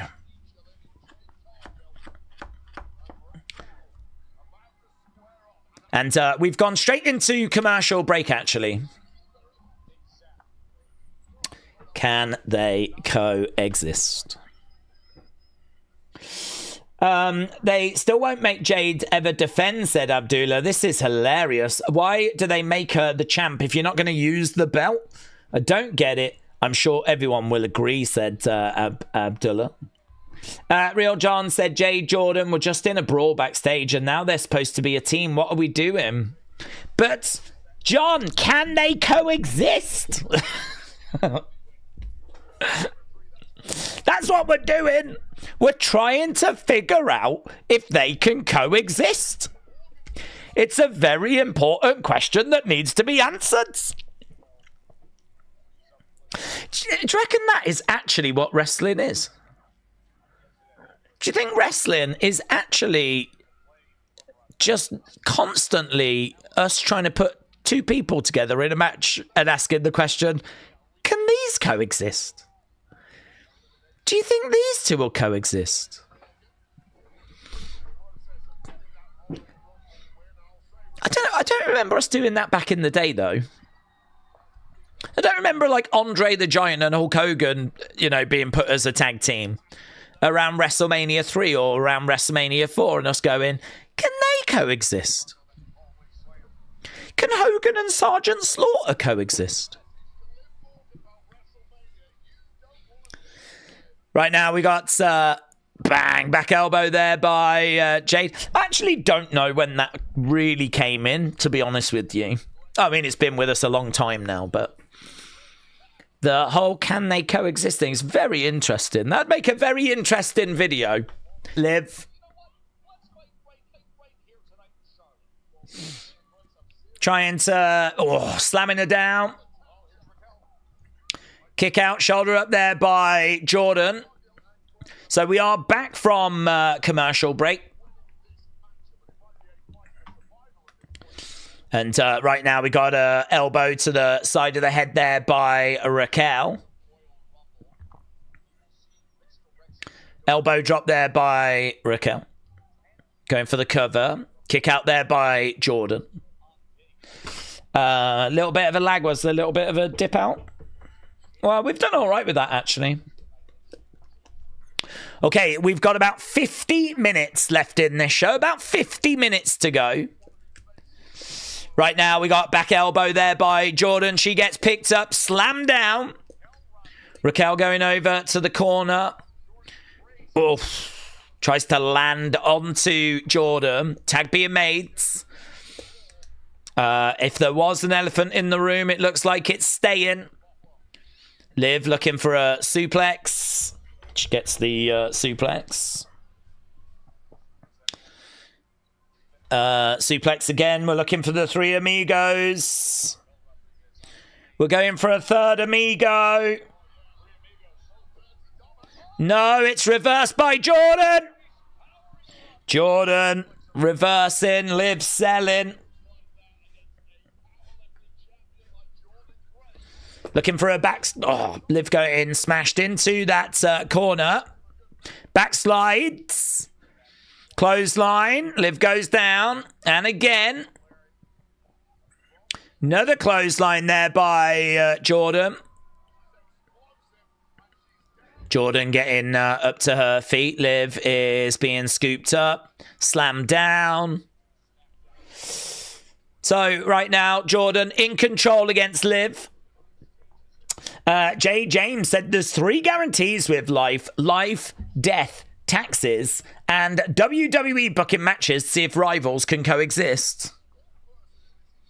It's true. Right now we've got Raquel going down. To the outside goes Raquel. Close. Oh, no, Oblivion by Liv, but couldn't quite get it. Jordan grabbed her. Right now she's getting her up on the shoulders.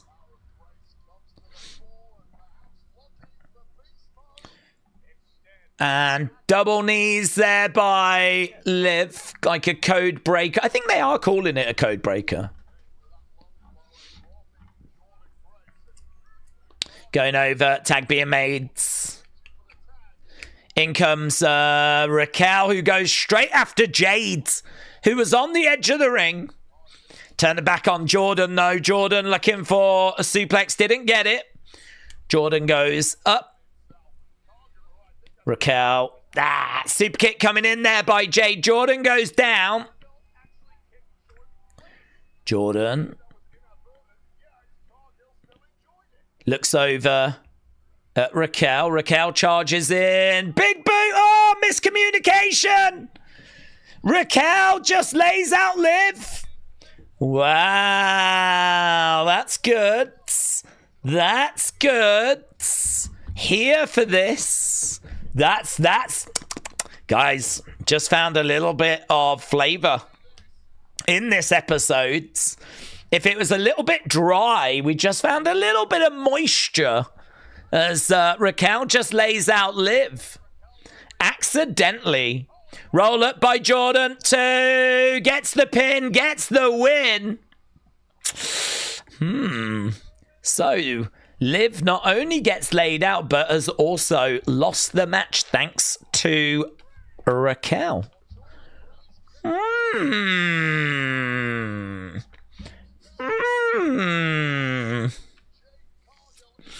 Jay Cargill then on the winning side, but she didn't get the pin.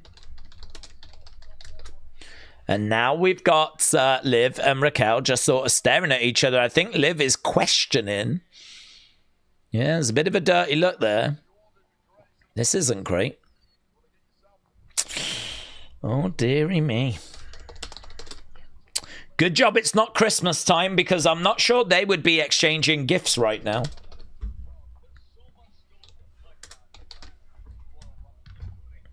Okay, we've cut away from those two. The elephant is going to remain in the room, and the elephant might have just got bigger. Daze, in my question, did they coexist, says James. Well, I think we did manage to just get through. So I think there was a degree of coexisting. Had it have gone longer... But yeah, I think, they got the win. So they didn't fall apart to the point where they didn't get that victory. So yeah, I think they did actually. Perhaps that's it. Perhaps WWE have been looking all this time to see if two rivals can coexist, and perhaps tonight is the night where we did it. Perhaps we never need to do it again now. My God, this could be a massive episode of SmackDown. If that's the final can they coexist that we ever get, this could be huge. This could go in the history books. Daze, I was expecting a bigger surprise reaction from you and the rest of the fans. See that Cruz was back. Surely the best highlight of the night. Well, he is trending. Listen, I gave a little pop. I said earlier I'd love to see him. I'd love to have seen him come out and face Carmelo. So, to be honest, I don't really care about the fact we saw him. I'm more excited about the fact that could it be the start of seeing him on a regular basis? Could it be that they put him with Matt Cardona as a team now going forwards? Here's Sammy backstage. Ray Phoenix having a word with Sammy. You're a big inspiration. Don't give up. Give up, Sammy. Give up. Here's Chick Willie. Here's Chick Willie.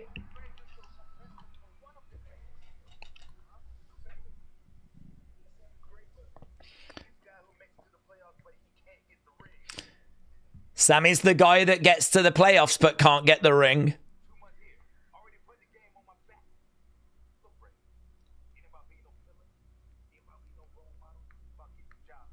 It's about getting the job done.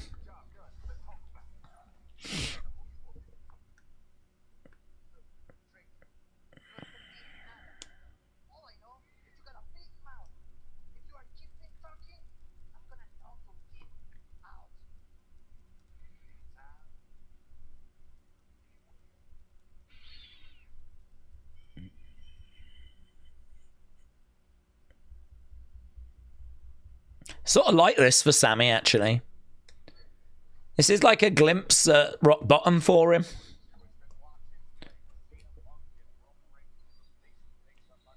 Don't hate the fact that I did wonder if he was about to freak out. I did wonder if he was about to, like, attack Trick and snap, but I'm glad he didn't. I'm glad that he's just really lost in his thoughts. Kind of makes you wonder what he's thinking. What next? What's the next move? You can't keep saying, I'm going to be world champion, I'm going to get there, and then get the match at main Rumble and just, lose clean. You know, that's a bad night at the office for Sammy. Doesn't have to mean it's the end of the road, but I do think what comes next is going to be very important. He can't just come out and do another rah-rah speech. I wonder if it's better if he doesn't say anything at all. Just let the actions do the talking. And people try to interview him and he just looks at them and walks away. I wonder if that would gain some traction. James said, I have a best match ever made, William and James against you and Wrestle with Andy. But the question is, can the teams coexist? Well, me and Andy would be great. I feel like we would tag really well. James and William, though. I just don't know. I know there would be a lot of bad language. I think they would coexist well, but yeah, great team. I'd love to see it. Word Life Cena fan said Sammy's turning heel. Duron66 said Sammy is starting to remind me of down on his luck Corbin. Crystal said I think Sammy is turning heel. And Cactus Jack said a heel Sammy would be the best Sammy. Hello Ross is one of Sammy heel turn as well. Sammy in silent assassin mode, said Jennifer. J. James said the main event of Raw has announced that Roman, Punk in a tag match. See if they can put their differences at Let's Go. Can they coexist? Apparently when we come back from commercial break, we're going to look back on that segment. So we're going to look back at what went down at the end of Raw. Obviously, we've already seen it, so we can give it a little bit of a glance. But yeah, it was great. It was a fantastic segment at the end of Raw. I'd love for something similar tonight. I'm not expecting it, though. I think it's just going to be that triple threat. Brony said it's great to see how Roman has improved on the mic. Imagine Big Dog Roman having a promo battle with Punk. Would have been a massacre. And I'm saying that as a Roman fan. Yeah, I think he has improved. I think he more than held his own against CM Punk. TJF said next week Triple H and Creative, will they coexist? Cruz was on AAA last week, main event this week, and now on SmackDown. It was great to see him, honestly. We were talking about him before we started the coverage tonight, and seems like he's back in the conversation. Doc said Gargano and Sammy should hang out there as a Sad Boys tag team. That's a fun tag team name, actually. The Sad Boys. I like that. The Sad Boys, that would get over.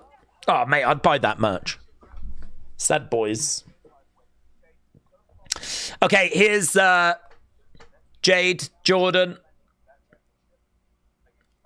Jordan's getting a title opportunity against Jade next week. Jade's Jordan next week.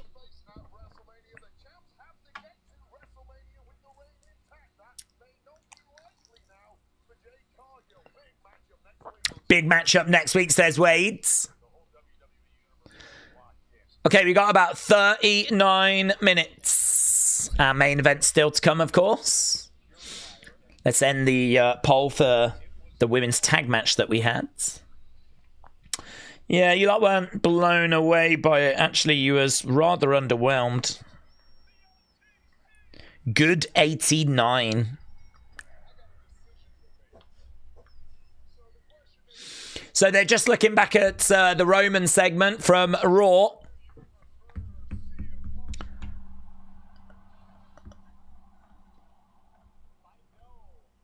Okay, did we see Sammy pushing for him to win the title at the Rumble?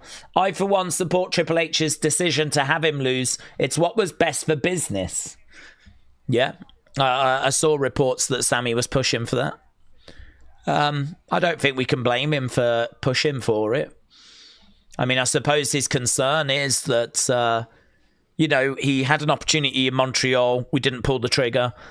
Now in Saudi, there's going to be loads of support for him because, you know, obviously the Saudi fans really resonate with Sammy. Sammy could get the win in the Royal Rumble. It'd be another shock, actually, if that had gone down. Would have been a massive shock. No one expected Sammy to win. I didn't expect Sammy to win. if they had pulled the trigger on it, it would have been a big shot, would have got a great reaction from the Saudi fans.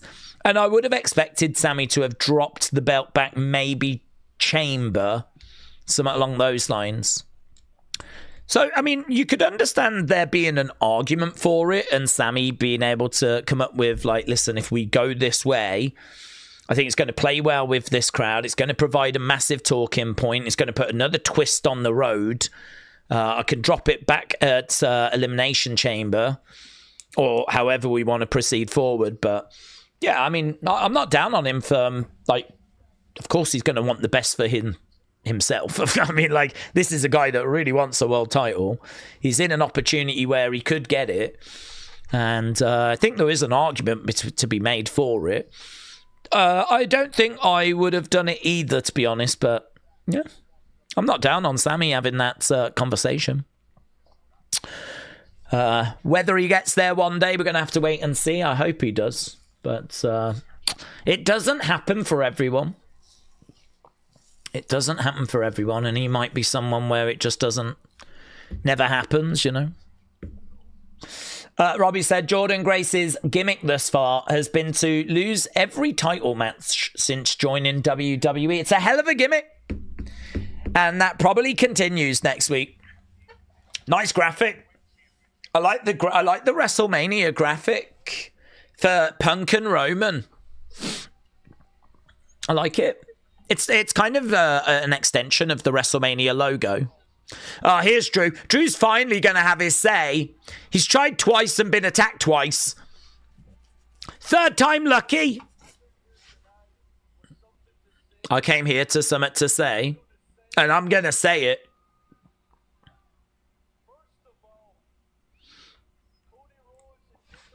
Cody, Jacob.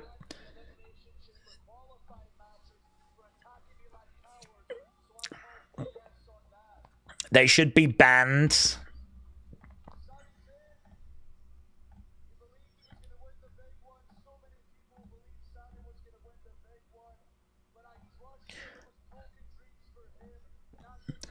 It was broken dreams for Sami.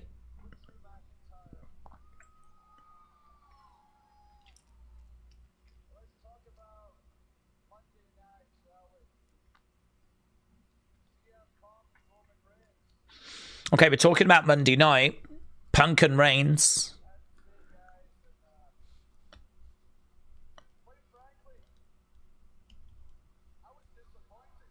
Loud OTC chants.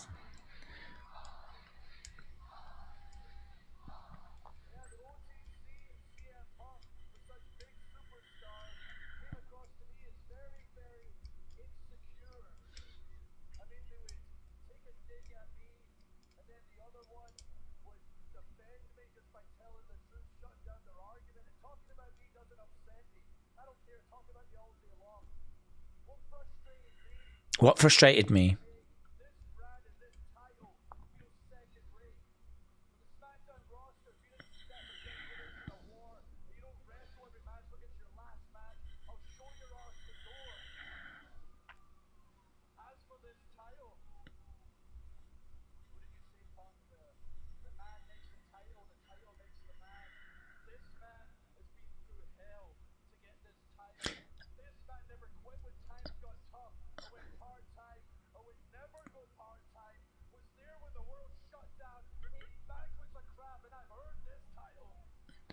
Yeah, crowd applauding what Drew's got to say about the fact that he's earned that title.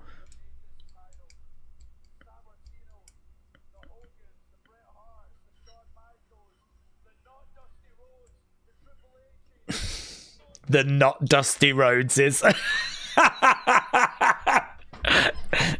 People that have made this belt like San Martino, Hogan, Stone Cold, not Dusty Rhodes. Yeah, it's good. It's really good work by Drew.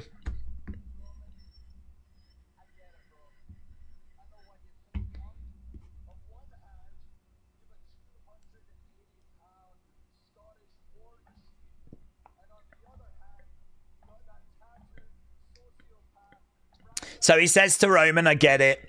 I get why you've decided to go the way you want to go.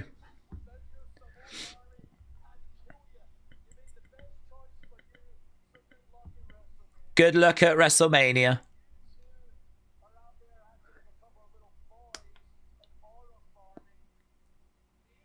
Aura farming.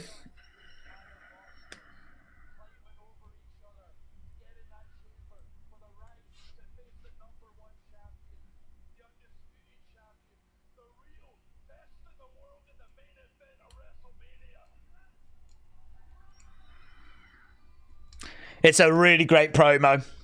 It's a really great promo.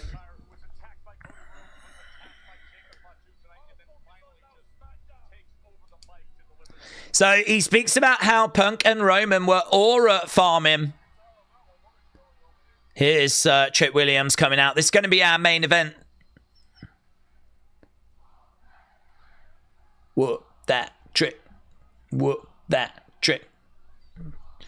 Well, our main, it's going to lead into our main event. I mean, we're running out of time.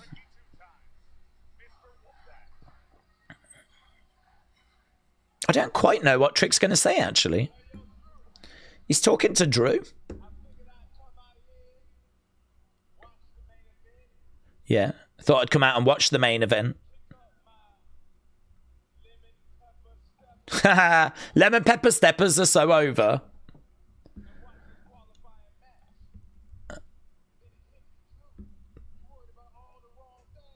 You're worried about all the wrong things, Drew. You're worried about Roman Reigns, CM Punk, Cody Rhodes. Raheem gets mentioned. Very good. You're worried about Roman Reigns, Jacob Fatu, Raheem.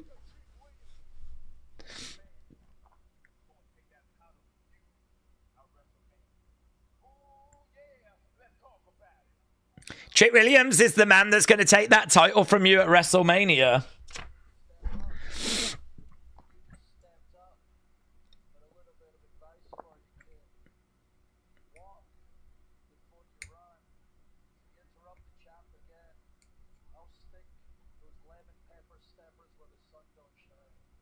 Drew said he'll stick those lemon pepper steppers where the sun don't shine. So Trick Williams has come out. He's come out to have a look at the main event.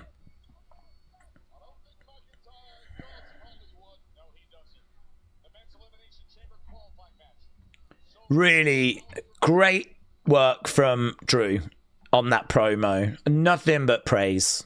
Great job. Interesting that Trick's going to be at ringside for this main event. Okay, hello Ross said, please let Grace win the belts off the light drizzle that is Jade's. It's not a storm, it's just a light drizzle. Just a light drizzle, like a light drizzle of vinaigrette on a salad. Robbie said, the definition of aura farming is people who don't have aura that are trying to get aura by trying to manufacture it. Roman isn't an aura farmer. He's pure aura, says Robbie. Cleveland said, I don't get the whoop that Trick chant. Isn't that rooting for Trick to get whooped? Well, I think they're sort of saying to him, whoop that Trick, as in like...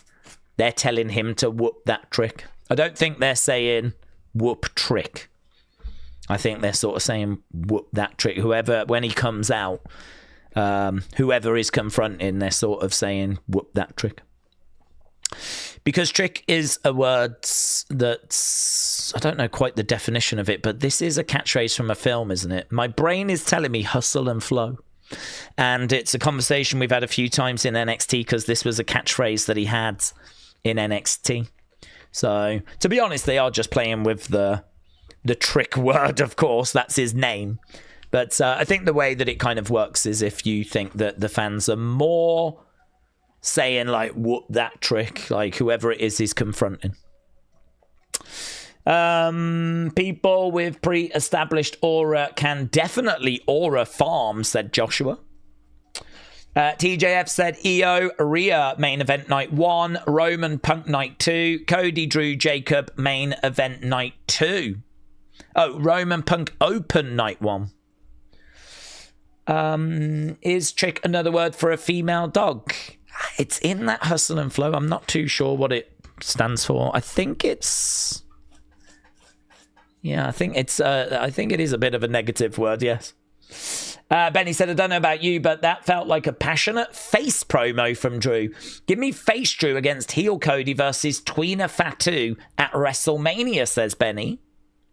Let Me In said, I hope we get Roman like we used at some point. I miss seeing him often, said Let Him In. We need lemon pepper steppers on a pole match, said Jay James. Roman Punk opening night 1, says Brony. Spawny Boy said, I want to see Trick Carmelo rekindle their NXT rivalry. Dr. Luchalala said, Let Me In, I miss those days as well, but I think it might only get worse with him wanting to retire sooner rather than later. Wrestler Andy said, when do we think that mystery caller will get revealed? Maybe The Rock could redo Elimination Chamber storyline from last year. Well, we seem to have sort of just momentarily moved away from it. Doesn't mean that we've moved away from it permanently. We've just momentarily stepped away. But, yeah, I feel like it's either just something which we now abandon, just like that kind of a thing, or it can be used as part of the road to WrestleMania. It's hard to know, isn't it? I mean, with WWE Creative, you can find many examples where we've teased stuff and then not gone through with it. Could be another in the long line of those.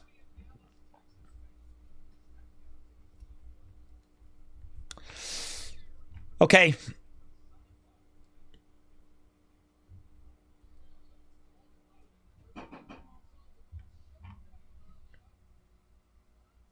Okay, Trick Williams, Ray Phoenix next week. Trick Williams, Ray Phoenix next week.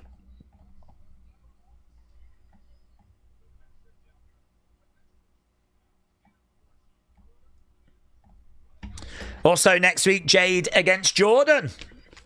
Women's Championship match.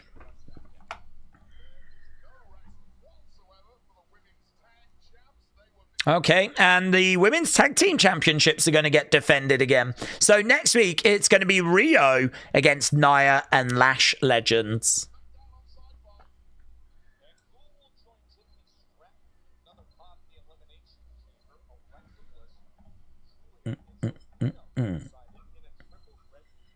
Okay, qualifying match next week. Zelina, Julia, Alexa Bliss. Zelina, Julia, Alexa Bliss. Cody, Jacob, Sammy are in the same match.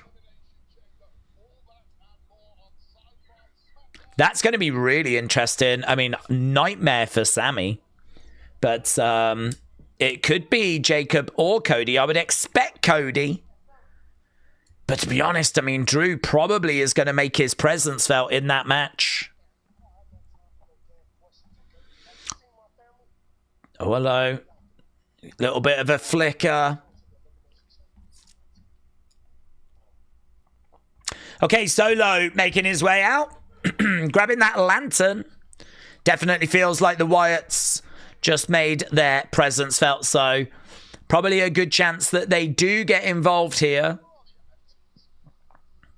Where are the MFTs? Feels like we are going to find out the answer to that. Maybe they interrupt this match by showing some footage of the MFTs having been taken hostage or something. Okay, Defcon Prime said there's a difference between whoop that trick and whoop that trick. Grammar works. One says whoop a trick. The other tells trick to whoop that, says Defcon.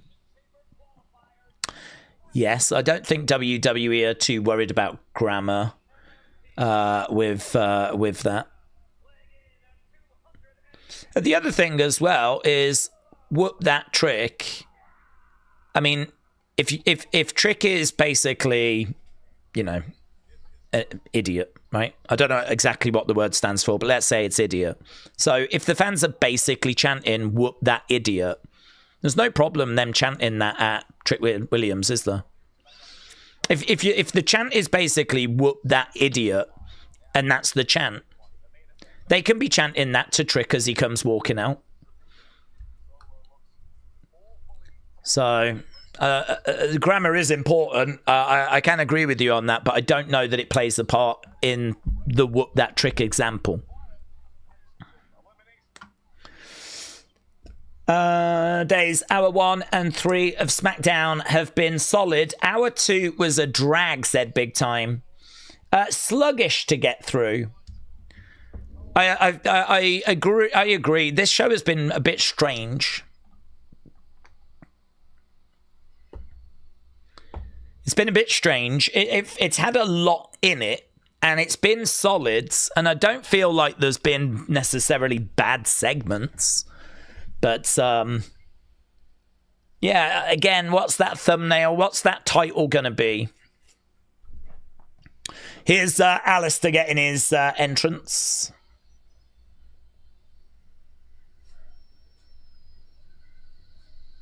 So, Alistair, Solo, Randy. This is our main event.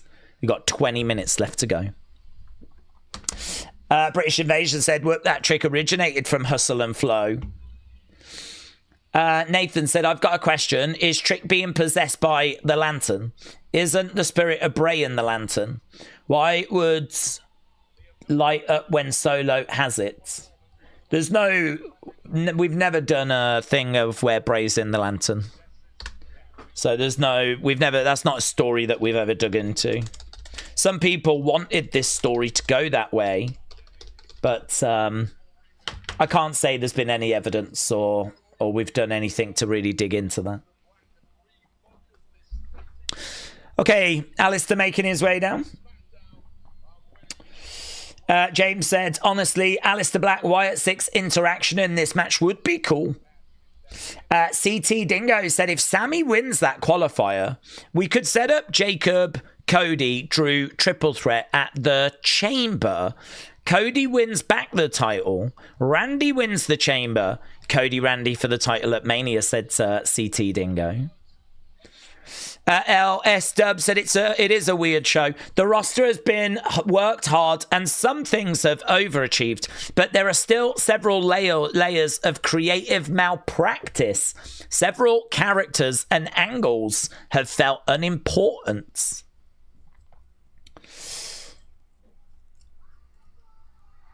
Okay, here comes Randy. I didn't see it at first, but this Zelina Alistair entrance is a complete rip-off of Cross and Scarlett, says Brony. Lone Star Friend said Alistair, Zelina are an interesting couple. Wrestling fans said we haven't seen Alistair since the ambulance match. Okay, Randy making his way down to the ring. That dude dressed as Jay, and he's got the Ula Fala. Having a good time. Randy putting his arms in the air. People applauding and cheering.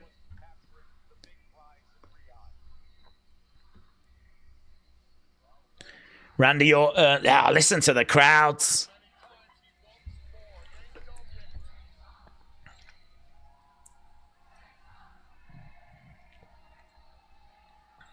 Okay, Randy in the ring. Trick Williams watching at ringside.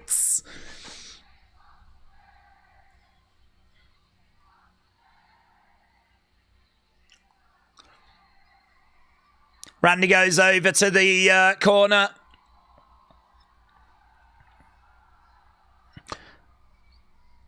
Big smile on Trick's face, actually, as he looks up at Randy. You could see Trick smiling.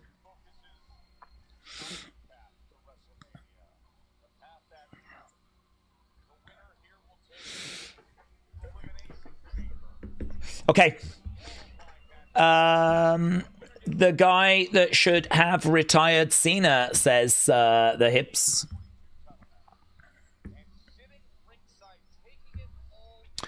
Yeah, there's Chick watching from the outside. Randy, shout out to you. Fans are still singing the song, man.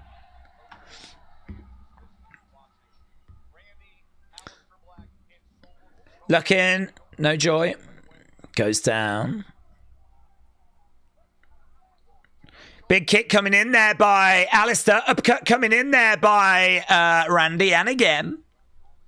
Randy with Alistair. Middle of the ring. Solo to the outsides. RKO chance. Randy is thrown into the barricades. Okay, big shot there by Alistair. Solo goes down to the outsides. Nice moonsault to the outside there by Alistair Black. Randy trying to pick up Alistair. Big boot there by Alistair as Randy goes down. Alistair sat on the edge of the ring. Zelina comes round. Feels like that's going to take us to commercial break. Doc Holiday said Randy needs a new punchline. I don't like the 3 most dangerous letters in all the professional wrestling thing. It's a bit cringe. Maybe it should be 6, 7. Someone always goes outside at the start of a triple threat, said the Ribs. Okay, loud Randy chants. But he's on the outside. It's Alistair in there with Solo. Dr. Lucha said maybe we're going to start an Alistair trick feuds. Another big forearm shot coming in there by Alistair. And shoulder tackle there by Solo. Right now we got Solo grabbing Alistair. Headbutt coming in there by Solo. Looking for a chop. Bang. Chop coming in there by Solo. So these two battling away. Bit of concern on the outside by Zelina as Solo getting the better of Alistair in these early stages. Trick Williams watching on. Randy tries to get back in, but Solo nails him. Headbutt. Randy goes back down. Solo gets booted in the head there by Alistair. Alistair grabbing the leg, looking for a takedown. Kick out there by Solo. Kick coming into the back. Alistair with a uppercut. Solo goes over against the ropes. Alistair looks over at the ref. So headlock is in there by Alistair as Solo goes down. Okay, right now we got Randy smashed into the commentary table. We got just over a minute to go. We're right in the final stages of this week's SmackDown.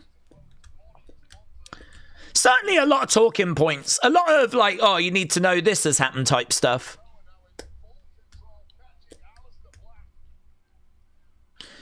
Solo with a big boot. Alistair goes down. Alistair trying to find a way of getting back up to his feet. On the shoulders goes Alistair. Solo with a big shot there to Randy. Another big shot coming in as Randy goes down. Solo mocks him with the pose. Kick coming in by Alistair. Big Time said they botched Thea Hale's title win. It derailed Blake Monroe's momentum. The bucking has slipped. Randy said, Daze, did we see the list of WWE PLEs going around? Extreme Rules, Great Balls of Fire, Cyber Saturday and Sunday, Hell in a... No, I've not seen that, but I've not seen a list of PLEs doing the rounds. I can't say if it's real or fake. I've just not seen it. So, I mean, it doesn't seem to have come from any big outlet. I mean, unless it's dropped whilst we've been watching the shows, but I haven't seen anything. Right now, we've got Alistair grabbing the leg of Solo. Randy comes over, stomping away. Did we know that the bottom of Morticia's dress is supposed to be like octopus tentacles, said Shining Wizards. Some Addams Family lore. Yeah, a bit of Garvin stomp by Randy. Randy back in. We're back from commercial break. Let's do a poll, shall we? See who is going to go through. Who qualifies? Shots coming in by Randy. Crowd are right there with him. Alistair making the save. Okay, Randy, Alistair, Solo. Orton back in the corner. Kick coming in there by Alistair. Headbutt coming in there by Randy.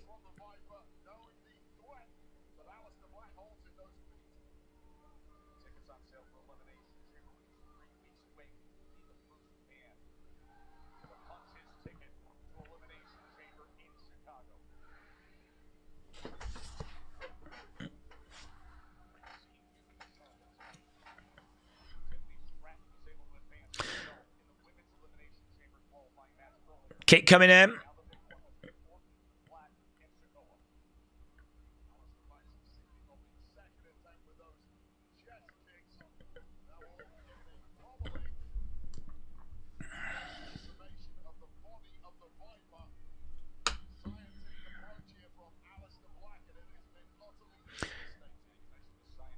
Shot coming in there by Alistair. Randy is on his knees. Daze, I believe somehow Sammy is going to win that qualifying match. The Bad Blood will get to the other two in trouble. Sammy could capitalize. He could even win the chamber, and this could be Sammy's year. There's just no word of that happening. It's just not expected to be in any of those main event matches. I mean, he could win the qualifier, and he could go in the chamber. It doesn't mean he wins the chamber, but that would mean someone else wins the chamber. That then puts someone else into the Drew match. And there's no word of that.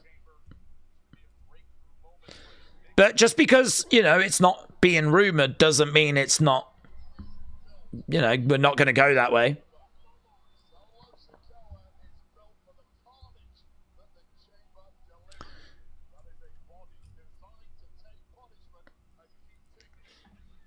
Okay, right now, Solo and Randy. The crowd are really behind Randy, and they're singing the theme song and everything, but up until this point, not been helped by commercial breaks. Some really flat.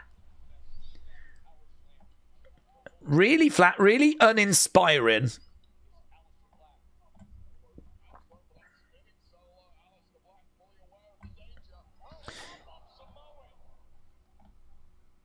Okay.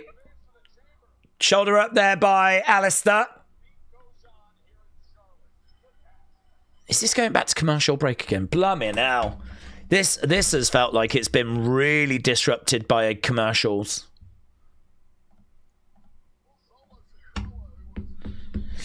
What happened to the guy that was obsessed with the Wednesday actress, says Mayor Pete. Oh yeah, Kian, don't know. We looked a little while ago on his social media and he hadn't posted since like October time. So we haven't seen him in a while, and he hasn't been online posting or anything in a while. So I really hope that everything's okay. I don't know if anyone's heard any update or anything about Kian, but yeah, he's just completely vanished. 3-hour shows, way more commercials, it seems, said Sempher. Yeah. It's going to be a really hard show to score. I mean, I think it's been solid. I don't think it's been spectacular. We got a couple of early great matches. Everything after has just been good, according to you guys. This main event has not cooked. The only noteworthy thing in it is just the reaction that Randy has been getting. Really good promo from Drew before it, though. People online just talking a lot about all the different times that Solo keeps doing the Randy pose. He's up to about 4 or 5 now. Defcon said commercial breaks have been a buzzkill for weeks. Yeah, they're really taking the life out of this. But by the time we get back from this, which is surely our last commercial break, we should hopefully have a good final run towards the end of this episode. Sammy's going to be in a very long storyline. He'll get the title at the end of 26, maybe the beginning of 27, said Aaron. MFT's Solo versus Wyatt 6 at Mania for the Lantern, said Uji. Could go that way. I think we do see the Wyatt 6, obviously. They kind of teased it. The fact we didn't see him earlier, the fact that we got that flicker before he came out. So we're about 50-odd seconds away. We've got 7 minutes left of this show. Final segment coming up. Please be good.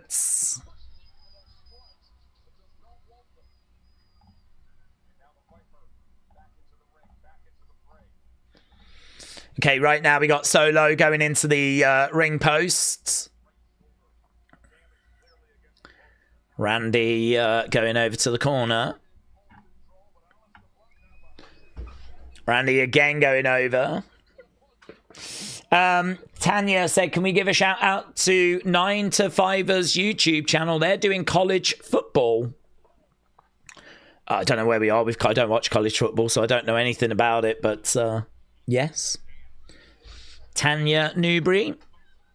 9 to 5's with a Z. Just like the Hardy Boys. For all your college football needs. I think that's ended now, though, hasn't it? Because they keep threatening that Pat's going to return. It's not happened yet. There's Solo. Here we go. 1, 2. Randy kicks out. Kicks out. Sonny said, are you going to get a chance to go on Discord soon? Maybe. It is good that we're now past the Royal Rumble. So, yeah. I think we can find some time. I don't want to commit to anything just yet because I don't know when I'm going to be available. But maybe next weekend. Maybe. We can certainly pencil that in. But yeah, good that we're past the Rumble now. I feel like there's a bit more breathing room. I actually don't know. We don't have a stream tomorrow. But I got lots of stuff I need to do. I need to get like the Hall of Fame thing sorted because we need to do the Hall of Fame. We're a bit late on that. I need to get that sorted. I need to get caught up with a couple of other things. And I really want to use this weekend to just really try and fill those fun folders. That's what I'm looking for. Here's Solo backing in the corner, looking to charge over. Right now we've got double knees there by Alistair. So here we go. We're into the final 5. This should now start to really make some progress. Let's get rid of the pole. Lovely. Power slam there by Randy. Okay, final 5. He's grabbing Solo. We're looking for that draping DDT. Solo grabs the leg, pulls Randy out the ring, hurls him over to the barricade or to the commentary table. Solo going for a right. Slams him on that commentary table and again. Man, he didn't even clear it. He didn't even bother clearing it. Poked to the eye by Randy. Looks like Alistair's about to go for a ride. Bang! And he does. He gets planted. Solo getting thrown back in the ring. Alistair on the outside. Randy gives a bit of a look over to Trick and to Zelina. Randy gets back in. Goes over. Grabbing Solo. He's looking for that bang DDT. Hits it. Crowd are right there with him, man. They are right there with him.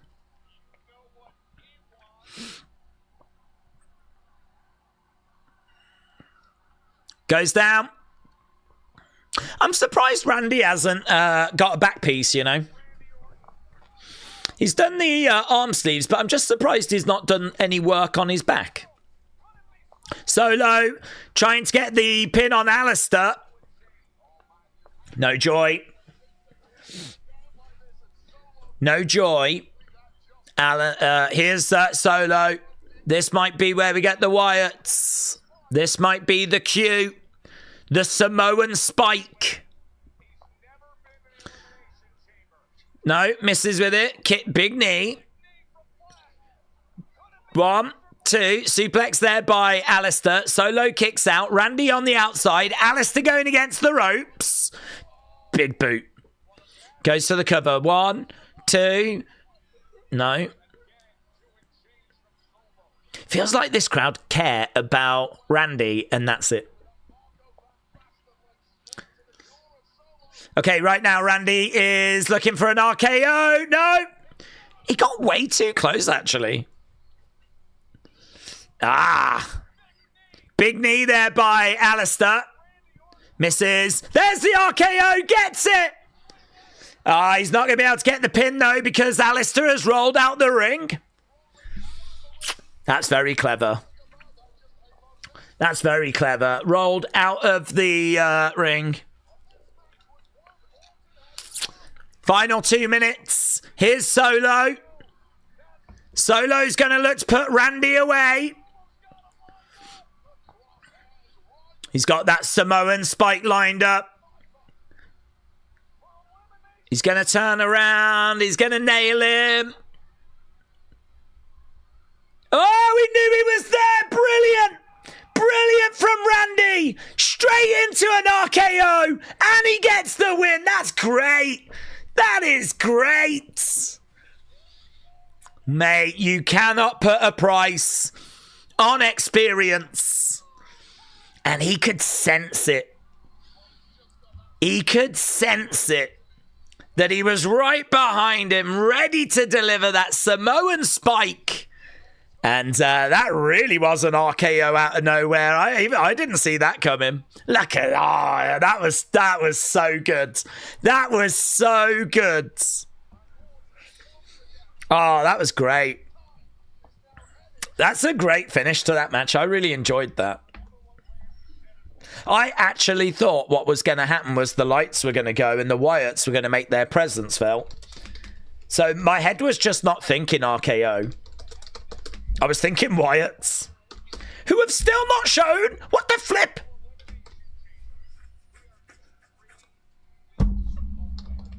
Not having the flipping night off, was you? I don't get it. I don't understand it. But no Wyatts. They could not be bothered. So yeah, I thought they might cost Solo. I was in agreement with Metal Mama. I thought Metal Mama called it. I was right there. I was in that boat.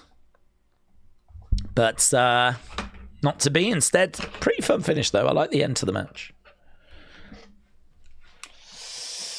And it was a no DQ match, said Asgard Mike. Yeah, they could have got involved in that, and no DQ wouldn't have cost anything. I don't know. I mean, it's not a big issue, but and they just had 2 opportunities there to get involved, and they didn't take either. I really love that RKO though.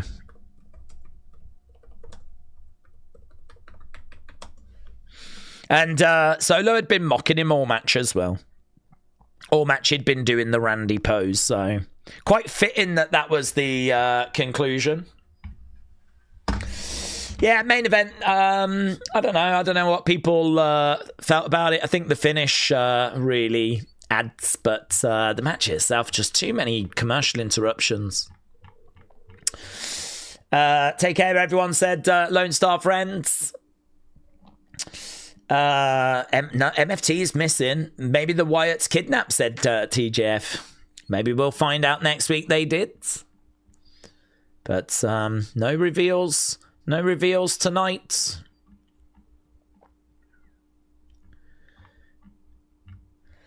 No wonder wrestlers are leaving WWE for AEW. The same guys keep getting the top spots, says Mark.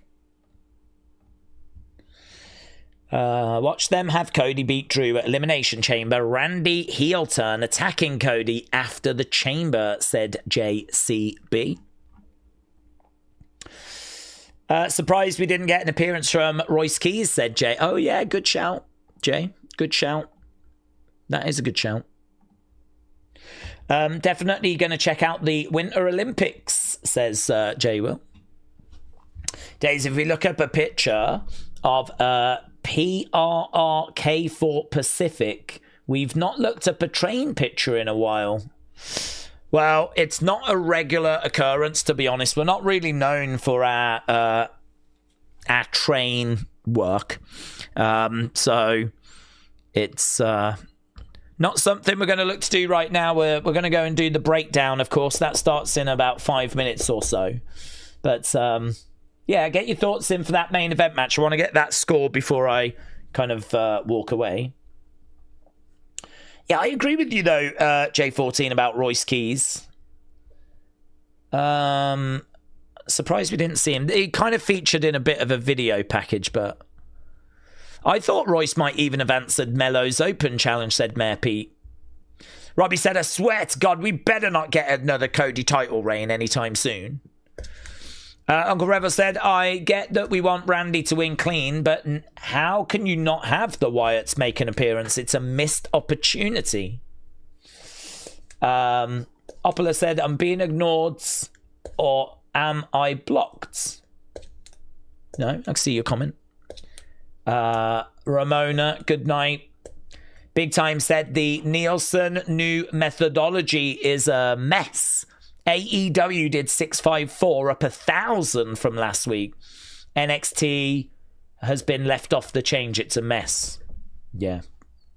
Honestly, just I'm kind of done with the ratings in the sense of I think the best way to use them is to just compare the same show to itself from the previous. I don't think you can really compare AEW to NXT anymore, because it seems like there's different ways that the ratings are being worked out. So for those of you that care about such things, it does feel like you can't really compare the shows. I think, weren't you telling me, Big Time, that cable is being worked out one way and terrestrial TV, whatever, is being worked out a different way? And I think that means that NXT and AEW are being worked out two different ways. So that means you just can't compare them anymore. They're being worked out two setup, which is just mental. Doesn't make any sense. So I think it is still worth looking at the ratings if you want to compare NXT this week to NXT last week and NXT week by week to gauge how they're doing. But I think if you want to compare NXT to AEW, it's just no point. Just no point. Right. With that being said, I think we are pretty much done. Let's end the poll. Ramona, good night. People enjoyed that main event. They gave it a great rating. Great 55. Oh, God, very close, though. Blimmin' hell. Look at that. 43% said great. 43% said good. I mean, great gets it. But, blimmin' hell. Yeah, I must admit, I do think great might be a bit OTT. I did like the finish, but I don't know that it'd get great for me. I think it'd be high-end goods because of the finish. Days, yeah, all the cable shows have been boosted. NXT is on network TV. I think Collision doubled its audience by 200,000 with the new methodology. Well, we know what's going on. So as long as we know, that's all that matters, isn't it? If people want to run around saying that, you know, AEW are now beating NXT in the ratings or whatever, it doesn't matter, does it? I'm not really bothered by any of that because we know kind of where the situation is and what's happening. So, to be honest, it doesn't even bother me if AEW beat NXT in the ratings for real, because that would be fine. I just want to know what the truth is. That's all I want.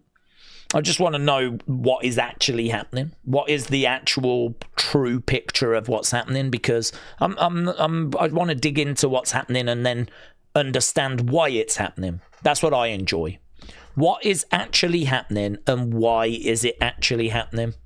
And this way that they're working out the ratings now just seems like we're not getting a very accurate picture of what's actually happening. because they're using these different methodologies. So very frustrating, but yeah, at least we know it's happening and whatever. Okay, right, we're done. We've got all the things we need. I'm going to be back in a second doing the breakdown for this show. A very, very interesting show in that, I don't know, this is the kind of show you can do every week, no problem. But is it good enough? What was did you watch that and you can't wait for next week now?